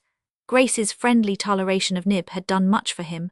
Nib always appeared with his master, and his manner was as composed and decorous as if rats were subjects foreign to his meditations. His part it was to lie at Judd's feet, his nose between his paws, his eyes twinkling sagaciously behind his shaggy eyebrows, while occasionally, as a token of approval, he wagged his tail. Once or twice during a fitful slumber, he had been known to give vent to his feelings in a sharp bark, but he never failed to awaken immediately, with every appearance of the deepest abasement and confusion at the unconscious transgression. During a visit to the rectory one day, Judd's eyes fell upon a book which lay on Annis's table. It was full of pictures, illustrations depicting the adventures and vicissitudes of a fortunate unfortunate, whose desert island has been the paradise of thousands, whose goatskin habiliments have been more worthy of envy than kingly purple, whose hairy cap has been more significant of monarchy than any crown. For the man who wore these savage garments has reigned supreme in realms of romance, known only in their first beauty to boyhood's ecstatic belief. Judd put out his hand and, drawing the gold and crimson snare toward him, opened it. When Annis came into the room, she found him poring over it. His ragged cap lay with Nib at his feet, his face was in a glow, his hair was pushed straight up on his head, both elbows were resting on the table. He was spelling his way laboriously, but excitedly, through the story of the footprint on the sand. Annis waited a moment, and then spoke. "Judd," she said, "when you can read I will give you Robinson Crusoe." In less than 6 months, she was called upon to redeem her promise. This occurred a few weeks after Craddock had been established at the lodge at the Haviland Gates. The day Annis gave Judd his well-earned reward, she had a package to send to Mrs. Craddock, and when the boy came for the book, she employed him as a messenger to the park. "If you will take these things to Mrs. Craddock, Judd, I shall be much obliged," she said, "and please tell her that I will drive out to see her tomorrow." Judd accepted the mission readily. With Nib at his heels and Robinson Crusoe under his arm, 3 miles were a trivial matter. He trudged off, whistling with keen delight. As he went along, he could fortify himself with an occasional glance at the hero and his man Friday. What would he not have sacrificed at the prospect of being cast with Nib upon a desert island? Old Sammy sat near the chimney corner smoking his pipe, and making severe mental comments upon the conduct of Parliament, then in session, of whose erratic proceedings he was reading an account in a small but highly seasoned newspaper. Sammy shook his head ominously over the peppery reports, but feeling it as well to reserve his opinions for a select audience at the Crown, allowed Mrs. Craddock to perform her household tasks unmolested. Hearing Judd at the door, he turned his head. "It's yo, is it?" he said. "Tha con coom in, what's Broughton?" "Some at fur Mrs. Fro, Rectory," Judd answered, producing his parcel. "Miss Annis sent me Wyatt." "Tak it to Ode Lass then," said Sammy. "Tak it to her, thou'lt find her in back kitchen." Having done as he was bidden, Judd came back again to the front room. Mrs. Craddock had hospitably provided him with a huge sandwich of bread and cheese, and Nib followed him with expectant eyes. "Sit thee down, lad," said Sammy condescendingly. "Sit thee down, tha'st getten a walk both afore and behind thee. What book's sint getten under thy arm?" Judd regarded the volume with evident pride and exultation. "It's Robinson Crusoe, that there is," he answered. Sammy shook his head dubiously. "Dunnot know as I iver heard on him. He's known scripter, is he?" "No," said Judd, repelling the insinuation stoutly. He is na. Hunt him over and let's ha a look at him. Judd advanced. There's pictures in it, he commented eagerly. There's one at th front, that there un, pointing to the frontispiece, that there's him. Sammy gave it a sharp glance, then another, and then held the book at arm's length, regarding Robinson's goatskin habiliments over the rims of his spectacles. Well, I'm damned, he exclaimed. I'm damned if I wouldna like to see that chap I riggin. What's th felly gettin' on? He's dressed I goatskins. He were cast upon a desert island and had naught else to wear. I thought he must ha been reduced I circumstances, or he'd niver ha, turned out I, that rig less he thought more o' comfort than appearances. What were he doing a casting hisson on a desert island? Were he reet I th upper story? He were shipwrecked triumphantly. Sea drifted him to th shore, and he built hisson a hut and gettin goats and birds, and an all sorts, and it's the gradeliest book thar ever seed. Miss Annis gave it me. Has she read it herson? Aye, it were her as telt me most on it. Sammy turned the volume over, and looked at the back of it, at the edges of the leaves, at the gilt-lettered title. I would not be surprised, he observed with oracular amiability. I would not be surprised if that's th case as there's summat in it. That as I've told thee is nowt to th rest on it, answered Judd in enthusiasm. There's a moan cod Friday, and a lot o' fellies as eats each other, cannibals they ca' em. Look tha here, interposed Craddock, his curiosity and interest getting the better of him. Sit thee down and read a bit. That's something as I niver heard on cannibals and th loik. Pick thee th place, and let's hear summat about th cannibals if tha has not th toime to do no more. Judd needed no second invitation. Sharing the general opinion that Ode Sammy was a man of mark, he could not help feeling that Crusoe was complimented by his attention. He picked out his place, as his hearer had advised him, and plunged into the details of the cannibal feast with pride and determination, though his elocution may have been of a style peculiar to beginners, and his pronunciation occasionally startling in its originality. Still Sammy gathered the gist of the story. He puffed at his pipe so furiously that the foreign gentleman's turbaned head was emptied with amazing rapidity, and it was necessary to refill it 2 or 3 times. He rubbed his corduroy knees with both hands. Occasionally he slapped one of them in the intensity of his interest, and when Judd stopped, he could only express himself in his usual emphatic formula. Well, I am damned, and tha says as th chap's name were Robinson. Aye, Robinson Crusoe. Well, I mun say as I'd ha like to ha knowed him. I did know a moan by th name o Robinson onct, but it could na ha been him, for he were na mitch o a chap. If he'd a been cast o a desert island, he would na had th gumption to do all that there. Jem Robinson could na. It could na ha been him, and besides he could na ha writ it out as that there felly's done. There was a pause, in which Craddock held his pipe in his hand reflectively, shaking his head once more. Cannibals and th loik too, he said. There's a soit o things as a moan does na hear on. Why, I niver heard o cannibals myson, and I am na considered ignorant by th most o folk. Then, as Judd rose to go, art tha fur goin'? He asked. While I mun say as I'd like to hear summat more about Robinson, but if tha mun go, tha mun, I suppose. Sithee here, could tha coom again and bring him wi' thee? I mote, I dunna mind the walk. Then thee do it, getting up to accompany him to the gates. An' I'll gie thee a copper now and then to pay thee. There's summat I a book o' that sort. Coom thee again as soon as tha can, and we'll go on wi' the cannibals. What's th lad been readin' to thee, Sammy? Asked Mrs. Craddock entering the room, after Judd had taken his departure. A bit o' literature. I do not know as tha'd know what th book were if I told thee. Tha niver were mitch o a hand at literature. He were readin' Robinson Crusoe. Not a tract, sure lie. Nay, that it were na. It were th Derry Aramone who were cast Upo, a desert island ith midst o cannibals. The Derry. Nay, lass, nay, testily, not ith sense yo mean. Th Derry were o th literary sort, he were a literary moan. Cannibals and th loik, Sammy said to himself several times during the evening. Cannibals and th loik, there's a power o things ith universe. He took his pipe after supper and went out for a stroll. Mental activity made him restless. The night was a bright one. A yellow harvest moon was rising slowly above the treetops, and casting a mellow light upon the road stretching out before him. He passed through the gates and down the road at a leisurely pace, and had walked 100 yards or so, when he caught sight of 2 figures approaching him, a girl and a man, so absorbed that they evidently had not noticed him. The girl was of light and youthful figure, and the little old red shawl she wore over her head was pushed aside, and showed curly hair lying upon her brow. It was plain that she was uneasy or frightened, for as soon as she was near enough, her voice reached him in a tone of frightened protest. "Oh, dunnot," she was saying, "I canna bear it, I dunnot want to hear yo, and I will na. Yo moight ha let me be, I dunnot believe yo, let me go wome. I'll niver coom again," and then she broke out crying. Craddock looked after them as they passed from sight. "There's trouble there," he said eagerly. "A working lass and a moan-eye gentleman's cloas. Dom sich loike chaps, say I what would they think if working men ud coom meddlin why their lasses. I wish I'd had more time to see th wench's face." Chapter 24, Dan Lowries' Return. Not a pleasant road to travel at any time, the high road to Riggin. It was certainly at its worst tonight.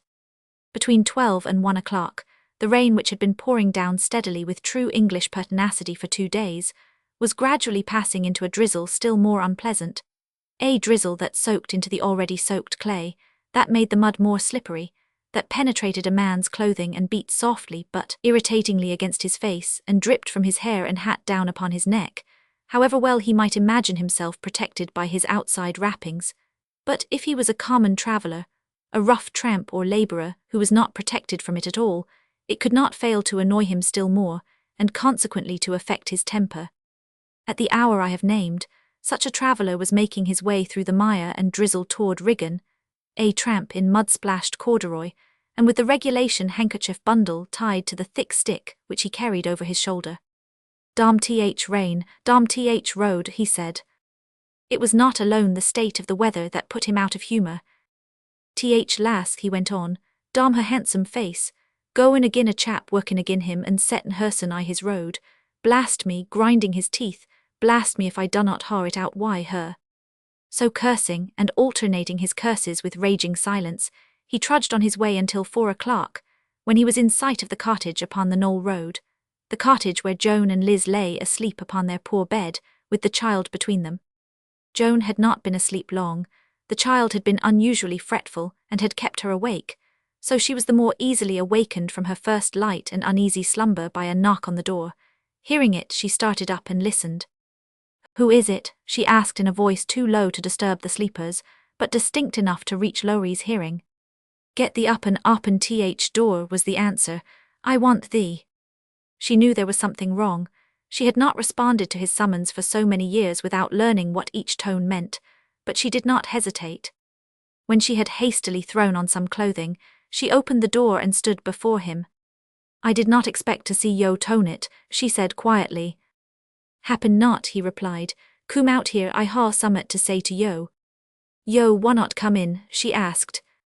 "Nay, what I ha to say mote waken th young un." She stepped out without another word, and closed the door quietly behind her.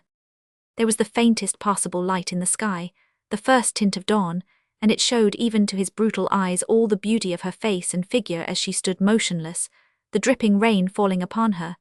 There was so little suggestion of fear about her that he was roused to fresh anger. "Dam yo," he broke forth, "do yo know as I fun yo out?" She did not profess not to understand him, but she did not stir an inch. "I did na know before," was her reply. "Yo thought as I were to be stopped, did yo? Yo thought as yo could keep quiet and stand I my way and howd me back till I'd forgetten. You're a brave wench, niver mind how I fun yo out and seed how it were I've done it, that's eno for yo. And now I've come to har a few words why yo and settle matters. I come here tone it a purpose, and this is what I've getten to say. Yo a stubborn eno, but yo canna stop me. That's one thing I ha to tell yo, and here's another. Yo a hard eno and yo a wise eno, but yo are known so wise as yo think fur, if yo fancy as 100 years I'd mac. Me forget what I ha made up my mind to, and yo are known so wise as yo think fur if yo put yoursen in my road. And here's another yet," clinching his fist. "If it were murder as I were goin' to do, not as I say it is, but if it were murder itsen and yo were I my way, there mote be 2 blows struck I's teed a one, there mote be 2 murders done. And I wannot say which ud come first, fur I'll do what I've set my mind to if I'm damned to hell fur it." She did not move nor speak. Perhaps because of her immobility he broke out again. "What," he cried, "yo hangin' on to gentlemen and doggin' 'em, and draggin' yoursen through th dark and mire to save 'em fro, havin' their prutty faces hurt, and gettin' their dues. Yo creepin' behind a moan as cares no more for yo than he does for dirt at his feet, and as laughs 10 to 1, to know as yo are ready to be picked up or throwed down at his pleasure. Yo watchin' shade o' trees and stoppin' a moan by neat as would na stop to speak to yo by day. Dam yo, theer were na moan riggin' as dare touch yo why a yardstick until this chap coom. I've listened to yo, she said, will yo listen to me? He replied with another oath, and she continued as if it had been an assent. There's a few o' them words as yo have spoken as is not true, but there's others as is. It's true as I ha set mysen to watch, and it's true as I mean to do it again. If it's nowt but simple harm yo mean, yo shanna do it. If it's murder yo mean, and I dunnot trust yo as it is na. If it's murder yo mean, there's yo and me for it before it's done.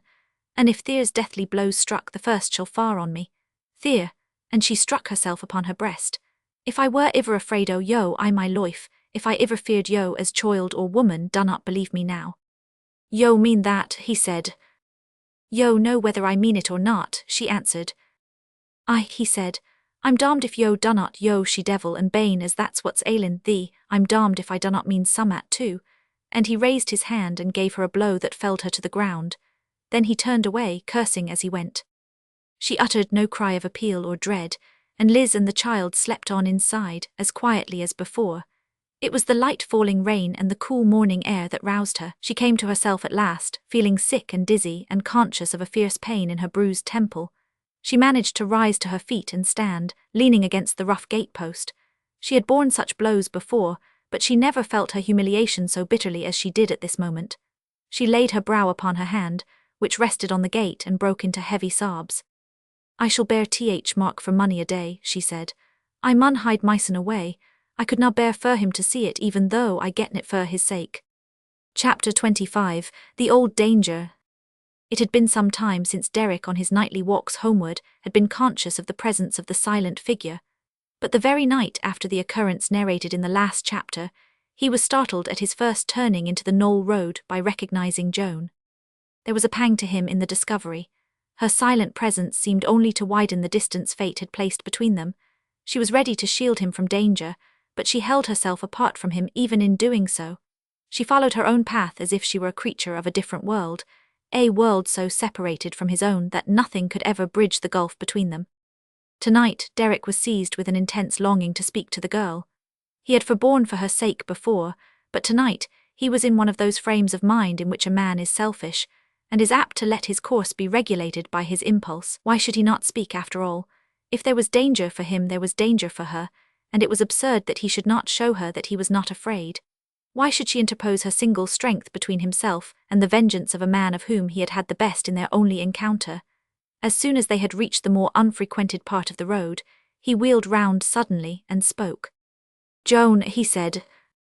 He saw that she paused and hesitated, and he made up his mind more strongly. He took a few impetuous steps toward her, and seeing this, she addressed him hurriedly. Dunnot stop, she said. If yo want to speak to me, I'll go along. Why, yo? You think I'm in danger? He could not see her face, but her voice told him that her usual steady composure was shaken. It was almost like the voice of another woman. Yo niver were I more danger I yo a life. The old danger. Old danger, as is worse to be feared now than ever. And you, he broke out, you interpose yourself between that danger and me. His fire seemed to communicate itself to her. Harm as is meant to be done is coward's harm, she said, and will be done I coward's fashion. It is nor a harm as will be done yo, why fair warning, I daylight and face to face. If it were I should not fear, but way it is I say it shanna be done, it shanna if I defer it. Then her manner altered again and her voice returned to its first tremor. It is na why me as it is why other women. Yo munnot judge o me as yo judge our other lasses. What moten't be reet for other lasses to do is reet eno for me. It has na been left to me to be lass-like and feart and unmodest, and she drew her breath hard, as if she was forced to check herself. It has been left to you, he burst forth. It has been left to you to stand higher in my eyes than any other woman God ever made. He could not have controlled himself, and yet when he had said this, his heart leaped for fear he might have wounded her or given her a false impression. But strange to say, it proved this time that he had no need for fear. There was a moment's silence, and then she answered low. Thank yo. They had gone some yards together, before he recovered himself sufficiently to remember what he had meant to say to her. "I wanted to tell you," he said, "that I do not think any enemy I have can take me at any very great disadvantage. I have prepared myself." She shuddered. "Yo carry summat." "Don't misunderstand me," he said quickly. "I shall not use any weapon rashly. It is to be employed more as a means of warning and alarm than anything else. Rigonites do not like firearms, and they are not used to them. I only tell you this because I cannot bear that you should expose yourself unnecessarily." There was that in his manner which moved her as his light touch had done that first night of their meeting, when he had bound up her wounded temple with his handkerchief. It was that her womanhood, her hardly used womanhood, of which she had herself thought with such pathetic scorn, was always before him, and was even a stronger power with him than her marvellous beauty. She remembered the fresh bruise upon her brow, and felt its throb with less of shame, because she bore it for his sake. "Promise me one thing," he went on, "and do not think me ungracious in asking it of you. Promise me that you will not come out again through any fear of danger for me, unless it is a greater one than threatens me now, and one I am unprepared to meet." "I canna," she answered firmly. "I canna promise yo mun let me do as I ha done for sake o' my own peace." She made no further explanation, and he could not persuade her to alter her determination. In fact, he was led to see at last that there was more behind than she had the will or power to reveal to him. Something in her reticence silenced him. "Yo dunnot know what I do," she said before they parted. "And happen yo wouldna quite understand it if yo did. I dunnot do things lightly, I ha no reason to, and I ha set my mind on seeing that harm as has been brewing fur long eno shanna reach where it's aimed. I mun ha my way. Dunnot ask me to gie it up. Let me do as I ha been doing for sake o' mysen if for no one else." The truth which he could not reach, and would not have reached if he had talked to her till doomsday, was that she was right in saying that she could not give it up. This woman had made no inconsequent boast when she told her father that if deadly blows fell, they must fall first upon herself. She was used to blows, she could bear them, she was fearless before them, but she could not have borne to sit at home, under any possibility of wrong being done to this man. God knows what heavy sadness had worn her soul, through the months in which she had never for a moment flinched from the knowledge that a whole world lay between herself and him. God knows how she had struggled against the unconquerable tide of feeling as it crept slowly upon her, refusing to be stemmed and threatening to overwhelm her in its remorseless waves. She was only left endurance, yet even in this there was a gladness which she had in nothing else. She could never meet him as a happier woman might, but she could do for him what other women could not do. She could brave darkness and danger, she could watch over him if need be. If the worst came to the worst, she could interpose herself between him and violence or death itself. But of all this Fergus Derrick suspected nothing. He only knew that while she had not misinterpreted his appeal, some reason of her own held her firm. Chapter 26. The package returned.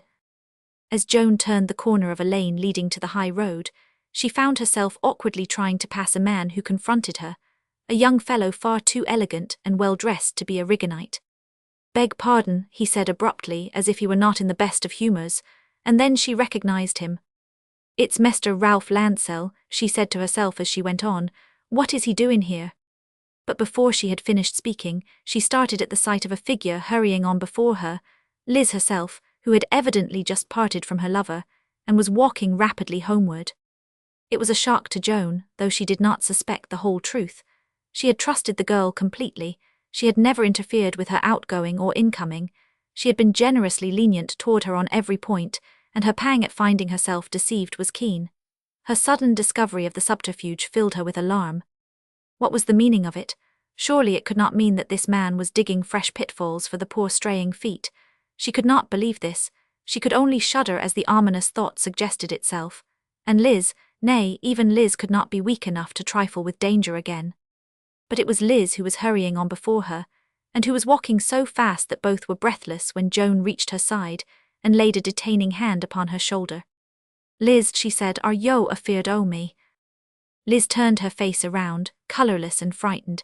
There was a tone in the voice she had never heard before, a reproach in Joan's eyes before which she faltered. "I did not know it were yo," she said almost peevishly. "What fur should I be afeard o' yo?" Joan's hand dropped. "Yo know best," she answered. "I did not say yo were." Liz pulled her shawl closer about her shoulders, as if in nervous protest.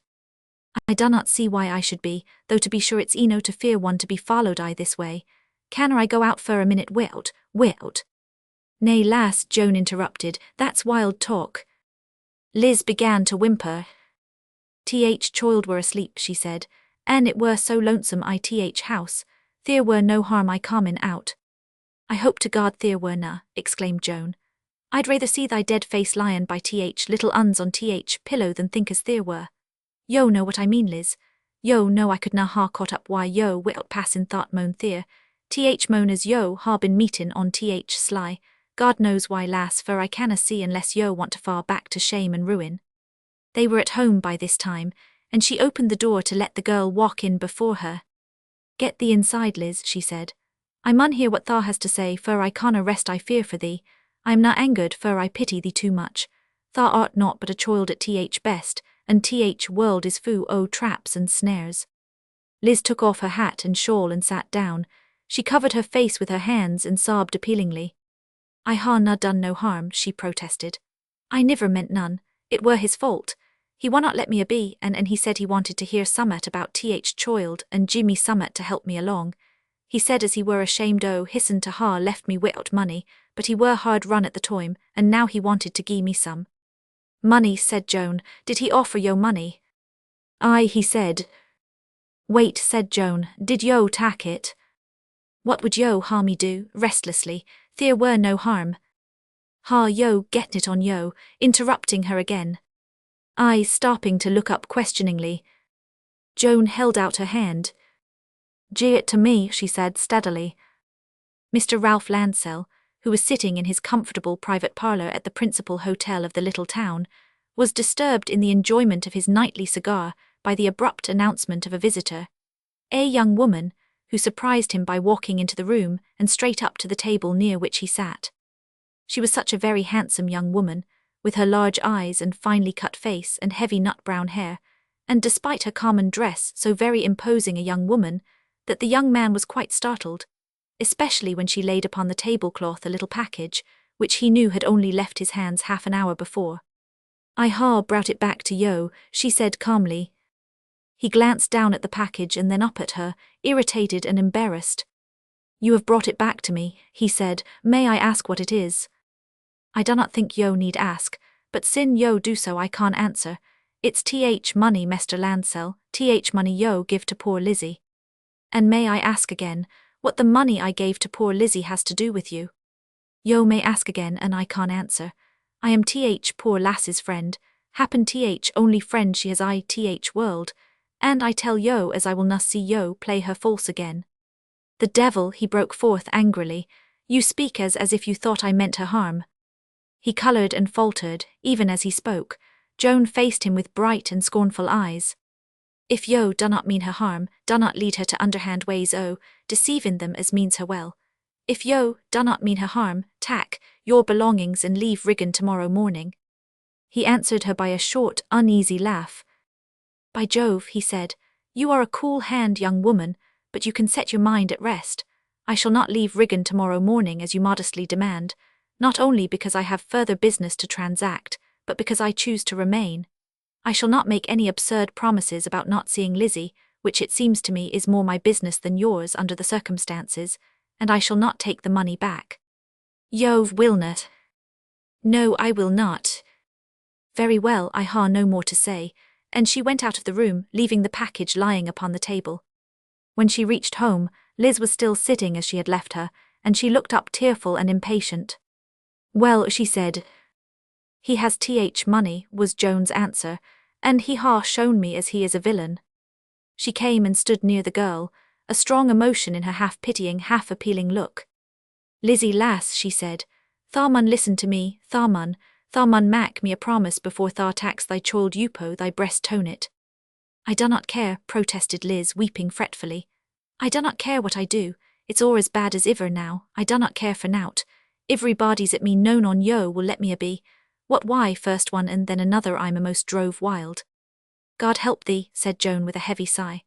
I do not mean to be hard, lass, but yo mun promise me. It is na mitch, Lizzie, if things is na worse why yo than I would iver believe. Yo are safe so far, promise me as yo will na run I danger, promise me as yo will na see that man again, that yo'll keep out o' his way till he leaves Riggin." "I'll promise o't," cried Liz.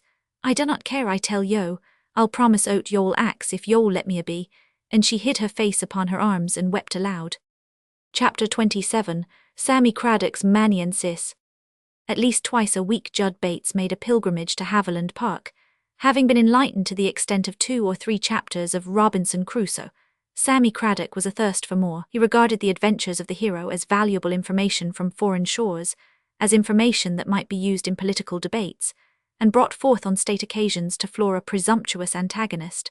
Accordingly, he held out inducements to Judd such as the boy was not likely to think lightly of. A penny a night, and a good supper for himself and Nib, held solid attractions for Judd, and at this salary he found himself engaged in the character of what Ode Sammy called a maniensis. "What's that, Thea?" inquired Mrs. Craddock on first hearing this imposing title. "A manny what?" "A maniensis, Ode lass," said Sammy, chuckling. "Did tha iver hear o' a private gentleman as had nor a maniensis?" "Nay, I know nought about thy maniensises, and I'll warrant tha does na know what such loik is thyson." "It means a power o' things," answered Sammy. "A power o' things. It's a word as is comprehensive as they ca' it, and it's one as will do as well as any fur lad. A maniensis, and maniensis it remained." Surely the adventures of the island solitary had never given such satisfaction as they gave in the cheery house room of the lodge. Sammy listened to them over numerous pipes, with a respect for literature such as had never before been engendered in his mind by the most imposing display of bindings.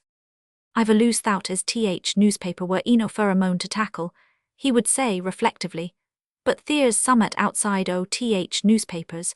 I niver seed a paper as had oat in it about desert islands, let alone cannibals." "Cannibals indeed," replied Mrs. Craddock, who was occasionally one of the audience. "I canna mak no sense out o' thee and thy cannibals. I wonder they are na shamped o' thersons, goin' about wi'out so mich as a hat on and eatin' each other, as if there were na a bit o' good victual place. I wonder Queen dunnot put a stop to it hersen if Parliament ha not getten the sense to do it. It's known respectable, let alone Christian." "Eh," said Sammy, "but that I a muddle. Stalloos be I a muddle if I'd let thee mak things out thyson and known explain 'em to thee. Does tha think all this here happened I England? It were I furrin lands, ode wench, I a desert island midst o' sea. Well, I were hoppin', it were na I Lancashire I mun say." "Lancashire, why it happened further off nor Lunnon, I a place as it's loik Queen has niver seed nor heard tell on." The old woman looked dubious if not disapproving. A place that was not in Lancashire, and that the Queen had nothing to do with, was, to her, a place quite off colour. "Well, well," she resumed with the manner of an unbeliever, "thee go on thy way readin' if thou can't tak comfort I it, but I mun say again as it does na sound Christian to me. That's the least I can say on't." "That slow I understanding ode lass," was her husband's tolerant comment. "Tha does na know eno o literator to appreciate. Female intellect is na strong at best, and tha niver were more than ordinary. Get into it, maniensis. It's gettin' late, and I'm fain to hear more about Moan Friday, and how poor chap managed." Both reader and audience were so full of interest that Judd's story was prolonged beyond the usual hour, but to the boy, this was a matter of small consequence. He had tramped the woods too often with Nib for a companion to feel fear at any time. He had slept under a hedge many a night from choice, and had enjoyed his slumber like a young vagabond as he was. He set out on this occasion in high good humour. There were no clouds to hide the stars. He had had an excellent supper, and he had enjoyed his evening. He trudged along cheerily, his enjoyment as yet unabated. The trees and hedges, half stripped of their leaves, were so suggestive of birds' nests that now and then he stepped aside to examine them more closely. The nests might be there yet, though the birds had flown. Where throstles had built this year, it was just possible others might build again, and at any rate it was as well to know where their haunts had been. So, having objects enough to attract his attention, the boy did not find the way long. He was close upon the mine before he had time to feel fatigue possible, and nearing the mine, he was drawn from his path again by a sudden remembrance brought up by the sight of a hedge surrounding a field near it. "There were a bird as built I that hedge spring," he said. "She were a new kind, I'd forgotten her. I meant to ha watched her. I wonder if any other felly fun her. I'll go and see if nest is there." He crossed the road to the place where he fancied he had seen this treasure, but not being quite certain as to the exact spot, He found his search lengthened by this uncertainty. It were here, he said to himself, at least I thought it were, some chap mun half fun it and tuck it. At this moment he paused, as if listening. What's that there? He said. There's someone on th other side o th hedge. He had been attracted by the sound of voices, men's voices, the voices of men who were evidently crouching under the shadow of the hedge on the other side, and whose tones in a moment more reached him distinctly and were recognized. The first was Dan Lowries, and before he had heard him utter a dozen words, Judd dropped upon his knees and laid his hand warningly upon Nib's neck. The dog pricked his pointed ears and looked up at him restlessly. All the self-control of his nature could scarcely help him to suppress a whine. "Them as is feared to stand by Dan Lowrie," said the voice with an oath, "let 'em say so." "There's not a moan here as is feared," was the gruff answer. "Then there's no need to gab no more," returned Lowrie. "Yo know what yo ha gettin' to do. Yo ha th vitriol and th sticks. Wait yo fur him at th second corner and I'll wait at th first. If he does not tack one turn into th road he'll tack th other, and so which turn he tacks will be ready fur him. Blast him, he'll be done why engineerin' fur a while if he falls into my hands and he'll mack no more rows about th davies." Impatient for the word of command, Nib stirred uneasily among the dead leaves and the men heard him. Not a moment's space was given to the two listeners, or they would have saved themselves. There was a smothered exclamation from three voices at once, a burst of profanity, and Dan Lowrie had leaped the low hedge and caught Judd by the collar. The man was ghastly with rage. He shook the lad until even he himself was breathless. "Yo, young devil," he cried hoarsely, "yo have been listenin', ha yo? Nay, there's no use yo tryin' to brave it out. Yo have done for yoursen, by God." "Let me a be," said Judd, but he was as pale as his captor. "I were na doin' thee no harm. I only coom to look fur a bird's nest." "Yo listened," said Lowrie. "Why heard what we said." "Let me a be," was Judd's sullen reply. At this moment a man's face rose above the whitethorn hedge. "Who is it?" asked the fellow in a low voice. "A damned young rascal as has been eavesdroppin'. Yo may as well coom out, lads. We've gettin' to settle why him or when fun ourselves in th worst box yet." The man scrambled over the hedge without further comment, and his companion followed him. And seeing who they were, Judd felt that his position was even more dangerous than he fancied at first. The three plotters who grouped themselves about him were three of the most desperate fellows in the district, brutal, revengeful, vicious, combining all the characteristics of a bad class. The two last looked at him with evident discomfort and bewilderment. "Here's a pretty go," said one. "Aye, by th Lord Harry," added the other. "How long's he been here?" "How long's he been here?" demanded Lowrie with another shake. "Long eno to look fur a bird's nest and not find it," said Judd, trying to speak stoutly. The three exchanged glances and oaths. "He's heard every word," said Lowrie in a savage answer. There was a moment's silence, and then Lowrie broke out again. "There's only one road to stop his gab," he said. "Pitch him into th mine and be damned to him. He shall na spoil th job if I ha to swing fur it." Nib gave a low whine, and Judd's heart leaped within him. Every lad in Riggin knew Dan Lowrie and feared him. There was not a soul within hearing, and people were not fond of visiting the mine at night, so if they chose to dispose of him in any way, they would have time and opportunity to do it without risk of being interfered with. But it happened that upon the present occasion Lowrie's friends were not as heated as himself. It was not a strictly personal grudge they were going to settle, and consequently some remnant of humanity got the better of them. "Nay," said the youngest, "one's eno." "Nay," Lowrie put in, "one's not eno fur me if there's another as is goin' to meddle. Summat's gettin' to be done and done quick." "Mac him promise to keep his mouth shut," suggested number 3. "He'll do it sooner nor get his'n into trouble." "Wilt ta?" demanded the young one. Judd looked up at him. He had the stubborn North Country blood in him and the North Country courage. Having heard what he had, he was sharp enough to comprehend all. There was only one engineer whom Lowrie could have a grudge against, and that one was Derrick. They were going to work some harm against Mester Derrick, who was his friend and Miss Annis's. "Wilt ta?" repeated his questioner, feeling quite sure of him. The youth of Riggin were generally ready enough for mischief, and troubled by no scruples of conscience, so the answer he received took him by surprise. "Nay," said Judd, "I will na." "Tha will na." "Nays." The fellow fell back a step or two to stare at him. "Well, tha'rt a plucky one at any rate," he growled, discomfited. Judd stood his ground. "Mester Derrick's been good to me," he said, "and he's been good to Nib. Rest o yo har kick for Nib whenever he gets a yoer way, but he niver so much as spoke rough to him. He's gin me a penny more nor onct to buy him summat to eat. Chuck me down the shaft if yo want to." Though he scarcely believed they would take him at his word, since the two were somewhat in his favour, it was a courageous thing to say. If his fate had rested in Lowrie's hands alone, heaven knows what the result might have been. But having the others to contend with, he was safe so far. But there was not much time to lose, and even the less interested parties to the transgression had a stolid determination to stand by their comrade. There was a hurried consultation held in undertones, and then the youngest man bent suddenly, and with a short laugh, caught Nib in his arms. He was vicious enough to take a pleasure in playing tormentor, if in his cooler moods he held back from committing actual crime. "Tha'rt a plucky young devil," he said, "but tha's gettin' to swear to howd thy tongue between thy teeth, and if tha wunnot do it fur thy own sake, happen tha will fur dogs." "What art tha goin' to do why him?" cried Judd, trembling. "He has na done yo no hurt." "We're goin' to houd him over shaft a minute till tha max up thy mind. Bring young chap along, lads." He had not struggled before, but he began to struggle now with all his strength. He grew hot and cold by turns. It might not be safe to kill him, but it would be safe enough to kill Nib. "Let me a be," he cried. "Let that theer dog loose. Nib, seize him, lad." "Put thy hand over his mouth," said the young man.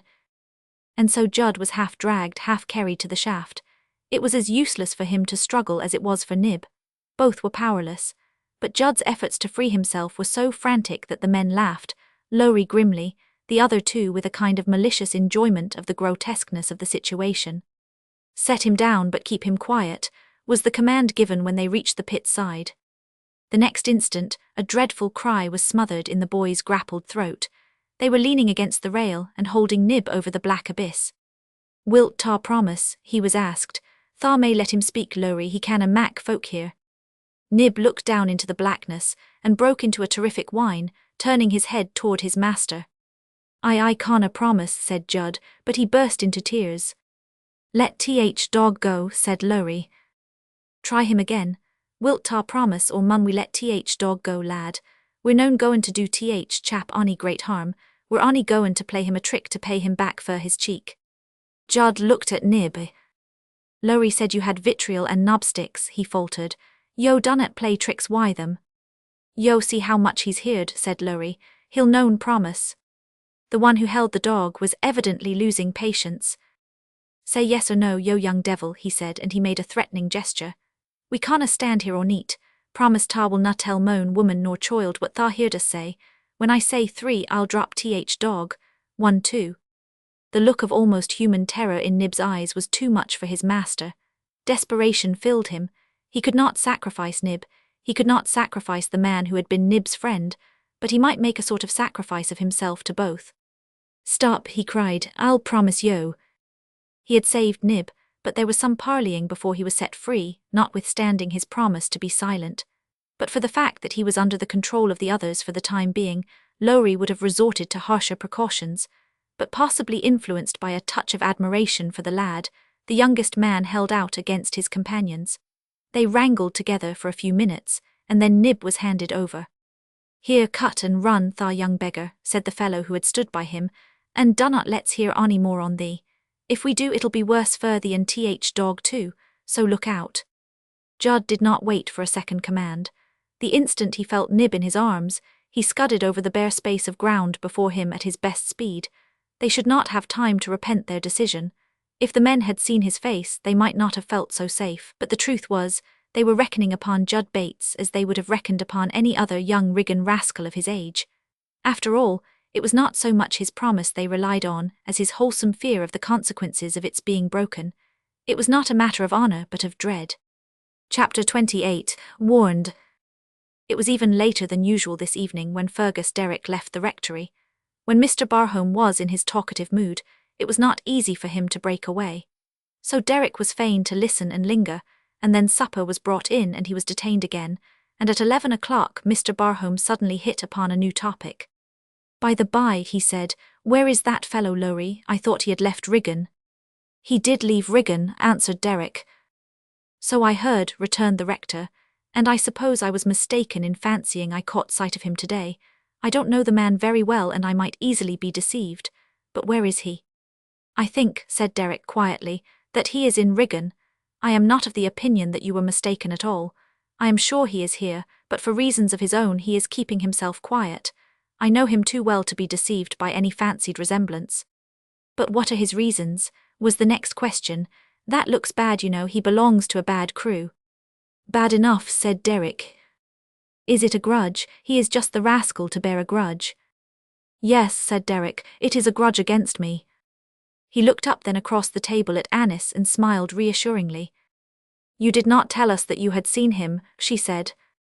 No, you think I ought to be afraid of him, and I am too vain to like to admit the possibility that it would be better to fear any man, even a Riggin collier. But such a man, put in Mrs. Barhome, it seems to me he is a man to be feared. I can thrash him, said Derek. He could not help feeling some enjoyment in this certainty. I did thrash him upon one occasion, you know, and a single combat with a fellow of that kind is oftener than not decisive. Yes, said the rector, that is the principal cause of his grudge, I think. He might forgive you for getting him into trouble, but he will never forgive you for thrashing him. They were still sitting at the table discussing the matter, when Annis, who sat opposite a window, rose from her seat, and crossing the room to it, drew aside the curtain and looked out. There was somebody there, she said, in answer to the questioning in the faces of her companions. There was a face pressed close against the glass for a minute, and I am sure it was Judd Bates. Derek sprang from his chair. To his mind, it did not appear at all unlikely that Judd Bates had mischief in hand. There were apples enough in the rectory garden to be a sore trial to youthful virtue. He opened the door and stepped into the night, and in a short time a sharp, familiar yelp fell upon the ears of the listeners. Almost immediately after, Derek returned, holding the trespasser by the arm. It was Judd Bates, but he did not look exactly like a convicted culprit, though his appearance was disordered enough. He was pale and out of breath, he had no cap on, and he was holding Nib, panting and excited, in his arms. Judd, exclaimed Annis, what have you been doing? Why did you come to the window? Judd drew Nib closer, and turned, if possible, a trifle paler. I come, he said tremulously, to look in. Nobody smiled. To look in, said Annis. Why, whom did you want to see? Judd jerked his elbow at Derek. It was him, he answered. I wanted to see if he had gone home yet. But why? She asked again. He shuffled his feet uneasily, and his eyes fell. He looked down at Nib's head and faltered. He said, I wanted to stop him, I do not know, and then the rest came in a burst. He munnot go, he cried, trembling afresh. He mun keep away fro Knoll Road. The party exchanged glances. There is mischief in hand, said Mr. Barhome. That is plain enough. He munnot go, persisted Judd. He mun keep away fro Knoll Road. I'm gettin' myself trouble, he added, the indifference of despair in his pale face. If I'm fun out they'll mill me. Derek stepped aside into the hall and returned with his hat in his hand. He looked roused and determined. There are 2 or 3 stout colliers in Riggin who are my friends, I think, he said, and I am going to ask them to face the Knoll Road with me. I should like to settle this matter tonight. If I give these fellows the chance to attack me, they will be the more easily disposed of. A few years in jail might have a salutary effect upon Lowrie. In his momentary heat, he forgot all but the strife into which he was forced. He did not question Judd closely. He knew Riggin and the mining districts too well not to have a clear enough idea of what means of vengeance would be employed. But when he got out into the night, he had not gone many yards before a new thought flashed upon him and quickened his pulse. It was not a pleasant thought because it checked him, and he was in a mood to feel impatient of a check. But he could not throw it off. There arose within his mind a picture of a silent room in a cottage, of a girl sitting by the hearth. He seemed to see quite clearly the bent head, the handsome face, the sad eyes. He had a fancy that Liz was not with her tonight, that the silence of the room was only broken by the soft breathing of the child upon Joan's knee. He stopped with an impatient gesture. What was I thinking of? He demanded of himself to have forgotten her and what my madness would bring upon her. I am a selfish fool, let it go, I will give it up. I will stay in Riggin for the future, it will not be long and she need torture herself no more, I will give it up. Let them think I am afraid to face him. I am afraid to wound the woman the woman I love. Chapter 29, Lying in Wait. Liz crept close to the window and looked down the road. At this time of the year it was not often that the sun set in as fair a sky. In October, Riggan generally shut its doors against damps and mist, and turned toward its fire when it had one, and yet Liz had hardly seen that the sun had shone at all today. Still, seeing her face, a passerby would not have fancied that she was chilled. There was a flush upon her cheeks, and her eyes were more than usually bright. She was watching for Joan with a restless eagerness.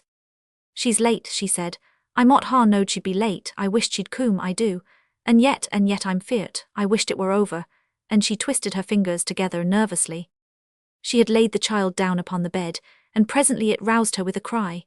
She went to it, took it up into her arms, and carrying it to the fire, sat down. "Why couldn't tha stay asleep?" she said. "I niver seed a child like thee." But the next minute, the little creature whimpering, she bent down in impatient repentance and kissed it, whimpering too. "Dunnot," she said, "I canna bear to hear thee. Hush thee, tha goes on as if tha knew. But I mun be a bad lass, I'm bad through and through, and I canna be no worse nor I am." She did not kiss the child again, but held it in her listless way even after it fell asleep. She rested an elbow on her knee and her chin upon her hand, while her tearful eyes searched the fire, and thus Joan found her when she came in at dusk.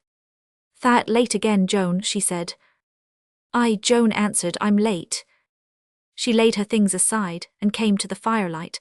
The little one always won her first attention when she came from her day's labour. "Has she been frettin'?" she asked.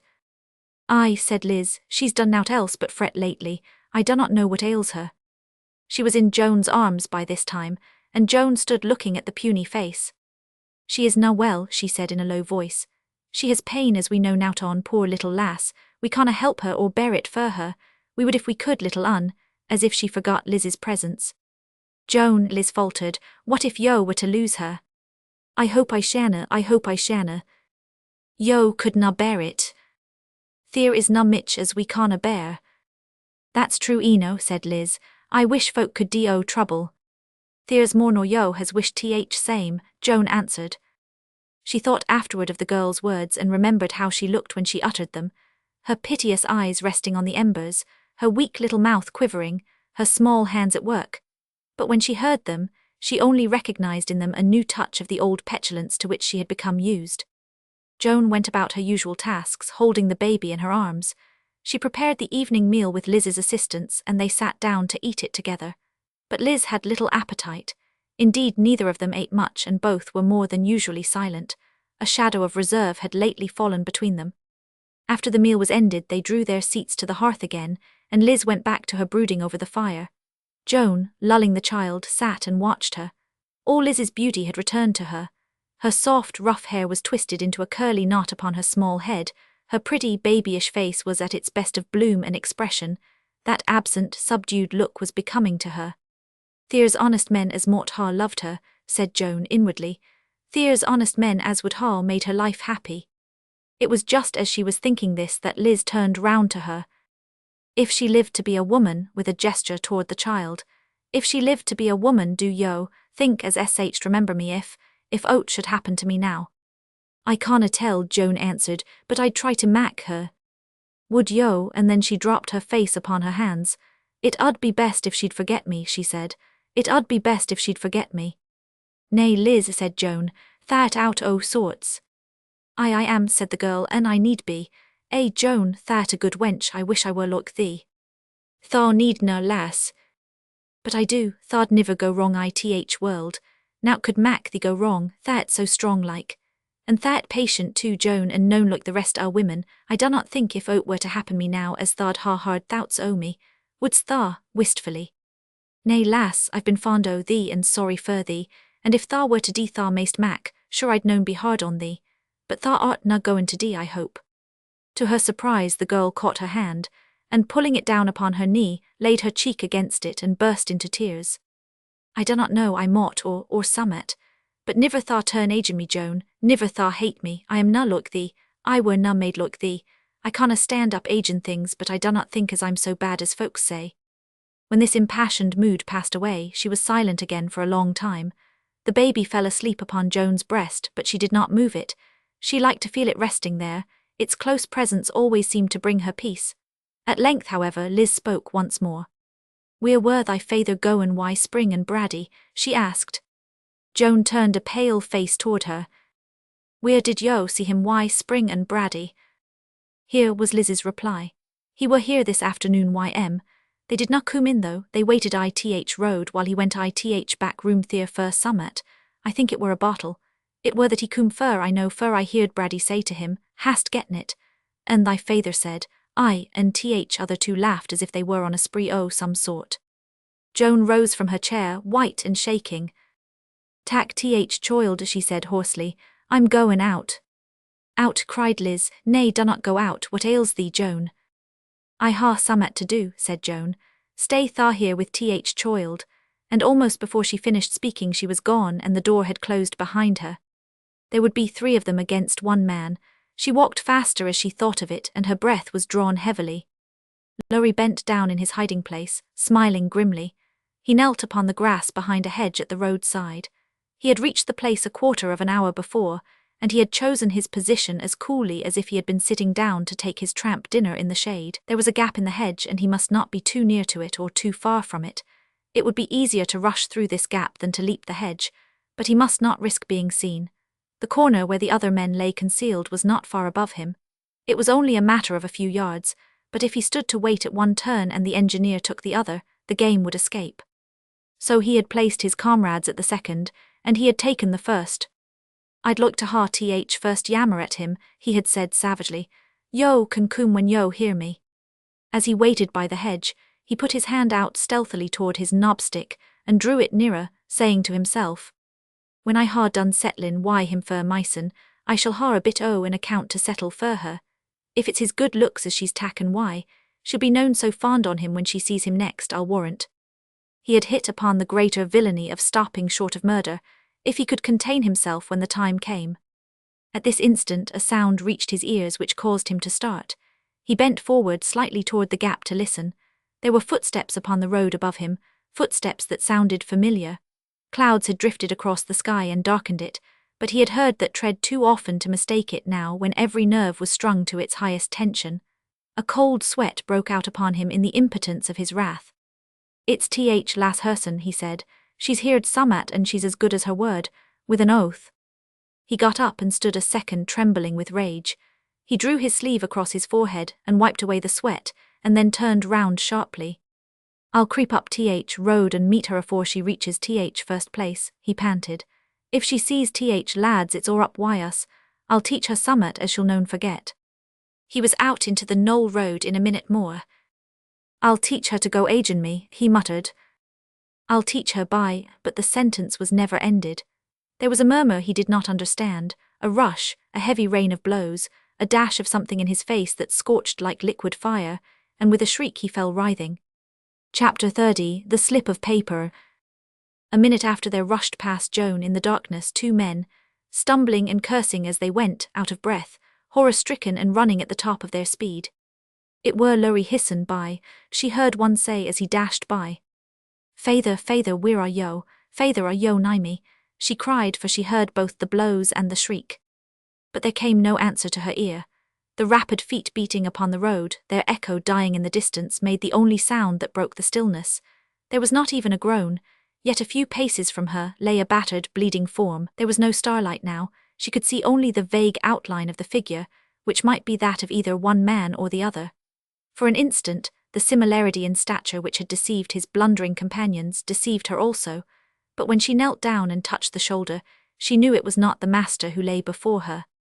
It's Feyther Hisson, she said, and then she drew away her hand, shuddering. It's wet why blood, she said, it's wet why blood. He did not hear her when she spoke. He was not conscious that she tried to raise him. His head hung forward when she lifted him. He lay heavily and without motion upon her arms. They ha killed him, she said. How is it as it is na him? There was neither light nor help nearer than the crown itself, and when her brain became clearer she remembered this. Without light and assistance she could do nothing. She could not even see what hurt he had sustained. Dead or dying, he must lie here until she had time to get help. She took off her shawl and, folding it, laid his head gently upon it. Then she put her lips to his ear. Feyther, she said, I'm goin' to bring help to thee. If thou can't hear me, stir thy hund. He did not stir it, so she disengaged her arm as gently as possible, and rising to her feet went on her way. There were half a dozen men in the bar room when she pushed the door inward and stood upon the threshold. They looked up in amazement. "Those on yo as want to help a deing moan," she said. "Come why me? My feyther's lion in the Knoll Road done to death." All were astir in a moment. Lanterns and other necessaries were provided, and bearing one of these lanterns herself, Joan led the way. As she stepped out onto the pavement, a man was passing, and attracted by the confusion, turned to the crowd. "What is the matter?" he asked. "There's a moan been killed up on Knoll Road," answered one of the colliers. "It's this lass's feyther, Dan Lowrie." The man strode into the light and showed an agitated face. "Killed," he said, "Dan Lowrie." It was Fergus Derrick. He recognized Joan immediately and went to her. "For pity's sake," he exclaimed, "don't go with them. If what they say is true, this is no place for you. Let me take you home, you ought not." "It were me," interrupted Joan in a steady voice, "as found him." He could not persuade her to remain behind, so he walked on by her side. He asked her no questions. He knew enough to understand that his enemy had reaped the whirlwind he had himself sown. It was he who knelt first by the side of the prostrate man, holding the lantern above the almost unrecognizable face. Then he would have raised the lifeless hand, but Joan, who had bent down near him, stopped him with a quick move. "Do not do that," she faltered, and when he looked up in surprise, he comprehended her meaning, even before she added in a passionate undertone the miserable words. "There's blood on it as might ha' been your own." "There's a bottle here," someone cried out suddenly. "A bottle as I just set my foot on. Chaps, there's been vitriol throwed." "Aye," cried another, "so there has, chaps, look yo here. Villains has vitrioled him." They laid him upon the shutter they had brought, and carried him homeward. Joan and Derrick were nearest to him as they walked. They were not far from the cottage, and it was not long before the light glimmered through the window upon them. Seeing it, Joan turned to Derrick suddenly. "I mun hurry on before," she said. "I mun go and say a word to Liz, Carmen or at Unc soit ud fear her." Reaching the house, she pushed the door open and went in. Everything was so quiet that she fancied the girl must have gone to bed. "Liz," she said aloud, "Liz." Her voice fell with an echoing sound upon the silent room. She looked at the bed and saw the child lying there asleep. Liz was not with it. She passed quickly into the room adjoining and glanced around. It was empty. Moved by some impulse, she went back to the bed, and in bending over the child, saw a slip of paper pinned upon its breast, and upon this paper Joan read in the sprawling, uncertain hand she knew so well. "Do not be hard on me, Joan, do not, goodbye." When Derrick entered the door, he found Joan standing alone in the center of the room, holding the scrap of paper in her hand. Chapter 31, The Last Blow. "He won't live," the doctor said to Derrick. "He's not the man to get over such injuries, powerful as he looks. He has been a reckless, drunken brute, and what with the shock and reaction, nothing will save him. The clumsy rascals who attacked him meant to do him harm enough, but they have done him more than they intended, or at least the man's antecedents will help them to a result they may not have aimed at. We may as well tell the girl, I suppose. Fine creature, that girl, by the way. She won't have any sentimental regrets. It's a good riddance for her, to judge from what I know of them." "I will tell her," said Derrick. She listened to him with no greater show of emotion than an increased pallor.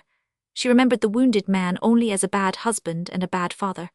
Her life would have been less hard to bear if he had died years ago, but now that death stood near him, a miserable sense of desolateness fell upon her, inconsistent as such a feeling might seem.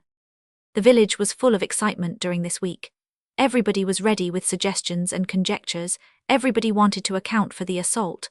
At first there seemed no accounting for it at all, but at length someone recollected that Lowrie had been last seen with Spring and Brady. They had getten up a row betwixt theirsons, and t'others had punsed him. The greatest mystery was the use of vitriol. It could only be decided that it had not been an ordinary case of neighbourly punsing, and that there must have been a grudge in the matter. Spring and Brady had disappeared, and all efforts to discover their whereabouts were unavailing. On the subject of Liz's flight Joan was silent, but it did not remain a secret many hours. A collier's wife had seen her standing, crying, and holding a little bundle on her arm at the corner of a lane, and having been curious enough to watch, had also seen Lansell join her a few minutes later. "She were whimpering afore he coom," said the woman, "but she cried I good earnest when he spoke to her, and talked to him and hung back as if she could na mak up her mind whether to go or no. She were a soft thing, that wench, it were a lose whichever way wind blowed why her. I could niver see what that Lass O Lowries wanted why her. Now she's gettin' choiled on her hands. The double shock had numbed Joan. She went about the place and waited upon her father in a dull, mechanical way. She said but little to the curious crowd, who, on pretence of being neighbourly, flocked to the house. She had even had very little to say to Annis. Perhaps after all her affection for poor Liz had been a stronger one than she had thought. I think, Grace said gently to Annis, that she does not exactly need us yet. He made the remark in the rector's presence, and the Reverend Herald did not agree with him. I am convinced that you are mistaken, Grace, he said. You are a little too delicately metaphysical for these people. You have sensitive fancies about them and they are not a sensitive class. What they want is good strong doctrine and a certain degree of wholesome frankness. They need teaching. That young woman now, it seems to me that this is the time to rouse her to a sense of her moral condition. She ought to be roused and so ought the man. It is a great pity that he is unconscious. Of Joan's strange confession of faith, Annis had told him something, but he had been rather inclined to pronounce it emotional, and somehow or other could not quite divest himself of the idea that she needed the special guidance of a well-balanced and experienced mind. The well-balanced and experienced mind in view was his own, though of course he was not aware of the fact that he would not have been satisfied with that of any other individual. He was all the more disinclined to believe in Joan's conversion because his interviews with her continued to be as unsatisfactory as ever. Her manner had altered. She had toned down somewhat, but she still caused him to feel ill at ease. If she did not defy him any longer or set his teachings at naught, her grave eyes, resting on him silently, had sometimes the effect of making his words fail him, which was a novel experience with the rector. In a few days Lowrie began to sink visibly. As the doctor predicted, the reaction was powerful and remedies were of no avail. He lay upon the bed, at times unconscious, at times tossing to and fro in delirium. During her watching at the bedside, Joan learned the truth. Sometimes he fancied himself tramping the Knoll road homeward through the rain, and then he muttered sullenly of the day that was coming to him, and the vengeance he was returning to take. Sometimes he went through the scene with Joan herself, and again he waited behind the hedge for his enemy, one moment exultant, the next striving to struggle to his feet with curses upon his lips and rage in his heart, as he caught the sound of the advancing steps he knew so well. As he went over these scenes again and again, it was plain enough to the listener that his vengeance had fallen upon his own head. The day after he received his hurts, a collier dropped into the Crown with a heavy stick in his hand. I fun this knobstick nigh a gap ith hedge on Knoll road, he said. It were na fur fro where they fun Lowrie. Happen them chaps laid I wait fur him and it belongs to 10M. Let's ha a look at it, said a young miner, and on its being handed to him he inspected it closely. Why, he exclaimed, it's Lowrie's own. I seed him why at day afore he were hurt. I know shape o knob, how could it ha come there? But nobody could guess. It was taken to Joan and she listened to the story without comment. There was no reason why they should be told what she had already discovered. When Lowrie died, Annis and Grace were in the room with Joan. After the first 2 days the visitors had dropped off. They had satisfied their curiosity. Lowrie was not a favourite, and Joan had always seemed to stand apart from her fellows, so they were left to themselves. Joan was standing near the bed when there came to him his first and last gleam of consciousness. The sun was setting, and its farewell glow streaming through the window fell upon his disfigured face and sightless eyes. He roused himself, moving uneasily. "What's up, why me?" he muttered. "I canna see, I canna." Joan stepped forward. "Feyther," she said. Then memory seemed to return to him. An angry light shot across his face. He flung out his hands and groaned. "What?" he cried. "Tha art there, art tha?" And helpless and broken as he was, he wore that moment a look Joan had long ago learned to understand. "Aye, feyther," she answered. It appeared as if, during the few moments in which he lay gasping, a full recognition of the fact that he had been baffled and beaten after all, that his plotting had been of no avail, forced itself upon him.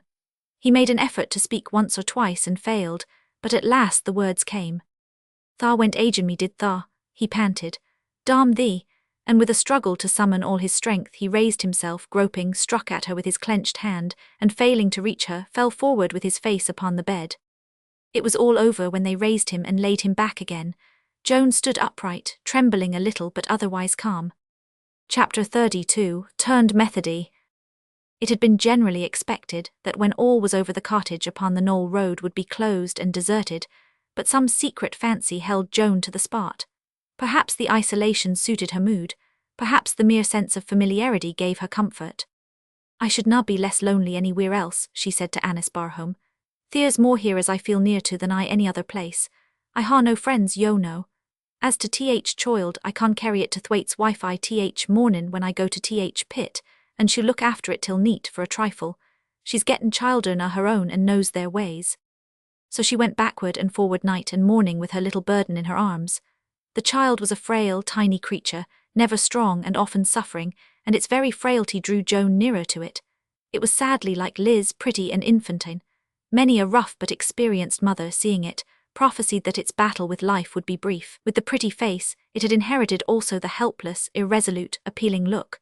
Joan saw this in the baby's eyes sometimes and was startled at its familiarity. Even the low, fretted cry had in it something that was painfully like its girl mother's voice. More than once a sense of fear had come upon Joan when she heard and recognized it, but her love only seemed to strengthen with her dread. Day by day those who worked with her felt more strongly the change developing so subtly in the girl. The massive beauty which had almost seemed to scorn itself was beginning to wear a different aspect. The defiant bitterness of look and tone was almost a thing of the past. The rough, contemptuous speech was less scathing and more merciful when at rare intervals it broke forth. "Summat has come over her," they said among themselves. "Happen it were trouble, she were different somehow." They were somewhat uneasy under this alteration, but on the whole the general feeling was by no means unfriendly. Time had been when they had known Joan Lowrie only as a lass who held herself aloof, and yet in a manner overruled them. But in these days more than one stunted, overworked girl or woman found her hard task rendered easier by Joan's strength and swiftness. It was true that his quiet and unremitted efforts had smoothed Grace's path to some extent. There were ill-used women whom he had helped and comforted. There were neglected children whose lives he had contrived to brighten. There were unbelievers whose scoffing his gentle simplicity and long-suffering had checked a little. He could be regarded no longer with contempt in Riggin. He even had his friends there. Among those who still mildly jeered at the little parson stood foremost, far more through vanity than malice, Owd Sammy Craddock. A couple of months after Lowrie's death, Owd Sammy had sauntered down to the mine one day and was entertaining a group of admirers when Grace went by. It chanced that, for some reason best known to himself, Sammy was by no means in a good humour. Something had gone wrong at home or abroad, and his grievance had rankled and rendered him unusually contumacious. Nearing the group, Grace looked up with a faint but kindly smile. "Good morning," he said. "A pleasant day, friends." Owd Sammy glanced down at him with condescending tolerance. He had been talking himself, and the greeting had broken in upon his eloquence. "Which on us?" he asked dryly. "Which on us said it were na?" A few paces from the group of idlers Joan Lowrie stood at work. Some of the men had noted her presence when they lounged by, but in the enjoyment of their gossip they had forgotten her again. She had seen Grace too. She had heard his greeting and the almost brutal laugh that followed it, and added to this she had caught a passing glimpse of the curate's face. She dropped her work, and before the laugh had died out, stood up confronting the loungers. "If there is a moan among yo as he has harmed," she said, "if there's one among yo as he's iver done a wrong to, let that moan speak up." It was Owd Sammy, who was the first to recover himself. Probably he remembered the power he prided himself upon wielding over the weaker sex. He laid aside his pipe for a moment and tried sarcasm, an adaptation of the same sarcasm he had tried upon the curate. "Which on us said there were?" he asked. Joan turned her face, pale with repressed emotion, toward him. "There be men here as I would scarce believed could had much age in him. I see one moan here as has a wife as lay nigh death a month or so ago, and it were the parson as went to see her day after day, and tuck her help and comfort. There's another moan here as had a little un to dee, and when it deed, it were parson as knelt by its bed and held its hund and talked to it when it were feart. There's other men here as had help fro him as they did none know of, and it were help from a moan as were na far fro a bane, as poor and hard worked I his way as they are I theirs. Happen moan I speak on dunnot know much about sick wife and dean child, and what were done for 'em, and if they dunnot, it's parson's fault."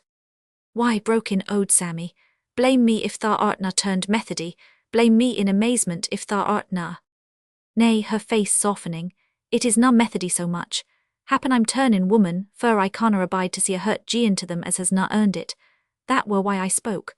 I ha told yo truth o little chap yo jeered at and throwed his words back to. Thus it became among her companions a commonly accepted belief that Joan Lowrie had turned Methody. They could find no other solution to her championship of the parson. Is it true as thars Jain Methodies? Thwaite's wife asked Joan somewhat nervously. She had learned to be fond of the girl, and did not like the idea of believing in her defection. No, she answered, it is na. The woman heaved a sigh of relief. I thought it were na, she said. I told Makeses as I did na believe it when they brought tale to me. They're powerful fond o' tale-bearing that Makesy lot. Joan stopped in her play with the child.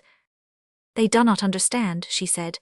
That's all. I ha learned to think different, and believe things as I did na used to believe in. Happen that's what they mean by talkin' o' Methodies. People learned no more of the matter than this.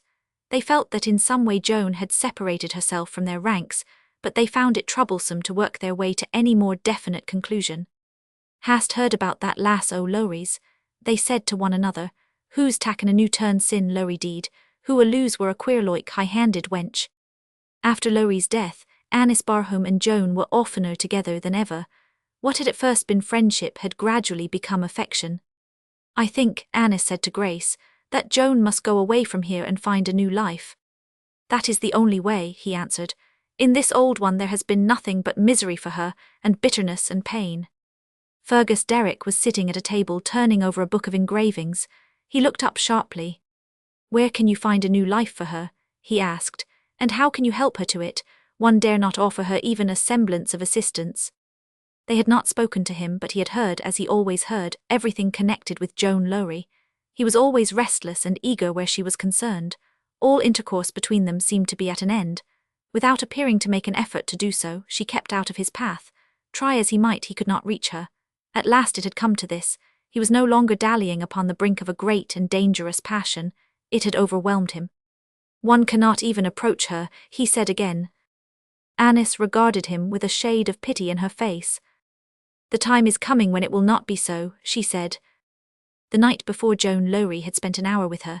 She had come in on her way from her work before going to Thwaites, and had knelt down upon the hearthrug to warm herself. There had been no light in the room but that of the fire, and its glow, falling upon her face, had revealed to Annis something like haggardness. Joan, she said, are you ill? Joan stirred a little uneasily, but did not look at her as she answered. Nay, I am na ill, I niver were ill I my life. Then, said Annis, what is it that I see in your face? There was a momentary tremor of the finely moulded, obstinate chin. I'm tired out, Joan answered. That's all, and her hand fell upon her lap. Annis turned to the fire. What is it? She asked, almost in a whisper. Joan looked up at her, not defiant, not bitter, not dogged, simply in appeal against her own despair. Is not there a woman's place for me ith world? Is it a lose to be this way, why me? Can I niver reach no higher, strive as I will, pray as I will, for I have prayed? Is not there a woman's place for me ith world? Yes, said Annis, I am sure there is. I've thought as there mun be somewhere. Sometimes I've felt sure as there mun be, and then agin I've been beset so sore that I ha almost gi'en it up. If there is such a place for me, I mun find it, I mun. You will find it, said Annis, some day surely. Annis thought of all this again when she glanced at Derrick. Derrick was more than usually disturbed today. He had for some time been working his way to an important decision, fraught with some annoyance and anxiety to himself. There was to be a meeting of the owners in a few weeks, and at this meeting he had determined to take a firm stand. The longer I remain in my present position, the more fully I am convinced of the danger constantly threatening us, he said to Annis. I am convinced that the present system of furnaces is the cause of more explosions than are generally attributed to it. The mine here is a fiery one, as they call it, and yet day after day goes by and no precautions are taken. There are poor fellows working under me whose existence means bread to helpless women and children.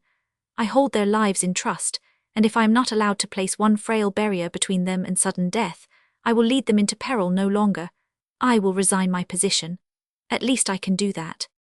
The men under him worked with a dull, heavy daring, born of long use, and a knowledge of their own helplessness against their fate. There was not one among them who did not know that in going down the shaft to his labour, He might be leaving the light of day behind him forever, but seeing the blue sky vanish from sight thus during 6 days of 52 weeks in the year engendered a kind of hard indifference. Explosions had occurred and might occur again. Dead men had been carried up to be stretched on the green earth, men crushed out of all semblance to humanity. Some of themselves bore the marks of terrible maiming, but it was an old story, and they had learned to face the same hazard recklessly. With Fergus Derrick, however, it was a different matter.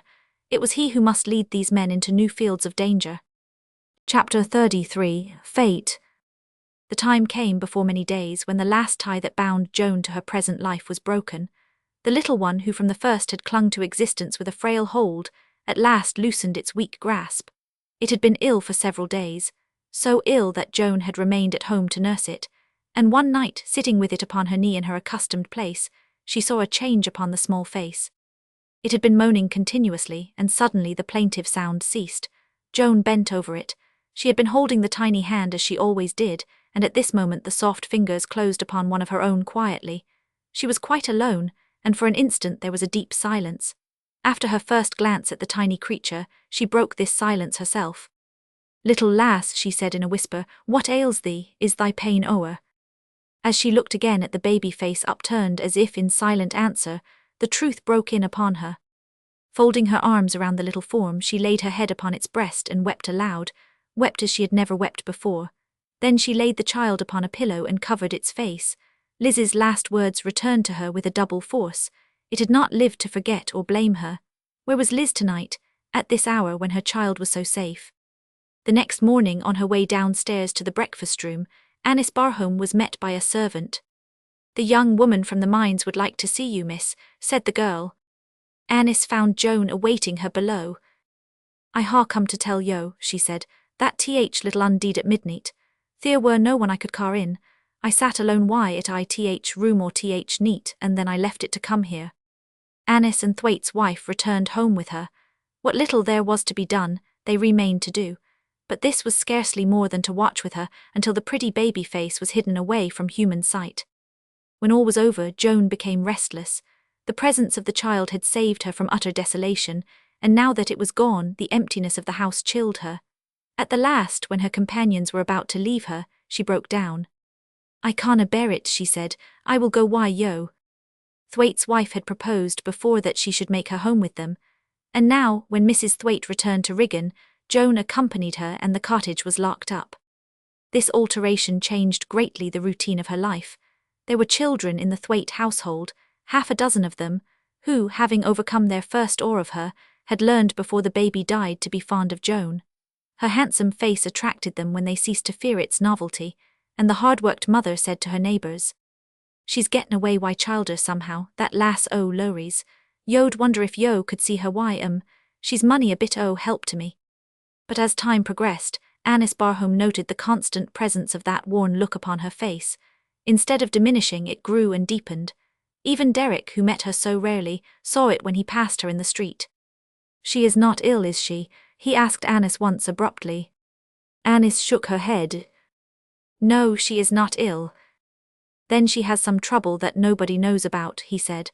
"What a splendid creature she is, impetuously, and how incomprehensible." His eyes chanced to meet Annis's, and a dark flush swept over his face. He got up almost immediately after and began to pace the room, as was his habit.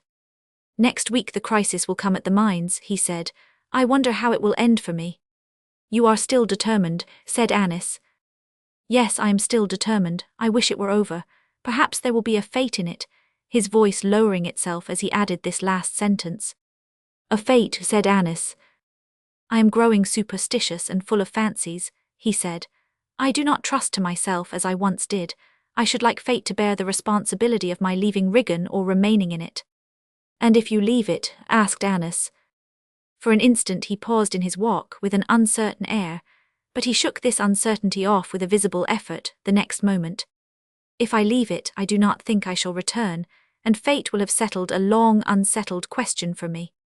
"Don't leave it to fate," said Annis in a low tone. "Settle it for yourself. It does not, it is not, it looks cowardly," he interrupted her. "So it does and so it is. God knows I never felt myself so great a coward before." He had paused again. This time he stood before her. The girl's grave, delicate face turned to meet his glance, and seeing it, a thought seemed to strike him. "Annis," he said, the dark flush rising afresh, "I promised you that if the time should ever come when I needed help that it was possible you might give, I should not be afraid to ask you for it. I am coming to you for help. Not now, some day not far distant. That is why I remind you of the compact." "I did not need reminding," she said to him. "I might have known that," he answered. "I think I did know it, but let us make the compact over again." She held out her hand to him, and he took it eagerly. Chapter 34, The Decision. The owners of the Riggin collieries held their meeting. That a person in their employ should differ from them boldly, and condemn their course openly, was an extraordinary event. That a young man in the outset of his career should dare so much was unprecedented. It would be a ruinous thing, they said among themselves, for so young a man to lose so important a position on the very threshold of his professional life, and they were convinced that his knowledge of this would restrain him. But they were astounded to find that it did not. He brought his plans with him, and laid them before them. They were plans for the abolition of old and dangerous arrangements, for the amelioration of the condition of the men who labored at the hourly risk of their lives, and for rendering this labor easier. Especially, there were plans for a newer system of ventilation, proposing the substitution of fans for the long-used furnace. One or two of the younger men leaned toward their adoption, but the men with the greatest influence were older and less prone to the encouragement of novelty. "It's all nonsense," said one. "Furnaces have been used ever since the mines were opened, and as to the rest, it arises, I suppose, from the complaints of the men. They always will complain, they always did." "So far they have had reason for complaint," remarked Derek. "As you say, there have been furnaces ever since there have been mines, and there have also been explosions which may in many cases be attributed to them. There was an explosion at Broughton a month ago which was to some extent a mystery, but there were old miners who understood it well enough. The return air, loaded with gas, had ignited at the furnace, and the result was that 40 dead and wounded men were carried up the shaft, to be recognized, when they were recognizable, by mothers and wives and children who depended upon them for their scant food. Derek argued his cause well and with spirit, keeping a tight rein upon himself, but when, having exhausted his arguments, he found that he had not advanced his cause, and that it was a settled matter that he should not, he took fire. "Then, gentlemen," he said, "I have but one resource.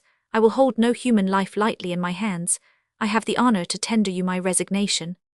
There was a dead silence for a moment or so. They had certainly not expected such a result as this. A well-disposed young man who sat near to Derek spoke to him in a rapid undertone. "My dear fellow," he said, "it will be the ruin of you. For my part, I admire your enthusiasm, but do not be rash." "A man with a will and a pair of clean hands is not easily ruined," returned Derek a trifle hotly. "As to being rash or enthusiastic, I am neither the one nor the other. It is not enthusiasm which moves me, it is a familiarity with stern realities." When he left the room, his fate had been decided. At the end of the week, he would have no further occupation in Riggin. He had only 2 more days' work before him, and he had gained the unenviable reputation of being a fire-and-tow young fellow who was flighty enough to make a martyr of himself. Under the first street lamp he met Grace, who was evidently making his way home. "I will go with you," he said, taking his arm. Once within the walls of the pleasant little room, he found it easy to unbosom himself. He described his interview with his employers and its termination. "A few months ago I flattered myself that my prospects were improving," he said, "but now it seems that I must begin again, which is not an easy matter, by the way." By the time he ended, he found his temporary excitement abating somewhat, but still his mood was by no means undisturbed. It was after they had finished tea, and the armchairs had been drawn to the fire, that Grace himself made a revelation. "When you met me tonight, I was returning from a visit I had paid to Joan Lowrie." "At Thwaites," said Derek. "At Thwaites, the fact is I went on business. She has determined to change her plan of life." "In what manner?" "She is to work no more at the mines. I am happy to say that I have been able to find her other employment." There was an interval of silence, at length broken by Derek. "Grace," he said, "can you tell me why she decided upon such a course?" Grace looked at him with questioning surprise. "I can tell you what she said to me on the subject," he replied. "She said it was no woman's work, and she was tired of it." "She is not the woman to do anything without a motive," mused Derek. "No," returned the curate. A moment later, as if by one impulse, their eyes met. Grace started as if he had been stung. Derek simply flushed. "What is it?" he asked. I do not think I understand," Grace faltered. "Surely I am blundering." "No," said Derek gloomily. "You cannot blunder since you know the truth. You did not fancy that my feeling was so trivial that I could have conquered it so soon. Joan Lowrie." "Joan Lowrie." Grace's voice had broken in upon him with a startled sound. The two men regarded each other in bewilderment. Then again Derek was the first to speak. "Grace," he said, "you have misunderstood me." Grace answered him with a visible tremor. "If," he said, "it was to your love for Joan Lowrie you referred when you spoke to me of your trouble some months ago, I have misunderstood you. If the obstacles you meant were the obstacles you would find in the path of such a love, I have misunderstood you. If you did not mean that your heart had been stirred by a feeling your generous friendship caused you to regard as unjust to me, I have misunderstood you miserably." "My dear fellow," Derek exclaimed with some emotion, "my dear fellow, do you mean to tell me that you imagined I referred to Miss Barhome?" "I was sure of it," was Grace's agitated reply. "As I said before, I have misunderstood you miserably. And yet you had no word of blame for me." "I had no right to blame you. I had not lost what I believed you had won. It had never been mine. It was a mistake," he added, endeavoring to steady himself. "But don't mind me, Derek. Let us try to set it right, only I am afraid you will have to begin again." Derek drew a heavy breath. He took up a paper knife from the table and began to bend it in his hands. "Yes," he said, "we shall have to begin again. And it is told in a few words," he said, with a deliberateness painful in its suggestion of an intense effort at self-control. "Grace, what would you think of a man who found himself setting reason at defiance, and in spite of all obstacles confronting the possibility of loving and marrying, if she can be won, such a woman as Joan Lowrie?" "You are putting me in a difficult position," Paul answered. "If he would dare so much, he would be the man to dare to decide for himself." Derek tossed the paper knife aside. "And you know that I am the person in question. I have so defied the world in spite of myself at first, I must confess. I have confronted the possibility of loving Joan Lowrie until I do love her. So there the case stands." Gradually there dawned upon the curate's mind certain remembrances connected with Joan. Now and then she had puzzled and startled him, but here, possibly, might be a solution of the mystery. "And Joan Lowrie herself?" he asked questioningly. "Joan Lowrie herself," said Derek, "is no nearer to me today than she was a year ago." "Are you," hesitatingly, "are you quite sure of that?" The words had escaped his lips in spite of himself.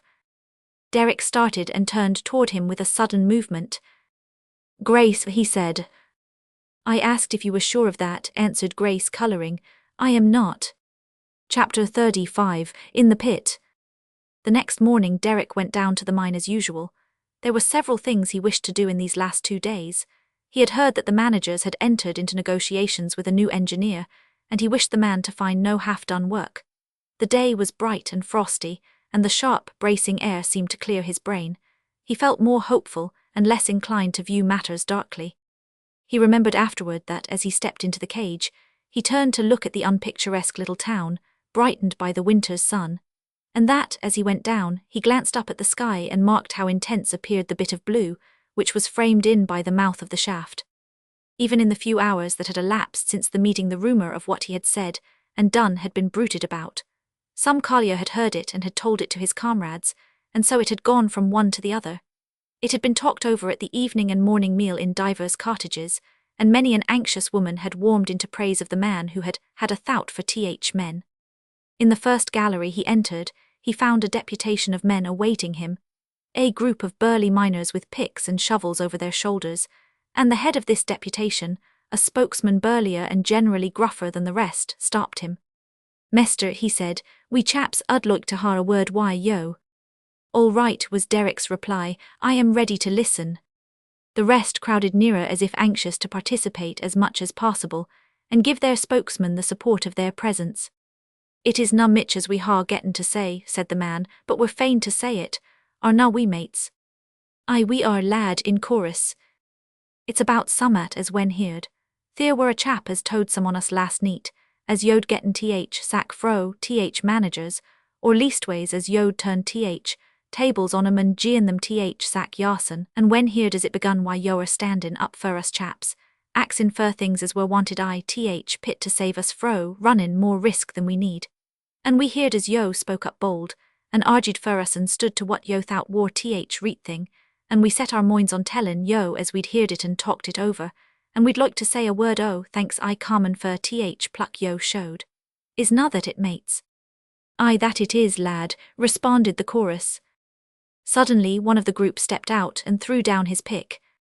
And I'm damned, mates, he said, if here is na a chap as I'd like to shake hands why him. It was the signal for the rest to follow his example. They crowded about their champion, thrusting grimy paws into his hand, grasping it almost enthusiastically.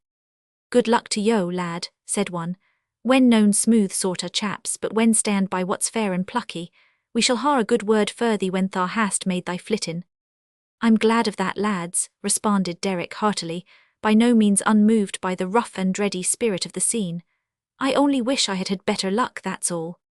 A few hours later the whole of the little town was shaken to its very foundations by something like an earthquake, accompanied by an ominous, booming sound which brought people flocking out of their houses with white faces. Some of them had heard it before, all knew what it meant. From the colliers' cottages poured forth women, shrieking and wailing, women who bore children in their arms and had older ones dragging at their skirts, and who made their desperate way to the pit with one accord. From houses and workshops there rushed men who, coming out in twos and threes, joined each other, and forming a breathless crowd, ran through the streets scarcely daring to speak a word, and all ran toward the pit. There were scores at its mouth in 5 minutes. In 10 minutes there were hundreds, and above all the clamour rose the cry of women. My mester's down. And mind. And mind. 4 lads, oh, mine is down. 3, oh, mind. My little unstheer, youngest, na but 10-year-old, poor little chap, and Arnie been at work a week. Aye, wenches, God ha mercy on us, or God ha mercy, and then more shrieks and wails in which the terror-stricken children joined. It was a fearful sight. How many lay dead and dying in the noisome darkness below, God only knew. How many lay mangled and crushed, waiting for their death, heaven only could tell. In 5 minutes after the explosion occurred, a slight figure in clerical garb made its way through the crowd with an air of excited determination. The parson's fiat was the general comment. My men, he said, raising his voice so that all could hear, can any of you tell me who last saw Fergus Derrick? There was a brief pause, and then came a reply from a collier who stood near. I come up out o' pit an hour ago, he said. I were last as come up, and it were ony chance as brout me. Derrick were why his men knew part o' mine. I seed him as I passed through. Grace's face became a shade or so paler, but he made no more inquiries. His friend either lay dead below, or was waiting for his doom at that very moment. He stepped a little farther forward. Unfortunately for myself at present, he said, I have no practical knowledge of the nature of these accidents. Will some of you tell me how long it will be before we can make our first effort to rescue the men who are below? Did he mean to volunteer, this young whippersnapper of a parson? And if he did, could he know what he was doing? I ask you, he said, because I wish to offer myself as a volunteer at once. I think I am stronger than you imagine, and at least my heart will be in the work. I have a friend below, myself, his voice altering its tone and losing its firmness, a friend who is worthy the sacrifice of 10 such lives as mine if such a sacrifice could save him. 1 or 2 of the older and more experienced spoke up. Under an hour it would be impossible to make the attempt, it might even be a longer time, but in an hour they might at least make their first effort. If such was the case, the parson said, the intervening period must be turned to the best account. In that time much could be thought of and done which would assist themselves and benefit the sufferers.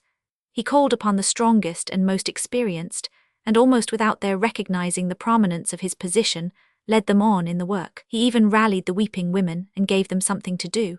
One was sent for this necessary article and another for that. A couple of boys were dispatched to the next village for extra medical assistance, so that there need be no lack of attention when it was required. He took off his broadcloth and worked with the rest of them until all the necessary preparations were made, and it was considered possible to descend into the mine. When all was ready, he went to the mouth of the shaft and took his place quietly. It was a hazardous task they had before them. Death would stare them in the face all through its performance. There was choking afterdamp below, noxious vapours, to breathe which was to die. There was the chance of crushing masses falling from the shaken galleries, and yet these men left their companions one by one and ranged themselves, without saying a word, at the curate's side. "My friends," said Grace, baring his head and raising a feminine hand, "my friends, we will say a short prayer." It was only a few words, then the curate spoke again. "Ready," he said. But just at that moment there stepped out from the anguished crowd a girl, whose face was set and deathly, though there was no touch of fear upon it. "I ax yo," she said, "to let me go why yo and do what I can. Lasses, someone yo speak a word for Joan Lowrie." There was a breathless start. The women even stopped their outcry to look at her as she stood apart from them, a desperate appeal in the very quiet of her gesture as she turned to look about her for someone to speak. "Lasses," she said again, "someone yo speak a word for Joan Lowrie." There rose a murmur among them then, and the next instant this murmur was a cry. "Aye," they answered, "we can't all speak for yo. Let her go, lads. She's worth 2 best on yo, nout fears her. Aye, she mun go if she will, mun Joan Lowrie. Go, Joan, lass, and when not forget thee." But the men demurred. The finer instinct of some of them shrank from giving a woman a place in such a perilous undertaking. The coarser element in others rebelled against it. "When ha no wenches," these said surlily. Grace stepped forward. He went to Joan Lowrie and touched her gently on the shoulder. "We cannot think of it," he said. "It is very brave and generous, and God bless you, but it cannot be. I could not think of allowing it myself if the rest would." "Parson," said Joan coolly but not roughly, "tha'd ha hard work to help thyson, if so be as lads were willin'." But he protested, "It may be death, I could not bear the thought of it. You are a woman, we cannot let you risk your life." She turned to the volunteers. "Lads," she cried passionately, "yo mun not turn me back. I sin I mun tell yo," and she faced them like a queen. "There's a moan down there as I'd gie my heart's blood to save." They did not know whom she meant, but they demurred no longer. "Tak thy place, wench," said the oldest of them. "If tha mun, tha mun." She took her seat in the cage by Grace, and when she took it she half turned her face away. But when those above began to lower them, and they found themselves swinging downward into what might be to them a pit of death, she spoke to him. "There's a prayer I'd look yo to pray," she said. "Pray that if we mun dee we may nuddy until we ha done our work." It was a dreadful work indeed that the rescuers had to do in those black galleries, and Joan was the bravest, quickest, most persistent of all. Paul Grace, following in her wake, found himself obeying her slightest word or gesture. He worked constantly at her side, for he at least had guessed the truth. He knew that they were both engaged in the same quest. When at last they had worked their way, lifting, helping, comforting, to the end of the passage where the collier had said he last saw the master, then, for one moment, she paused, and her companion, with a thrill of pity, touched her to attract her attention. "Let me go first," he said.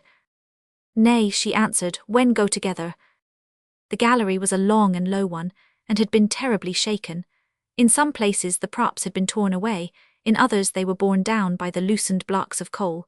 The dim light of the Davy Joan held up showed such a wreck that Grace spoke to her again. "You must let me go first," he said with gentle firmness. "If one of these blocks should fall—" Joan interrupted him. "If one on 'em should fall, I'm one as it had better fall on. There is na many folk as Miss Joan Lowrie. Yo ha work yo her own to do." She stepped into the gallery before he could protest, and he could only follow her. She went before, holding the Davy high, so that its light might be thrown as far forward as possible. Now and then she was forced to stoop to make her way around a bending prop. Sometimes there was a fallen mass to be surmounted, but she was at the front still when they reached the other end without finding the object of their search. He is not there," she said. "Let us try next passage," and she turned into it. It was she who first came upon what they were looking for, but they did not find it in the next passage, or the next, or even the next. It was farther away from the scene of the explosion than they had dared to hope. As they entered a narrow side gallery, Grace heard her utter a low sound, and the next minute she was down upon her knees. "There's a moan here," she said. "It's him as we're looking for." She held the dim little lantern close to the face, a still face with closed eyes, and blood upon it. Grace knelt down too, his heart aching with dread. "Is he," he began but could not finish. Joan Lowrie laid her hand upon the apparently motionless breast and waited almost a minute, and then she lifted her own face, white as the wounded man's, white and solemn, and wet with a sudden rain of tears. "He is not dead," she said. "We ha saved him." She sat down upon the floor of the gallery, and lifting his head laid it upon her bosom, holding it close as a mother might hold the head of her child. Mester, she said, gie me brandy flask and tak thou thy Davian, go fur some men to help us get him to leet o day. I'm gone weak at last, I canna do no more, I'll go wy him to top. When the cage ascended to the mouth again with its last load of sufferers, Joan Lowrie came with it, blinded and dazzled by the golden winter's sunlight as it fell upon her haggard face. She was holding the head of what seemed to be a dead man upon her knee. A great shout of welcome rose up from the bystanders. She helped them to lay her charge upon a pile of coats and blankets prepared for him, and then she turned to the doctor who had hurried to the spot to see what could be done. He is na dead, she said. Lay yo a hand on his heart, it beats yet, mester, only a little, but it beats. No, said the doctor, he is not dead, yet, with a breath's pause between the two last words. If some of you will help me to put him on a stretcher, he may be carried home and I will go with him. There is just a chance for him, poor fellow, and he must have immediate attention. Where does he live? He must go with me, said Grace. He is my friend. So they took him up, and Joan stood a little apart and watched them carry him away, watched the bearers until they were out of sight, and then turned again and joined the women in their work among the sufferers. Chapter 36, Alive Yet. In the bedroom above the small parlour a fire was burning at midnight, and by this fire Grace was watching. The lamp was turned low and the room was very quiet. A dropping cinder made quite a startling sound, when a moan or a movement of the patient broke the stillness, which was only at rare intervals. The curate rose and went to the bedside, but it was only to look at the sufferer lying upon it, bandaged and unconscious. There was very little he could do. He could follow the instructions given by the medical man before he went away, but these had been few and hurried, and he could only watch with grief in his heart. There was but a chance that his friend's life might be saved. Close attention and unremitting care might rescue him, and to the best of his ability the curate meant to give him both. But he could not help feeling a deep anxiety. His faith in his own skill was not very great, and there were no professional nurses in Riggin. It is the care women give that he needs, he said once, standing near the pillow and speaking to himself. Men cannot do these things well. A mother or sister might save him. He went to the window and drew back the curtain to look out upon the night. As he did so, he saw the figure of a woman nearing the house. As she approached, she began to walk more slowly, and when she reached the gates she hesitated, stopped and looked up. In a moment it became evident that she saw him and was conscious that he saw her. The dim light in the chamber threw his form into strong relief. She raised her hand and made a gesture. He turned away from the window, left the room quietly and went downstairs. She had not moved but stood at the gate awaiting him. She spoke to him in a low tone, and he distinguished in its sound a degree of physical exhaustion. Yo saw me, she said. I thought yo did, though I did not think yo bane at Winder when I stopped, to see leet. I am glad I saw you, said Grace. You have been at work among the men who were hurt. I, pulling at a bush of evergreen nervously, and scattering the leaves as she spoke. There's scarce a house common sort I Riggin as has na trouble in it. God help them all, exclaimed Grace fervently. Have you seen Miss Barhome? He asked next. She were on ground I 10 minutes after explosion. She were in village when it happened, and she drove to pit.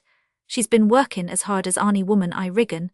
She saw us go down mine, but she did not see us come up.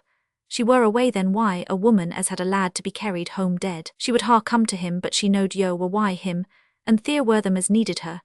When cages come up there were women as screamed and held to her, and throwed theirsons on their knees and hid their faces I her dress, and I her hands, as if they thought she could keep truth fro.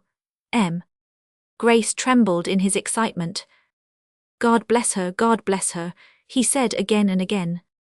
Where is she now? He asked at length. There were a little chap as come up I the last cageful. He were hurt bad, and he were sich a little chap as it went hard why him. When doctor touched him he screamed and begged to be let alone, and she heard and went to him, and knelt down and quieted him a bit. Poor little lad would na let go o' her dress. He held to it for dear life, and sobbed and shivered and begged her to go why him and howed his head on her lap while doctor did what mun be done. And so she went and she's why him now. He will na live till daylight, and he keeps crying out for lady to stay why him. There was another silence and then Joan spoke. Can yo guess what I come to say? He thought he could, and perhaps his glance told her so.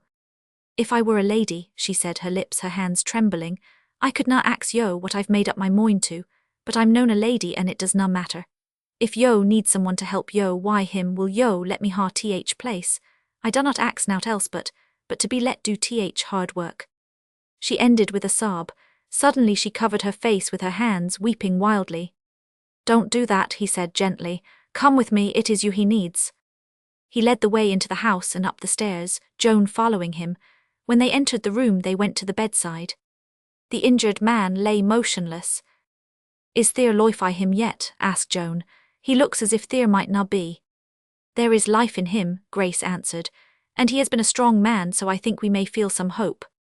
Chapter 37, Watching and Waiting. The next morning the pony carriage stopped before the door of the curate's lodgings. When Grace went downstairs to the parlour, Annis Barhome turned from the window to greet him. The appearance of physical exhaustion he had observed the night before in Joan Lowrie, he saw again in her, but he had never before seen the face which Annis turned toward him. I was on the ground yesterday and saw you go down into the mine, she said. I had never thought of such courage before. That was all, but in a second he comprehended that this morning they stood nearer together than they had ever stood before. How is the child you were with? He asked. He died an hour ago. When they went upstairs, Joan was standing by the sick man. He's worse than he were last night, she said. And he'll be worse still. I ha nursed hurts like these afore. It'll be money a day afore he'll be better if time ever comes. The rector and Mrs. Barhome, hearing of the accident, and leaving Broughton hurriedly to return home, were met by half a dozen different versions on their way to Riggin, and each one was so enthusiastically related that Mr. Barhome's rather dampened interest in his daughter's protégé was fanned again into a brisk flame. There must be something in the girl, after all, he said. If one could only get at it, something ought to be done for her, really. Hearing of Grace's share in the transaction, he was simply amazed. I think there must be some mistake, he said to his wife. Grace is not the man physically, straightening his broad shoulders, to be equal to such a thing.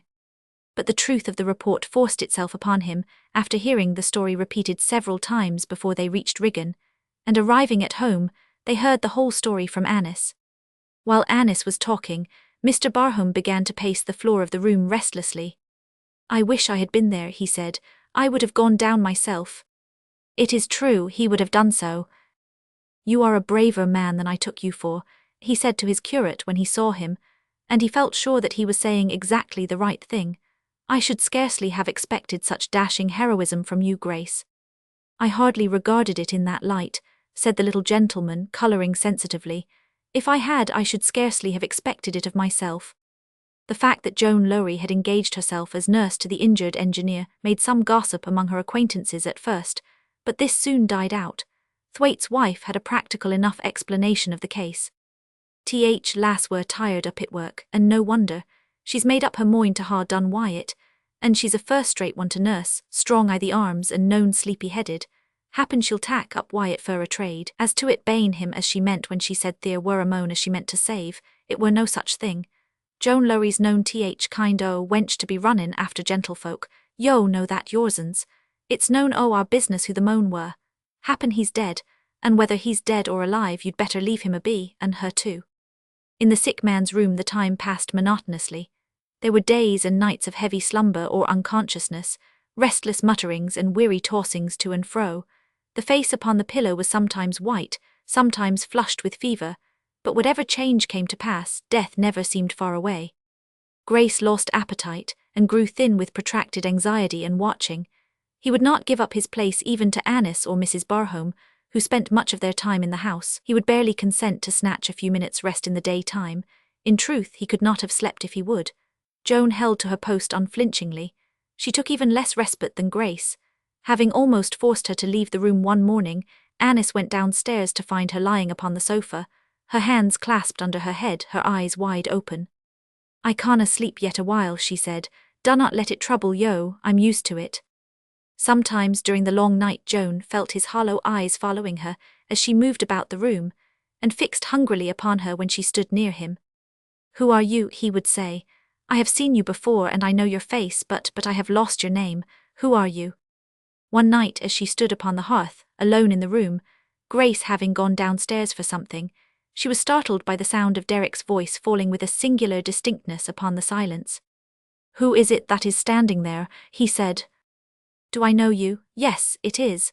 But before he could finish, the momentary gleam of recognition had passed away, and he had wandered off again into low, disjointed murmurings. It was always of the mine or one other anxiety that he spoke. There was something he must do or say, some decision he must reach. Must he give up? Could he give up? Perhaps he had better go away, far away. Yes, he had better go. No, he could not. He must wait and think again. He was tired of thinking, tired of reasoning and arguing with himself. Let it go for a few minutes. Give him just an hour of rest. He was full of pain, he was losing himself somehow.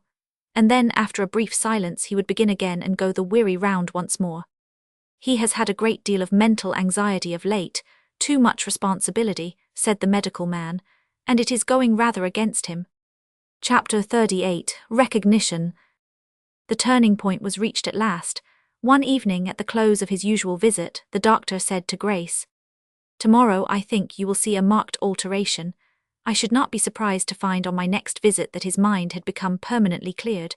The intervals of half-consciousness have become lengthened. Unless some entirely unlooked-for change occurs, I feel sure that the worst is over. Give him close attention tonight. Don't let the young woman leave the room." That night Annis watched with Joan. It was a strange experience through which these two passed together. If Annis had not known the truth before, she would have learned it then. Again and again Derek went the endless round of his miseries. How must it end? How could it end? What must he do? How black and narrow the passages were. There she was coming toward him from the other end, and if the props gave way, they were giving way. Good God, the light was out and he was held fast by the mass which had fallen upon him. What must he do about her whom he loved and who was separated from him by this horrible wall? He was dying and she would never know what he wanted to tell her. What was it that he wanted to say? That he loved her, loved her, loved her. Could she hear him? He must make her hear him before he died. Joan, Joan. Thus he raved hour after hour, and the two sat and listened, often in dead silence. But at last there rose in Joan Lowrie's face a look of such intense and hopeless pain that Annis spoke. "Joan, my poor Joan," she said. Joan's head sank down upon her hands. "I mun go away fro Riggin," she whispered. "I mun go away afore he knows. There's no help for me." "No help," repeated Annis after her. She did not understand. "There's none," said Joan. "Dunnot yo see as ony place where he is can be no place for me. I thought the trouble were o'er on my side, but it is na. Do yo think I'd stay and let him do his'n a wrong?" Annis wrung her hands together. "A wrong," she cried. "Not a wrong, Joan, I cannot let you call it that. It would na be nowt else. Am I fit wife for a gentleman? Nay, my work's done when the danger's o'er. If he wakes to know leet o' day tomorrow morning, it's done then." "You do not mean," said Annis, "that you will leave us?" "I canna stay Riggin, I mun go away." Toward morning Derek became quieter. He muttered less and less until his voice died away altogether, and he sank into a profound slumber. Grace, coming in and finding him sleeping, turned to Joan with a look of intense relief. "The worst is over," he said. "Now we may hope for the best." "Aye," Joan answered quietly, worst is o'er for him." At last darkness gave way to a faint grey light, and then the grey sky showed long, slender streaks of wintry red, gradually widening and deepening until all the east seemed flushed. "It's mornin'," said Joan, turning from the window to the bed. "I mun gie him drops again." She was standing near the pillow when the first flood of the sunlight poured in at the window. At this moment Derek awoke from his sleep to a full recognition of all around him, but the strength of his delirium had died out. His prostration was so utter that for the moment he had no power to speak and could only look up at the pale face hopelessly. It seemed as if the golden glow of the morning light transfigured it. "He's awake," Joan said, moving away and speaking to those on the other side of the room. "Will one on yo pour out medicine? My hand's known steady." Grace went to the bedside hurriedly. "Derek," he said, bending down, "do you know me?" "Yes," Derek answered in a faltering whisper, and as he said it the bedroom door closed. Both of them heard it. A shadow fell upon the sick man's face.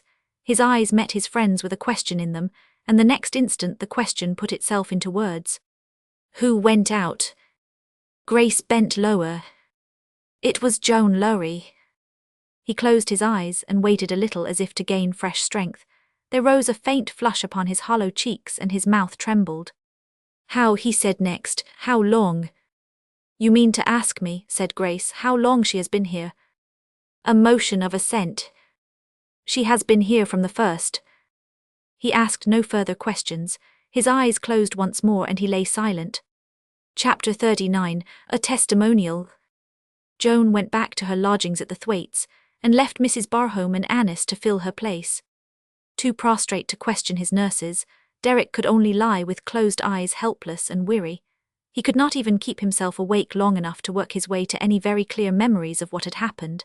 He had so many half-recollections to tantalize him. He could remember his last definite sensation, a terrible shock flinging him to the ground, a second of pain and horror, and then utter oblivion. Had he awakened one night and seen Joan Lowrie by the dim firelight and called out to her, and then lost himself? Had he awakened for a second or so again and seen her standing close to his pillow, looking down at him with an agony of dread in her face? In answer to his question, Grace had told him that she had been with him from the first. How had it happened? This he asked himself again and again, until he grew feverish over it. Above all things, he heard the doctor say, "Don't let him talk and don't talk to him." But Grace comprehended something of his mental condition. "I see by your look that you wish to question me," he said to him. "Have patience for a few days and then I will answer every question you may ask. Try to rest upon that assurance." There was one question, however, which would not wait. Grace saw it lying in the eager eyes and answered it. "Joan Lowrie," he said, "has gone home." Joan's welcome at the Thwaites' house was tumultuous.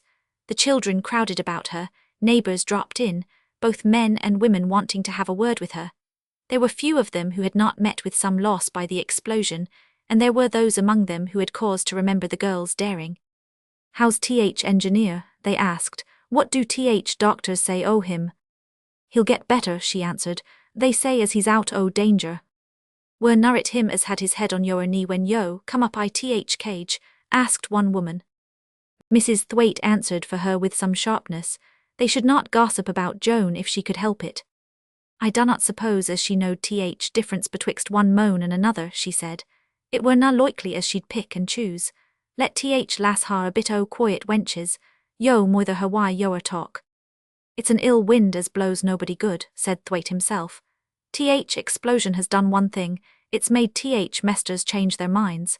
They're I TH humour to do what TH engineer axed fur now." "Aye," said a tired-looking woman, whose poor attempt at mourning told its own story, "but that wunnot bring my mester back." "Nay," said another, "nor my two lads." There had been a great deal of muttered discontent among the colliers before the accident, and since its occurrence there had been signs of open rebellion. Then, too, results had proved that the seasonable adoption of Derek's plan would have saved some lives at least, and in fact, some future expenditure. Most of the owners, perhaps, felt somewhat remorseful. A few, it is not impossible, experienced nothing more serious than annoyance and embarrassment, but it is certain that there were one or two who were crushed by a sense of personal responsibility for what had occurred. It was one of these who made the proposition that Derek's plan be accepted unreservedly, and that the engineer himself should be requested to resume his position and undertake the management of the work. There was some slight demurring at first, but the catastrophe was so recent that its effect had not had time to wear away, and finally the agreement was made. But at that time Derek was lying senseless in the bedroom over the parlour, and the deputation from the company could only wait upon Grace and make an effort at expressing their sympathy. After Joan's return to her lodgings, she, too, was visited. There was some curiosity felt concerning her. A young and handsome woman, who had taken so remarkable a part in the tragedy, was necessarily an object of interest.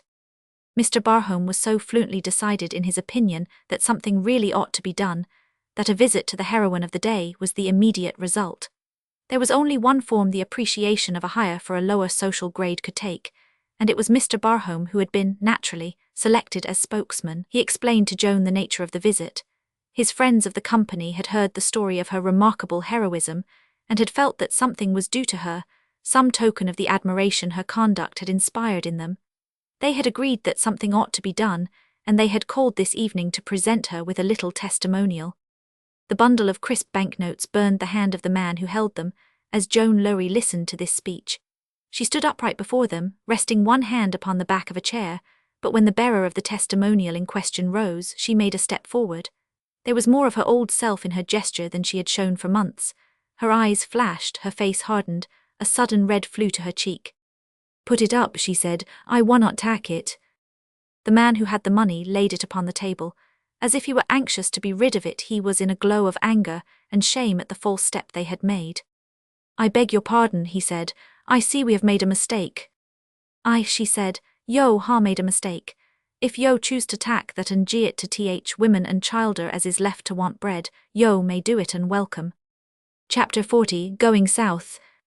The first day Fergus Derrick was allowed to spend an hour in an easy chair by the fire. He heard the story of his rescue from the lips of his friend, listening to it as he rested against the propping cushions. "Don't be afraid of exciting me," he had said to Grace. "I have conjectured until I am tired of it.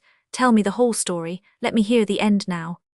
Derrick's breath came quick and short as he listened, and his haggard face flushed. It was not only to his friend he owed his life, but to Joan Lowrie. "I should like to see her," he said when Grace had finished. "As for you, Grace, well, words are poor things." "They are very poor things between friends," was Grace's answer. "So let us have none of them. You are on this side of the grave, dear fellow, that is enough." During the rest of the day Derrick was silent and abstracted, but plainly full of active thought. By nightfall a feverish spot burned upon his cheek, and his pulse had quickened dangerously. "I must wait," he said to Grace, "and it is hard work." Just at that time Annis was sitting in her room at the rectory, thinking of Joan also, when there came to her the sound of footsteps in the passage, and then a summons to the door. "You may come in," she said. But it was not a servant, as she had supposed. It was Joan with a bundle upon her arm. "You are going away, Joan," she said, "tonight." "Aye," Joan answered as she came and stood upon the hearth. "I'm goin' away tonit." "You have quite made up your mind?" "Aye," said Joan. "I mun break loose. I want to get as far fro old life as I can. I'd look to forget most on it. I'm goin' tonit because I dunnot want to be axed questions. If I pass thro' town by dayleet, there's them as 'ud fret me why their talk." "Have you seen Mr. Grace?" Annis asked. "No, I shanna ha chance to say goodbye to him. I coom partly to ax yo to say it for me." "Yes, I will say it. I wish there were no need that I should, though. I wish I could keep you."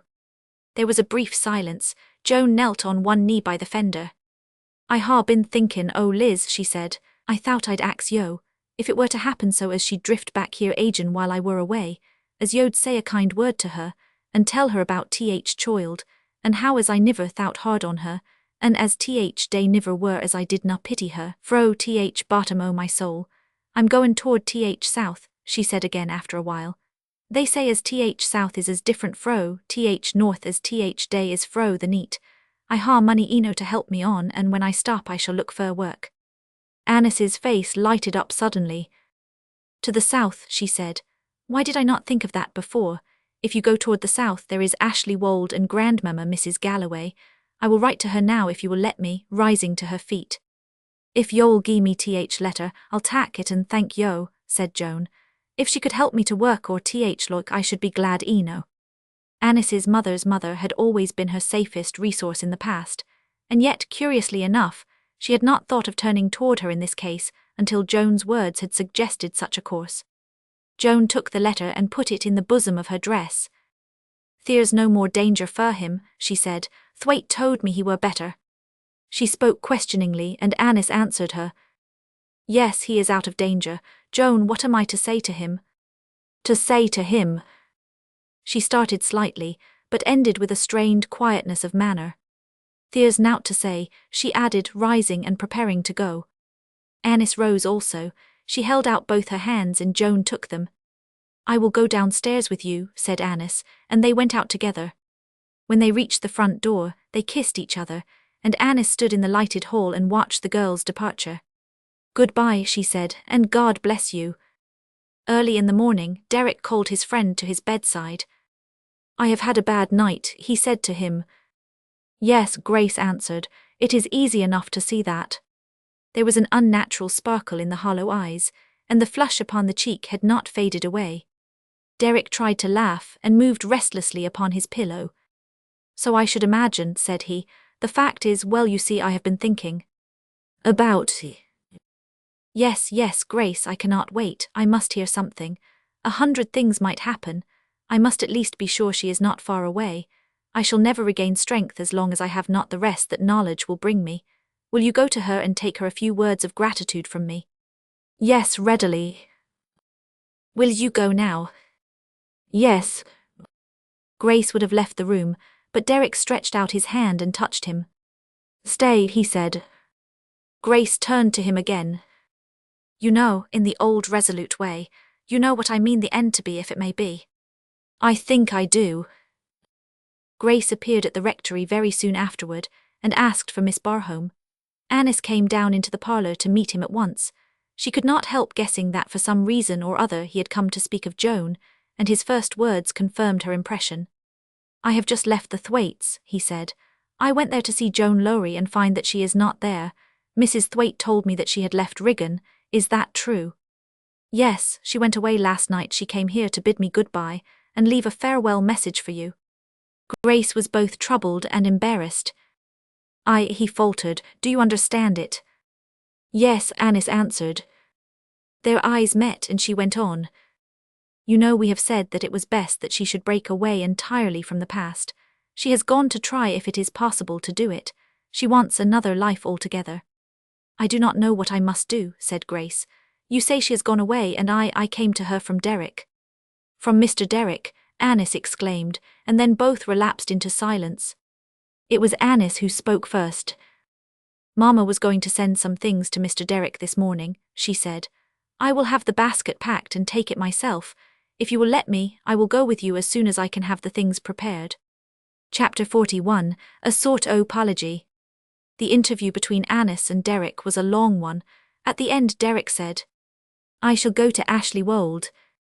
Grace had been called out almost immediately after his return to the house, but on his way home he met Annis, and having something to say about the school, he turned toward the rectory with her. They had not gone far, however, before they were joined by a third party, Mr. Sammy Craddock, who was wending his way crownward. Seeing them, Mr. Craddock hesitated for a moment as if feeling somewhat doubtful, but as they approached him he pulled off his hat. I do not know, he said, after all if it would not be as well to ha a witness. Hope yo are nicely, miss, affably. And same to yo, parson. Would yo, clearing his throat, would yo mind shacking Hans wire chap? Grace gave him his hand. Thank yo, parson, said Ode Sammy. It's first time yo know, but it shanna be last if yo dnn not see oat age in it. Truth is as it's summat as has been on my mind for some time. Iver sin accident I fact pluck yo see whether yo are for a moan or age in him. Yo are not mitch to look at. Yo mote be handsomer and yo mote be likelier. Yo mote easily ha more muscle and yo dnn not look as if yo wnr like to be mitch I argument. But yo are get to backbone o yo are own. I'm danged if yo ha na. I'm much obliged to you, I am sure, said Grace. Yo need na be, answered Sammy encouragingly. Yo need na be. If yo'd get note to be obliged to me fur, I should na ha so mitch to say. Yo see I'm mackin' a sort apology, with evident enjoyment of the word. And that's why I said as it mote be as well to ha a witness. I were a lose one as set more store by state than church, and parsons were na I my line, and happen I ha been a bit hard on yo, and ha said things as carried weight agen yo. Why, them as valued my opinion o things I general, and sin blow up I ha made up my mind as I would na mind tellin yo, as I were agon to draw my opposition, sin it seemit as if I'd made a bit a mistake. Yo are neither knave nor foo if yo are a parson. Theer now, good mornin' to yo. No on 'em can't say as I were na fair, Ode Sammy said to himself as he went on his way shaking his head. I could na ha done no fairer. He deserved a bit a commendation and I let him ha it. Be fair why a moan, say I, parson or no, and he is not wrong sort after all. He was so well pleased with himself that he even carried his virtue into the crown, and diffused it abroad over his pint of sixpenny. He found it not actually unpleasant to display himself as a magnate, who, having made a most natural mistake, had been too independent and straightforward to let the matter rest, and consequently had gone to the magnificent length of apologetic explanation. I ha been having a word or so why little parson, he said. I ha been tellin' him what I thought o what he did day o blow up. I changed my mind about little chap that day, and I ha been tellin' him so. Yo ha in an amazed chorus. Well now that theer were a turn, Sammy. It were. I'm known afeard to speak my mind one way or t'other, yo see. When a moan shows as he's meadow reet cloth, I am nar afeard to tell him I look web. Chapter 42, Ashley Wold. 2 weeks after Joan left Riggin, she entered the village of Ashley Wold on foot. With the exception of a few miles here and there, when a friendly wagoner had offered her a lift, she had made all her journey in this manner. She had met with discouragement and disappointment. She had not fancied that it would be an easy matter to find work, though she had expressed no doubt to Annis, but it was even a more difficult matter than she had imagined. At some places work was not to be had, in others the fact that she was an utter stranger went against her. It was evening when she came to Ashley Wold. The rain was falling soft and slowly and the air was chill. She was cold and faint with hunger. The firelight that shone through the cottage windows brought to her an acute sense of her bodily weariness through its suggestion of rest and cheerfulness. The few passers-by, principally men and women returning from their daily labor, glanced at her curiously. She had held to the letter as a last resource. When she could not help herself, she would ask for assistance, but not until then. Still, she had always turned her face toward Ashley Wold. Now she meant to go to Mrs. Galloway and deliver the letter. Upon entering the village, she had stopped and asked a farmer for directions. He had stared at her at first, hardly comprehending her northern dialect, but had finally understood and pointed out the house, whose gables could be seen from the roadside. So Joan made her way toward it through the evening rain and mist. It was a pretty place with a quaint picturesqueness. A hedge, which was a marvel of trimness, surrounded the garden, ivy clung to the walls and gables, and fancifully clipped box and other evergreens made a modest greenery about it, winter though it was. At her first glance at this garden, Joan felt something familiar in it. Perhaps Annis herself had planned some portion of it. Joan paused a moment and stood looking over the hedge. Mrs. Galloway, sitting at her work table near the window, had found her attention attracted a few moments before by a tall young woman coming down the road, which passed on one side of the hedge. "There is something a little remarkable about her," she said. "She certainly does not belong to Ashley Wold." Then Joan stopped by the hedge and she saw her face and uttered a low exclamation of surprise at its beauty. She drew nearer to the window and looked out at her. "She must be very cold," said Mrs. Galloway. "She looks as if she had made a long journey. I will send Hollies to her." A few minutes later, there tripped down the garden walk a trimly attired young housemaid. The mistress had seen her from the window and thought she looked cold and tired. Would she come into the house to rest? Joan answered with a tinge of colour on her cheek. She felt a little like a beggar. "Thank yo, I'll come," she said. "If mistress is Mrs. Galloway, I ha' a letter for her fro Lancashire." Mrs. Galloway met them on the threshold. "The young woman, ma'am," said the servant, "has a letter from Lancashire." "From Lancashire," said Mrs. Galloway. "Fro Riggin, mistress," said Joan. "Fro Miss Annis, I'm Joan Lowrie." That Joan Lowrie was a name familiar to her was evident by the change in Mrs. Galloway's face. A faint flush of pleasure warmed it, and she spoke quickly. "Joan Lowrie," she said, "my dear child's friend. Then I know you very well. Come into the room, my dear." She led her into the room and closed the door. "You are very cold and your shawl is wet," laying a kind hand upon it.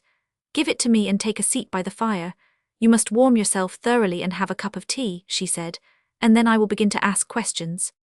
There was a wide, low-seated, low-armed, soft-cushioned chair at one side of the fire, and in this chair she had made Joan seat herself. The sudden change from the chill dampness of the winter day to the exquisite relief and rest almost overcame the girl. She was deadly pale when Mrs. Galloway ceased, and her lips trembled. She tried to speak, and for a moment could not.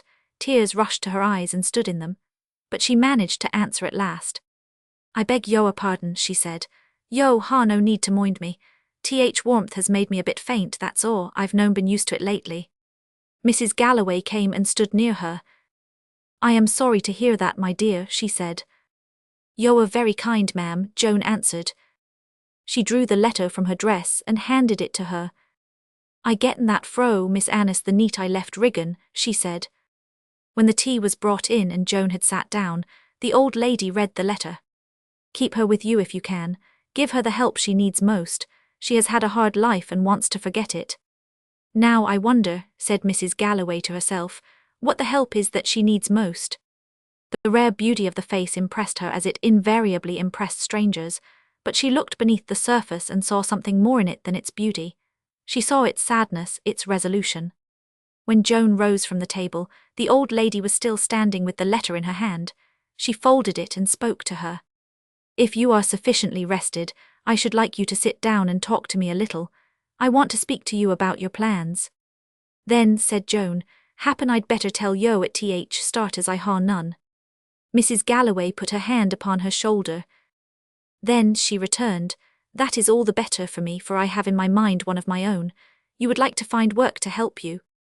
"I mun find work," Joan interrupted, "or starve." "Of any kind," questioningly. "I ha worked at Pitt's mouth all my life," said Joan. "I need na be dainty, yo see." Mrs. Galloway smoothed the back of the small, withered hand upon her knee, with the palm of the other. "Then perhaps," she said slowly, "you will not refuse to accept my offer and stay here with me." "Why, yo," Joan exclaimed. "I am an old woman, you see," Mrs. Galloway answered. "I have lived in Ashley Wold all my life, and have, as it were, accumulated duties, and now as the years go by, I do not find it so easy to perform them as I used to. I need a companion who is young and strong and quick to understand the wants of those who suffer. Will you stay here and help me?" "Why, yo," said Joan again. "Nay," she cried, "nay, that is not for me, I am na fit." On her way to her chamber some hours later, Mrs. Galloway stopped at the room which had been Annis's, and looked in upon her guest. But Joan was not asleep, as she had hoped to find her.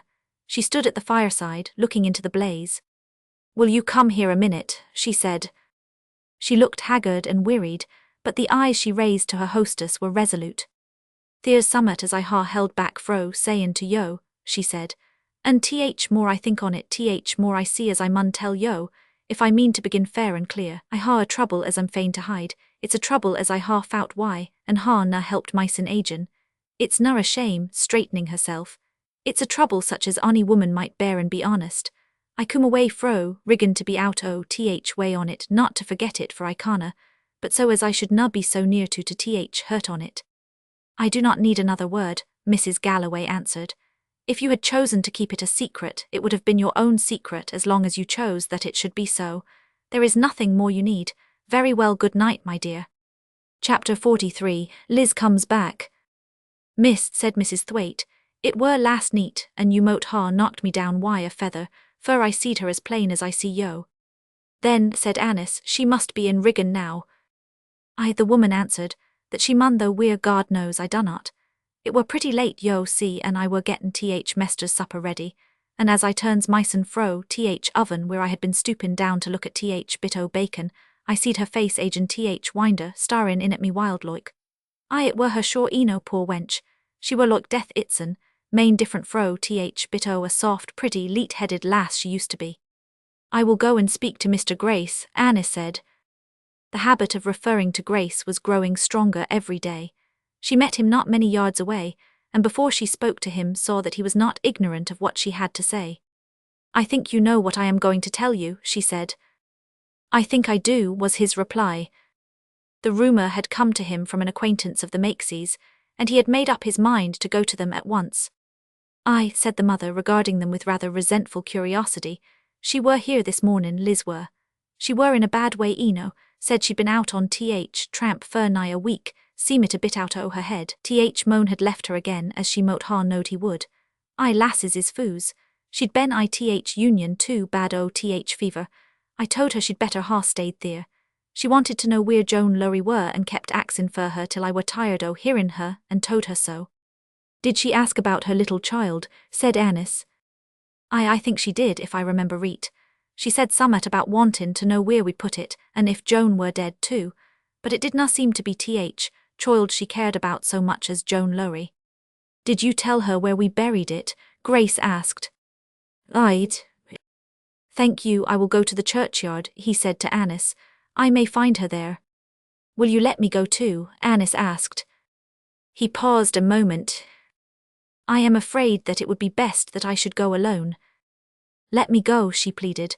"Don't be afraid for me, I could not stay away. Let me go for Joan's sake."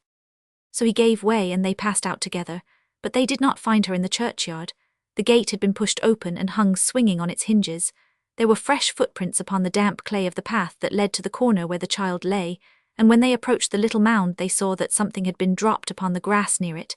It was a thin, once gay-coloured little red shawl. Annis bent down and picked it up. She has been here, she said. It was Annis who, after this, first thought of going to the old cottage upon the Knoll Road. The afternoon was waning when they left the churchyard. When they came within sight of the cottage, the sun had sunk behind the hills. In the red, wintry light, the place looked terribly desolate. Weeds had sprung up about the house, and their rank growth covered the very threshold. The shutters hung loose and broken, and a damp greenness had crept upon the stone step. A chill fell upon her when they stood before the gate and saw what was within. Something besides the clinging greenness had crept upon the step. Something human, a homeless creature who might have staggered there and fallen, or who might have laid herself there to die. It was Liz, lying with her face downward and with her dead hand against the closed door. Chapter 44. Not yet. Mrs. Galloway arose and advanced to meet her visitor with a slightly puzzled air. Mr. she began. Fergus Derrick, ended the young man. From Riggin, madam. She held out her hand cordially. Joan is in the garden, she said after a few moments of earnest conversation. Go to her. It was a day very different from the one upon which Joan Lowrie had come to Ashley Wold. Spring had set her light foot fairly upon the green Kentish soil. Farther north she had only begun to show her face timidly, but here the atmosphere was fresh and balmy, the hedges were budding bravely, and there was a low twitter of birds in the air. The garden Annis had so often tended was flushing into bloom in sunny corners, and the breath of early violets was sweet in it. Derrick was conscious of their springtime odour as he walked down the path, in the direction Mrs. Galloway had pointed out. It was a retired nook where evergreens were growing, and where the violet fragrance was more powerful than anywhere else, for the rich, moist earth of one bed was blue with them. Joan was standing near these violets. He saw her as he turned into the walk, a motionless figure in heavy brown drapery. She heard him and started from her reverie. With another half-dozen steps he was at her side. Don't look as if I had alarmed you, he said. It seems such a poor beginning to what I have come to say. Her hand trembled so that one or two of the loose violets she held fell at his feet. She had a cluster of their fragrant bloom fastened in the full knot of her hair. The dropping of the flowers seemed to help her to recover herself. She drew back a little, a shade of pride in her gesture, though the colour dyed her cheeks and her eyes were downcast. I cannot listen, she said. The slight change which he noted in her speech touched him unutterably. It was not a very great change. She spoke slowly and uncertainly, and the quaint northern burr still held its own, and here and there a word betrayed her effort. No, he said, you will listen. You gave me back my life, you will not make it worthless. If you cannot love me, his voice shaking, it would have been less cruel to have left me where you found me, a dead man, for whom all pain was over. He stopped. The woman trembled from head to foot. She raised her eyes from the ground and looked at him, catching her breath. You are asking me to be your wife, she said. Me. I love you, he answered, you and no other woman. She waited a moment and then turned suddenly away from him, and leaned against the tree under which they were standing, resting her face upon her arm. Her hand clung among the ivy leaves and crushed them. Her old speech came back in the quick hushed cry she uttered. I canna turn yo fro me, she said. Oh, I canna. Thank God, he cried. He would have caught her to his breast, but she held up her hand to restrain him. Not yet, she said, not yet, I canna turn you fro me, but there's summat I must ask. Give me time to make myself worthy. Give me time to work and strive. Be patient with me until day comes when I can come to yo and know I need not shame yo. They say I am na slow at learnin'. Wait and see how I can work for moan I love.